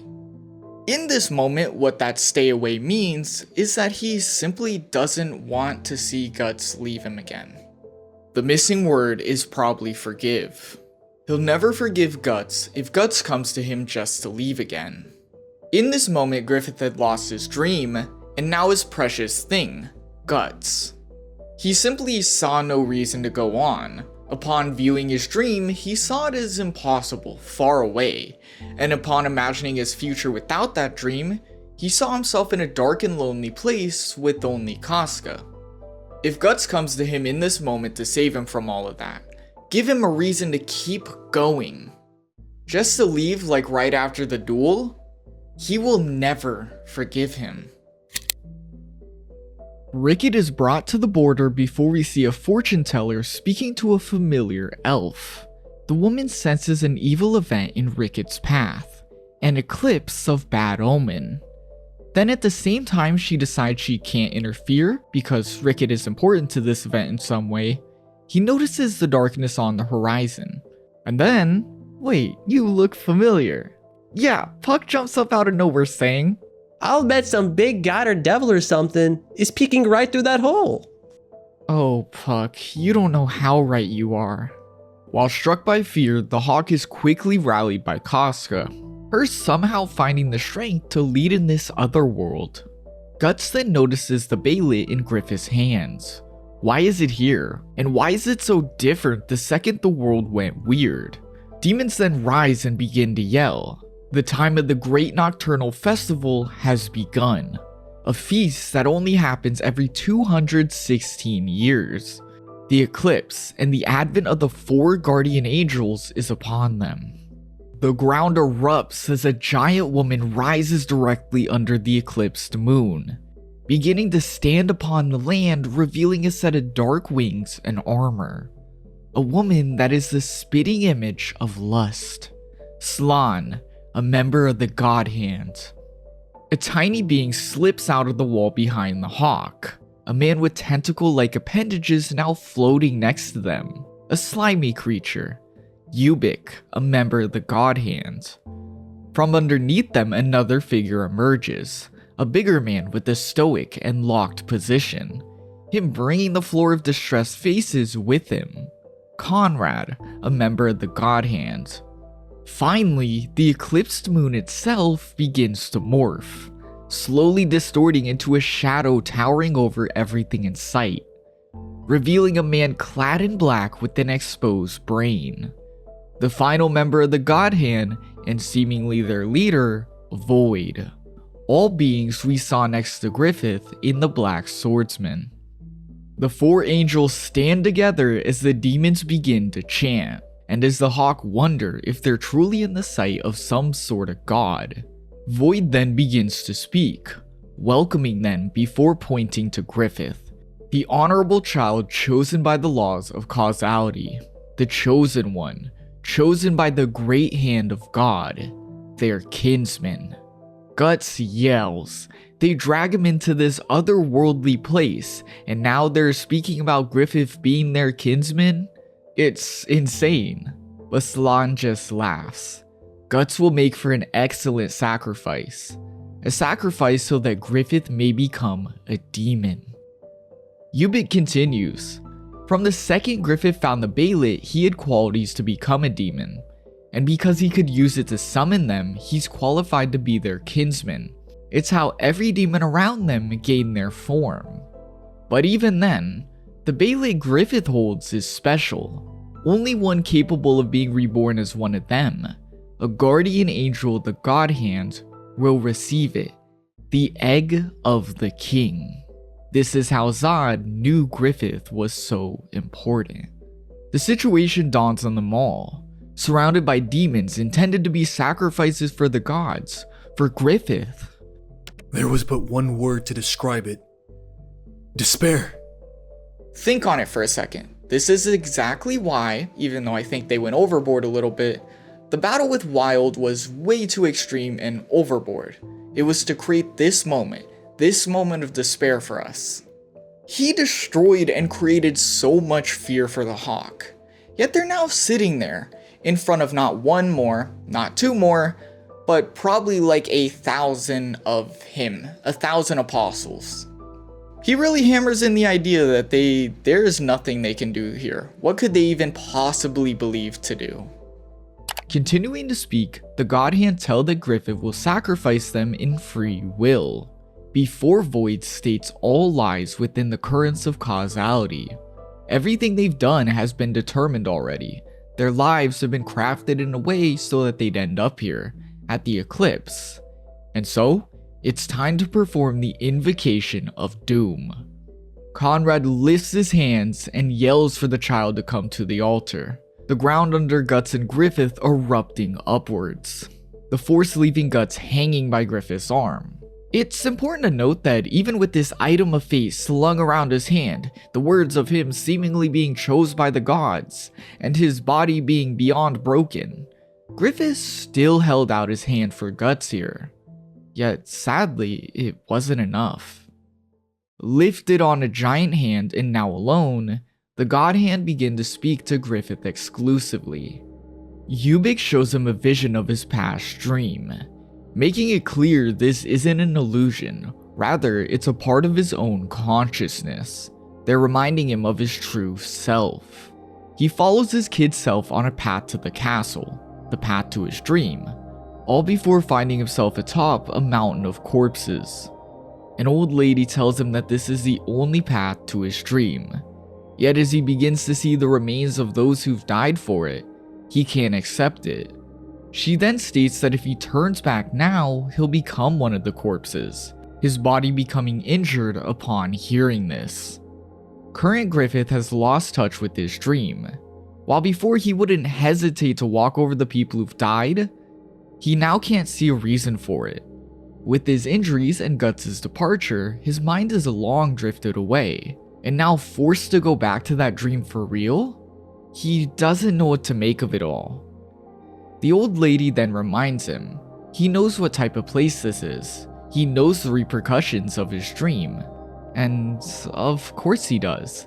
He did know. He does know. He knows the type of dream he has and everything he's done for it. Griffith then begins to see Guts, him telling him this is another part of his dream, right? It's just like before, Griffith considering his morality at the cost of his dream. Is continuing the dream, or stacking more corpses for it, worth it? Yet as he questions whether another monstrous action is worth it for this dream, the lady, now clearly Ubik in disguise, tells Griffith what he wants to hear, stating he needs to pile up the corpses because he too will become one. There is no other choice for him, and there isn't, as we've seen before. Griffith knows his future without his dream is death, or a dark room full of pity. Griffith knows the truth. He can't turn his back on this path. If he starts to apologize, starts to repent, everything will end. All the people he's walked over will have died for nothing. And most of all, he won't ever reach his kingdom. Ubik speaks. Yet again, this is all him. It's not an illusion. This is his own reality within his own consciousness. The Godhand don't lie here either. Everything they tell Griffith in this moment is in line with the actions we've seen Griffith take. They just lay it all out in one fell swoop. While they may have drummed it up to make Griffith a bit more guilty about forgetting that dream, they explain everything correctly. They're not wrong about Griffith's dream, and that's the scary part. Griffith has endlessly looked towards this kingdom and has taken it by piling corpses. Thousands of Conrads, people with no names, he's trampled them for this desire. Now his path has been interrupted, he was distracted, his body is weak, and he's no longer in line for his dream. But with the hawk at his hand, the ones who have endlessly followed him, they should understand and he shouldn't hesitate to bury them for this dream, exchange his past, the hawk, in return for the kingdom of the future. In all honesty, there's no reason why Griffith wouldn't take the deal. That is the cruel grace of God born of man. Even so, if you still see it, if even now that castle is in your eyes more dazzling than anything, then pile it up. Take all that you have left.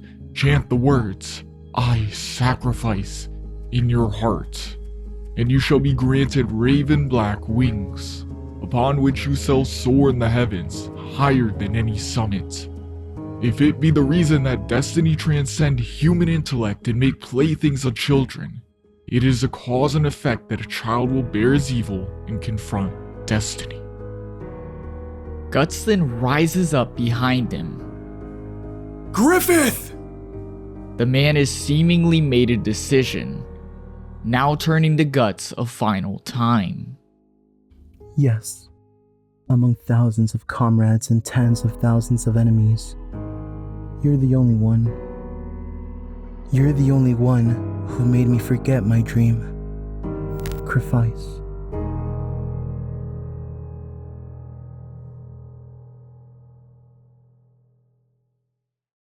Within the context of Griffith choosing to sacrifice the hawk, it's easy to assume that this moment is him bitterly blaming Guts. Bitterly blaming him for making him forget his dream, from becoming weak, becoming frail, and ultimately losing sight of that dream. When in reality, I think it's more so of an acceptance moment. Guts really did make Griffith forget about that dream, and here he admits it. For Guts, he was not only willing to risk his life, but because of him many times over consider if becoming a monster was worth it. Guts was the sole reason he had so many moments of doubt and went through so much hardship up to now. Guts' acceptance was the sole thing other than his dream in his life. Whether it was friendship or something of the sort, it was indeed what made him forget about his dream. The statement right here before the light closes in on his face, barring Guts from reaching him, is Griffith's way of accepting the fact before saying no longer. No longer will Guts be enough to change his drive. And no longer will Griffith worry on human aspects like morality. The dream is yet again taken center stage for Griffith. And so he does what he believes he's always been doing, sacrificing his allies for his dream. And this here is the final step of that ascent. Void states the promised time has come, lifting the brand as every member of the Hawk is inscribed with the mark. This signaling the demons to begin their feast as they come to life and instantly massacre the Hawk. The brand of sacrifice marks them as offerings for the new child of darkness, Griffith. This leaves Guts in front of the now transforming Griffith.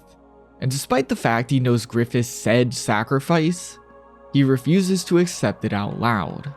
But deep inside we can see him recalling moments with Griffith, recalling the importance of the dream to him. Struck by denial, he knows it's the truth, but he can only question if this is what Griffith wanted. Splitting away from the darkness, Rickett finds himself at the Eclipse, the event being an all-consuming dark twister covering Midland for miles. Even weirder to him though, the Skull Knight and Zod fight in front of his very eyes. Zod calls the Skull Knight a foe, their conversation telling us that Skull Knight was gonna try and interfere, and Zod was commanded to guard. a position that hardly matters to him since his goal is to seek the strong. Clearer than ever before, we can now 100% believe the Skull Knight is on a different side than the Godhand, even if he's not human himself. We still have no idea though. Guts said that his presence was different, not a demon, but different from humans, and we clearly know he's that first king of Midland, Geisric, but still that doesn't give us enough to really figure anything out. The relationship between him and Zod is significant though. Not only do they clearly have history, going as far to call each other rivals, but we can see that despite being otherworld entities, they have their own goals. They don't mindlessly follow the Godhands. Ricket randomly stumbling upon them before showing us their causes and what they're fighting for is a great way to show us that these two have their own desires outside of demonhood, that they are important in some way. They're not random demons or random entities behind the Godhand like you may have assumed before now. While in the Eclipse, it all crumbles apart. Pippin sacrifices himself to push off a demon and allow the others to run. This being the loudest he's ever been and the only time he opens his eyes. This could be to tell you these are the loudest and truest moments that define each character. Pippin has always been with the Hawk, yet has never made his appearance too noticeable. Despite this, his strength is on full display here. Perhaps why he was branded on the arm. You could even go as far to say the brand each core member the Hawk receives is how they exist in the group. Pippin is the quiet strength, a subtle showcase of how strong the Band of the Hawk really is, and he showcases this by allowing the others to get away during the eclipse. Quirkus is branded on his face, representing how he has constantly been the common soldier / person of the group.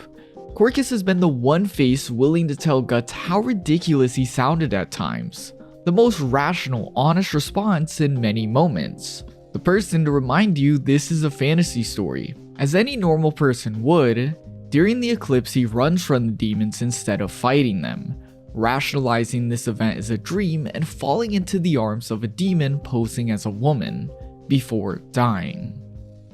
Judo is branded on his hand, to show how he is always there and willing to lend a hand no matter what, even if it got himself nowhere.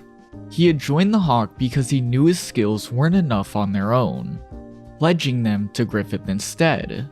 Like he had a sixth sense, he would then be the one to speak to Guts during his most conflicted moments, where he had joined and left the Hawk, like he was attempting to mediate the conflict in Guts' heart.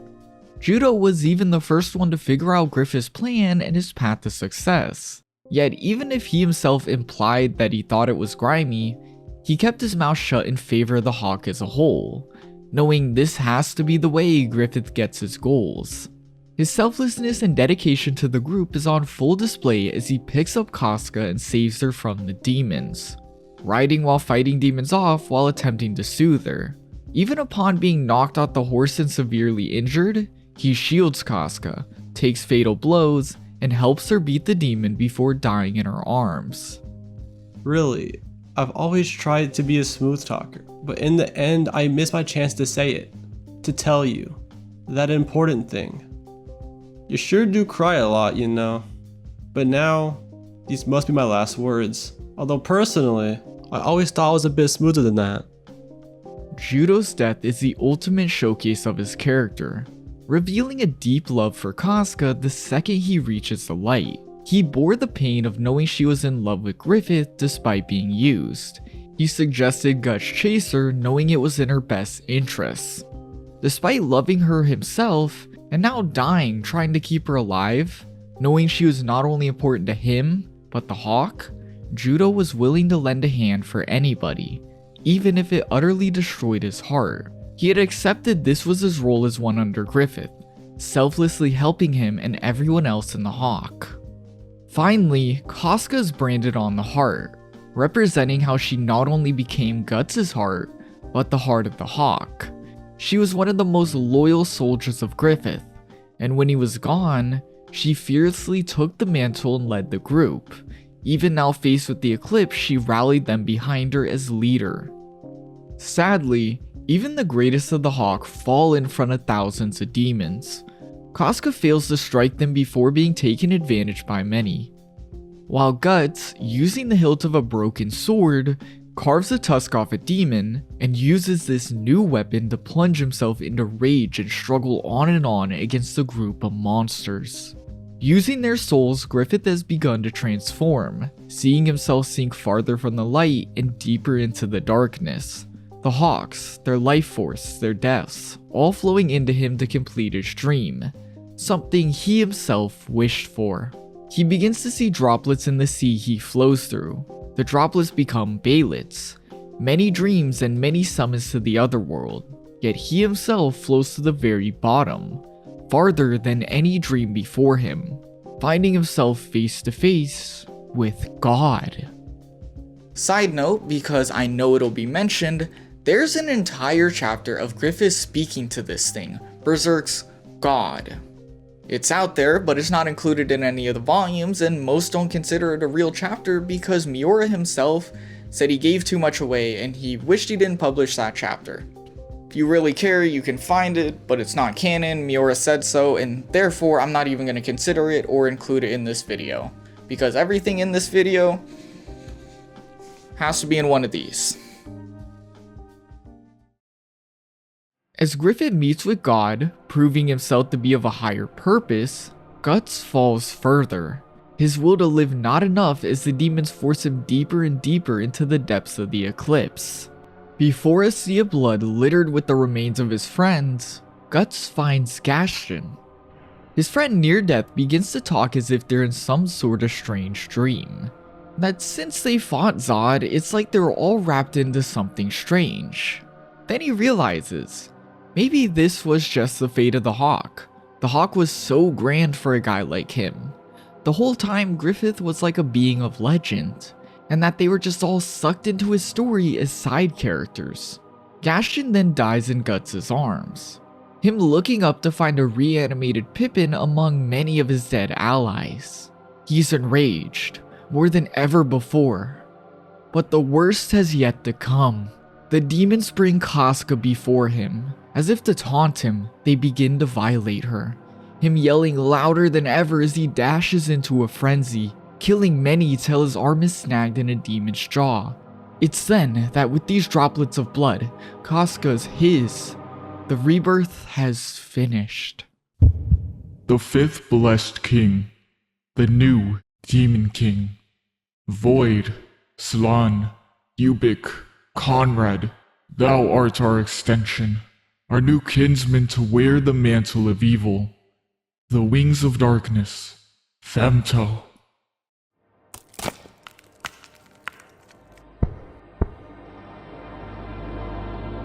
Griffith? Landing in front of Guts, the demons stop at the sight of Femto, bowing down to him. Without blinking, he stares at Guts before taking the strung up Casca in his arms. Deadpan as he begins to rape her in front of Guts. He has no words, one he had trusted with everything violating his love. His reason to go on, right in front of him. It's not till Griffith kisses Casca that he's forced back to reality. Guts clenching his teeth, taking a sword and trying to kill the demon holding his arm. When it fails and the blade breaks, he begins to hack at his own arm, yelling in pain as he severs it into a bloody mess, screaming Griffith's name before leaping at him with everything in his soul. Yet he's stopped instantly, forced to the blood-stained ground, powerless, the demons forcing him to watch as Casca cries in pain. Guts can only scream as his vision is clouded by his own blood. Griffith had accepted Guts' importance to him upon the hand before stating he would no longer let it distract him. He made the sacrifice, giving himself up to demonhood for his dream. And now he is to sever the other half, his last remaining part of humanity, Guts. The entirety of the Eclipse was foreshadowed, rather we were told what would happen during the Black Swordsman arc. We were shown this Griffith, Femto, right alongside his human form, and that it was him who had branded Guts. But more importantly, we learned about the sacrifice that the Godhand asked for. It can't just be any flesh or blood. It has to be something that is a part of your soul. The sacrifice has to be people so important to you that by losing them, it leaves a piece of your soul missing, allowing the darkness of demonhood to flourish and soothe in. Guts was the last, weak part of Griffith's soul. The search for his acceptance, his attachment to him, is what led to his downfall. It's this part of humanity that he's lost everything for. Despite him being a sacrifice like every other member of the Hawk, Griffith going this far distances himself as far away from humanity as possible. It's him saying to Guts, "This human relationship we had caused me to be weak. This is me taking control of that relationship by putting you in the weakest position possible, taking advantage of the person who has become your purpose." It's what this relationship began as, using Casca as an object to warm Guts and keep him alive so Griffith can control him, and this is what it'll end as, Griffith using Casca to execute absolute control over the humanity that made him so weak. It's not for shock value, it's not evil for the sake of just being evil. Rather, it's an evil act that defines what Griffith has become in this journey. Femto, a being without humanity that demands absolute control over his kingdom. This is exactly what Femto Griffith's design is, the monstrous, inhumane side of him on full display. This form takes the look of his mask the jailer forced him to wear, one that was made to mock what he would wear into battle. His skin is no longer visible, covered by the mask he earned when he showcased how monstrous he could be for the dream. And ironically enough, to obtain this mask, he became the demon he was so conscious about. By accepting the Godhand's offer and removing his humanity, Griffith's rawest, darkest feelings have become his skin. Everything he tried to hide, justify, and wash away has now arose to the surface. There's no longer any reason to hide it. Griffith has finally answered the question he's asked time and time again. Is becoming a monster worth it for his dream? Yes. Yes, it's worth it. Skull Knight crumbles the wall of the Eclipse, dropping his sword on Void's head before the Godhand opens a portal to send it back. In an instant, the Skull Knight darts from the fingers down to the ocean of blood, cutting demons down like butter and even shrugging off Femto's attack. Within a few seconds he appears, grabs Guts and Casca, and is out of sight. The all-knowing Godhand didn't see this coming. Or perhaps it's another part of fate they couldn't see before. This explanation perfectly describing their abilities to somewhat see the future, hence all the prophecies and them knowing Griffith would find them. The Godhand can see the flow of a river, knowing generally what will occur and where the river will flow. But they can't count on every fish that'll leap out of the water, meaning they don't know every detail inside of that vast river, but they know where the river will go. They then close the eclipse saying the Age of Darkness has begun. Outside, the Skull Knight lands in front of Ricket, dropping Guts and Casca before stating it's not their destiny to die. He then turns around to Zod, having cut his arm off so he could run into the eclipse. And while it seems the battle will rage on between them, the sight of Guts' survival shocks the demon to his core. He decides to wait on the fight because of Guts' luck, that his survival would mean nothing if they fought and waited for the demons to leave the eclipse. And so Skull Knight turns to Ricket to deliver the news. No one is left, no one at all. As they ride off to safety, Zod is left to watch this odd turn of fate, that somehow the one closest to the brand new member of the Godhands was one of the ones left to live. Show me now. How is it you'll struggle as no more than a man through the world of darkness, in the wilderness of the dead that extends before you, branded swordsman?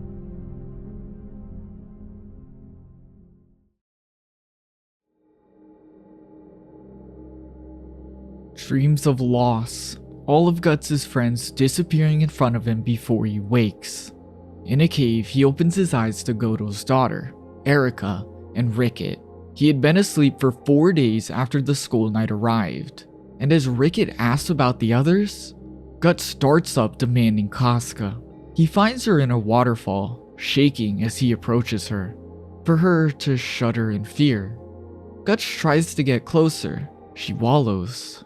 Even upon grabbing her hand, she bites his before running away. Casca has no memories and refuses to trust anyone. A trauma response. Her mind has understandably been broken by the eclipse. And just imagine how this feels for Guts. Guts is shaken up and silent, running away from his memories as he's forced to face reality. He cries as he runs and reminisces, tumbling down cliffs for hours till he finds himself in the dead of night. The darkness reminding him of one person, Femto.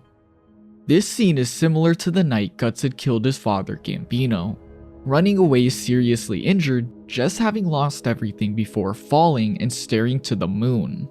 Femto takes place of the moon here, yet again representing how Guts has reached a turning point, and this time the turning point is Femto.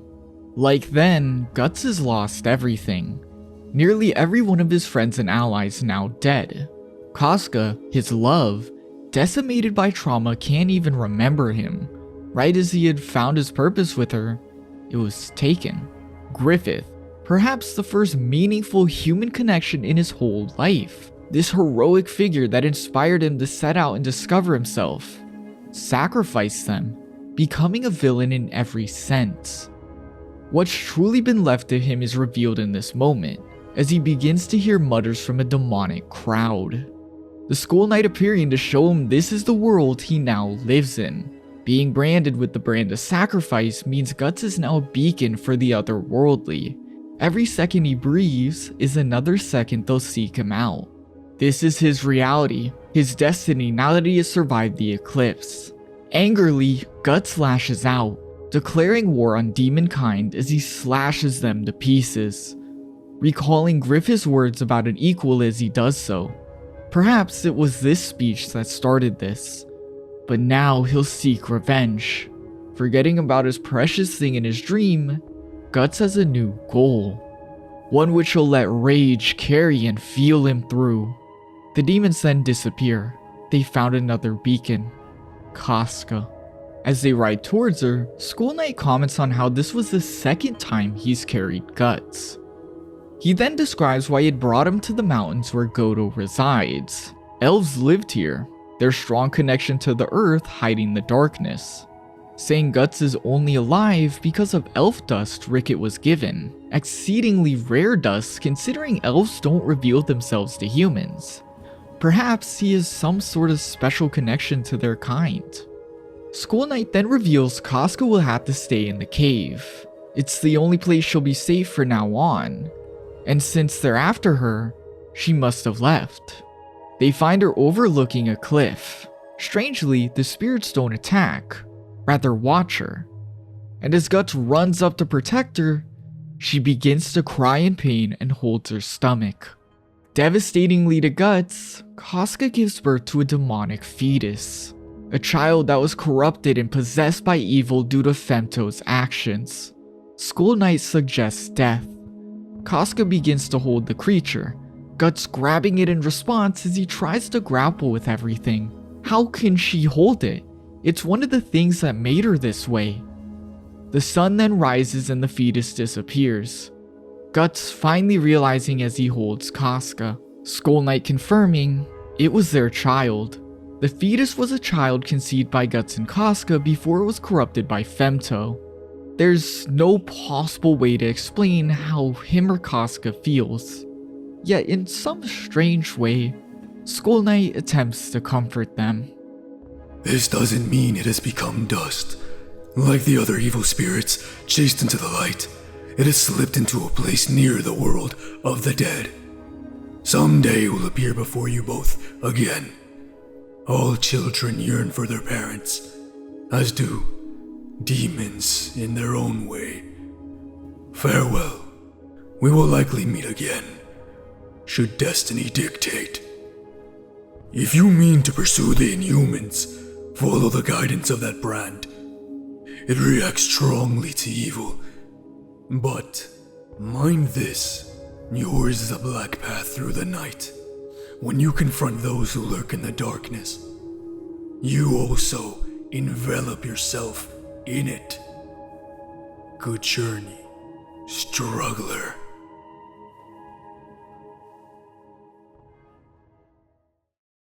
About a month passes. It's the day before Guts sets off. He sits down with the scared Casca to eat, her still fearful of him and seriously disliking the fact she's contained to an underground cage. As she gulps down her meal, she spills. Guts removing the scalding clothing from her reminds him of romantic feelings, yet this scares her as she runs away. Guts left with a pained expression on his face. The following morning, he's suited with all black attire. Reason being, he'll be fighting in dark places from now on. They, the demons, reside there. He's also given a new artificial arm and then a sword, and with impeccable timing, a demon literally arrives on his doorstep. To Guts, this is the beginning of a new chapter. The first demon he slays begins his time as the Black Swordsman, an incredibly dark, sadistic time for him.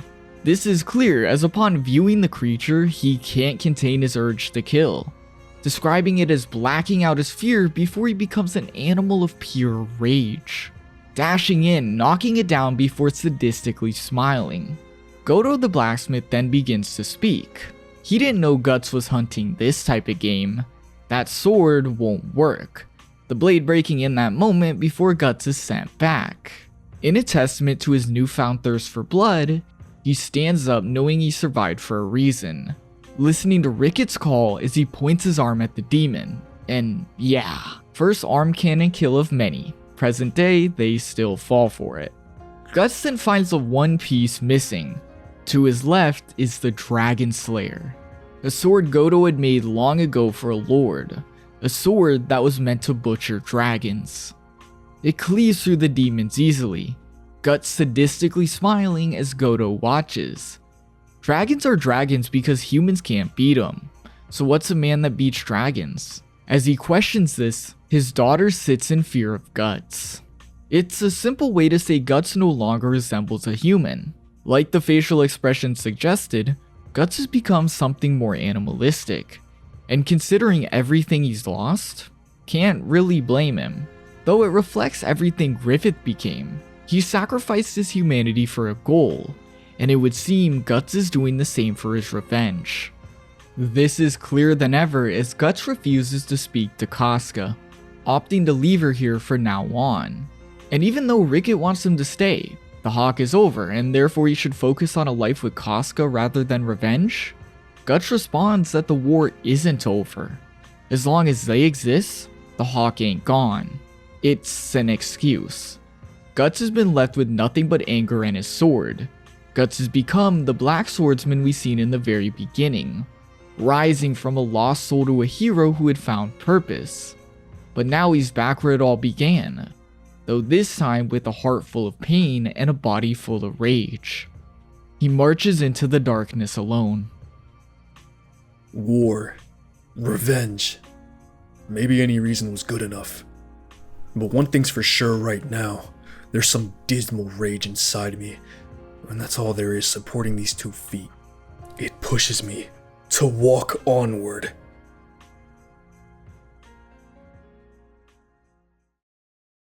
You either die a hero or live long enough to become the villain.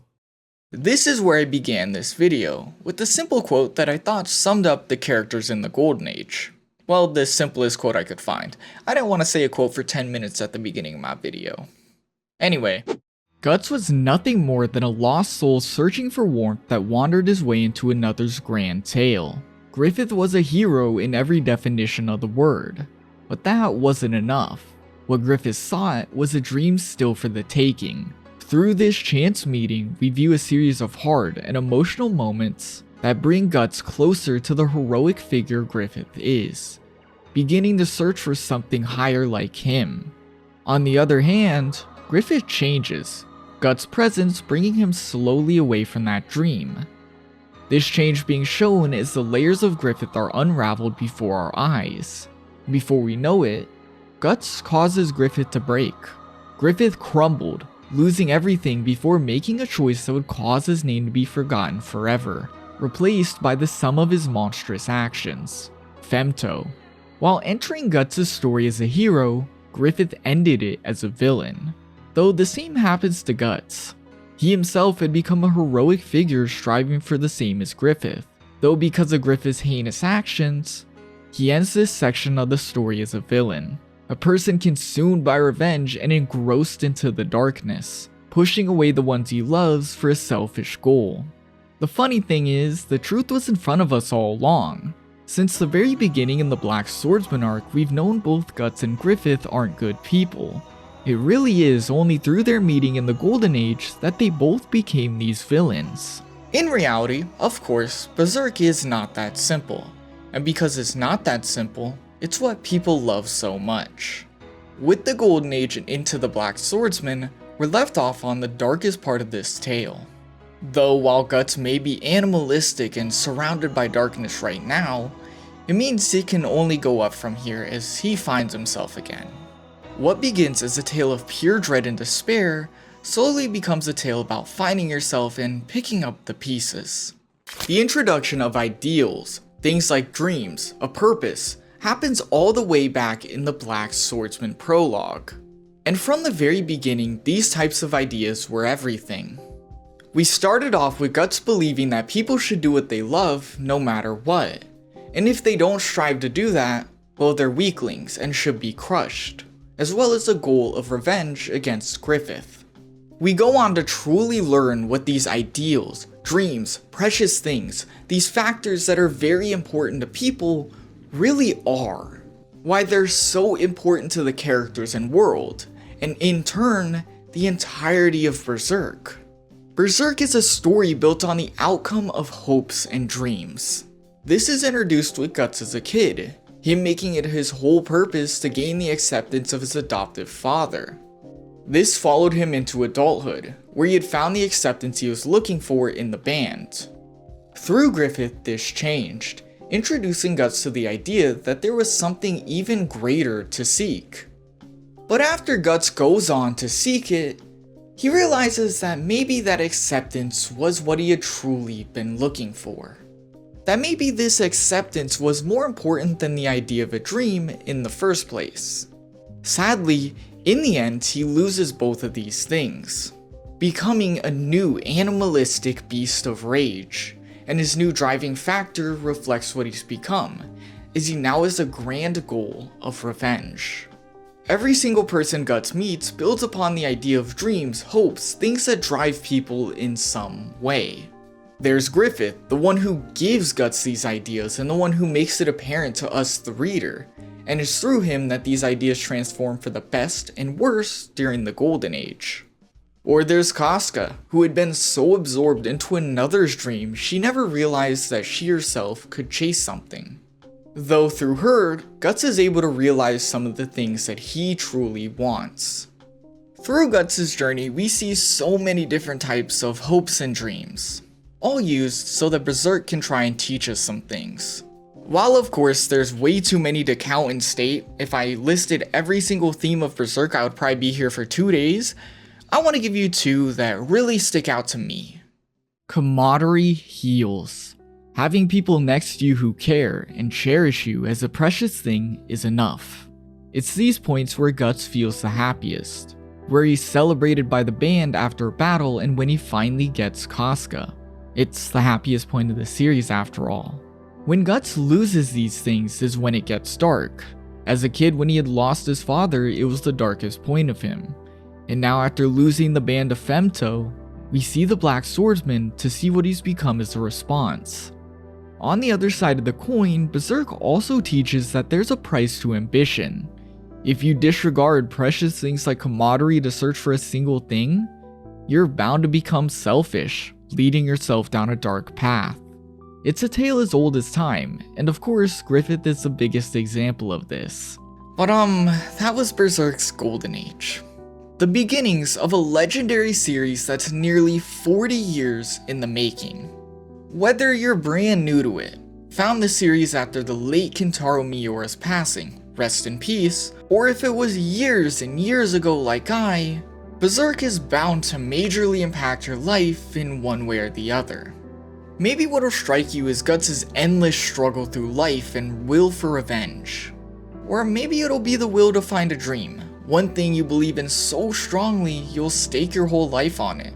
Or perhaps you might just think Berserk is really cool. I get it. Regardless, I guarantee you part of this series has or will take home in your soul and immortalize it forever for you, proving it to not just be another piece of paper you read, forget within a month, but Berserk will be a brand new part of you, one that'll be there from now until your death.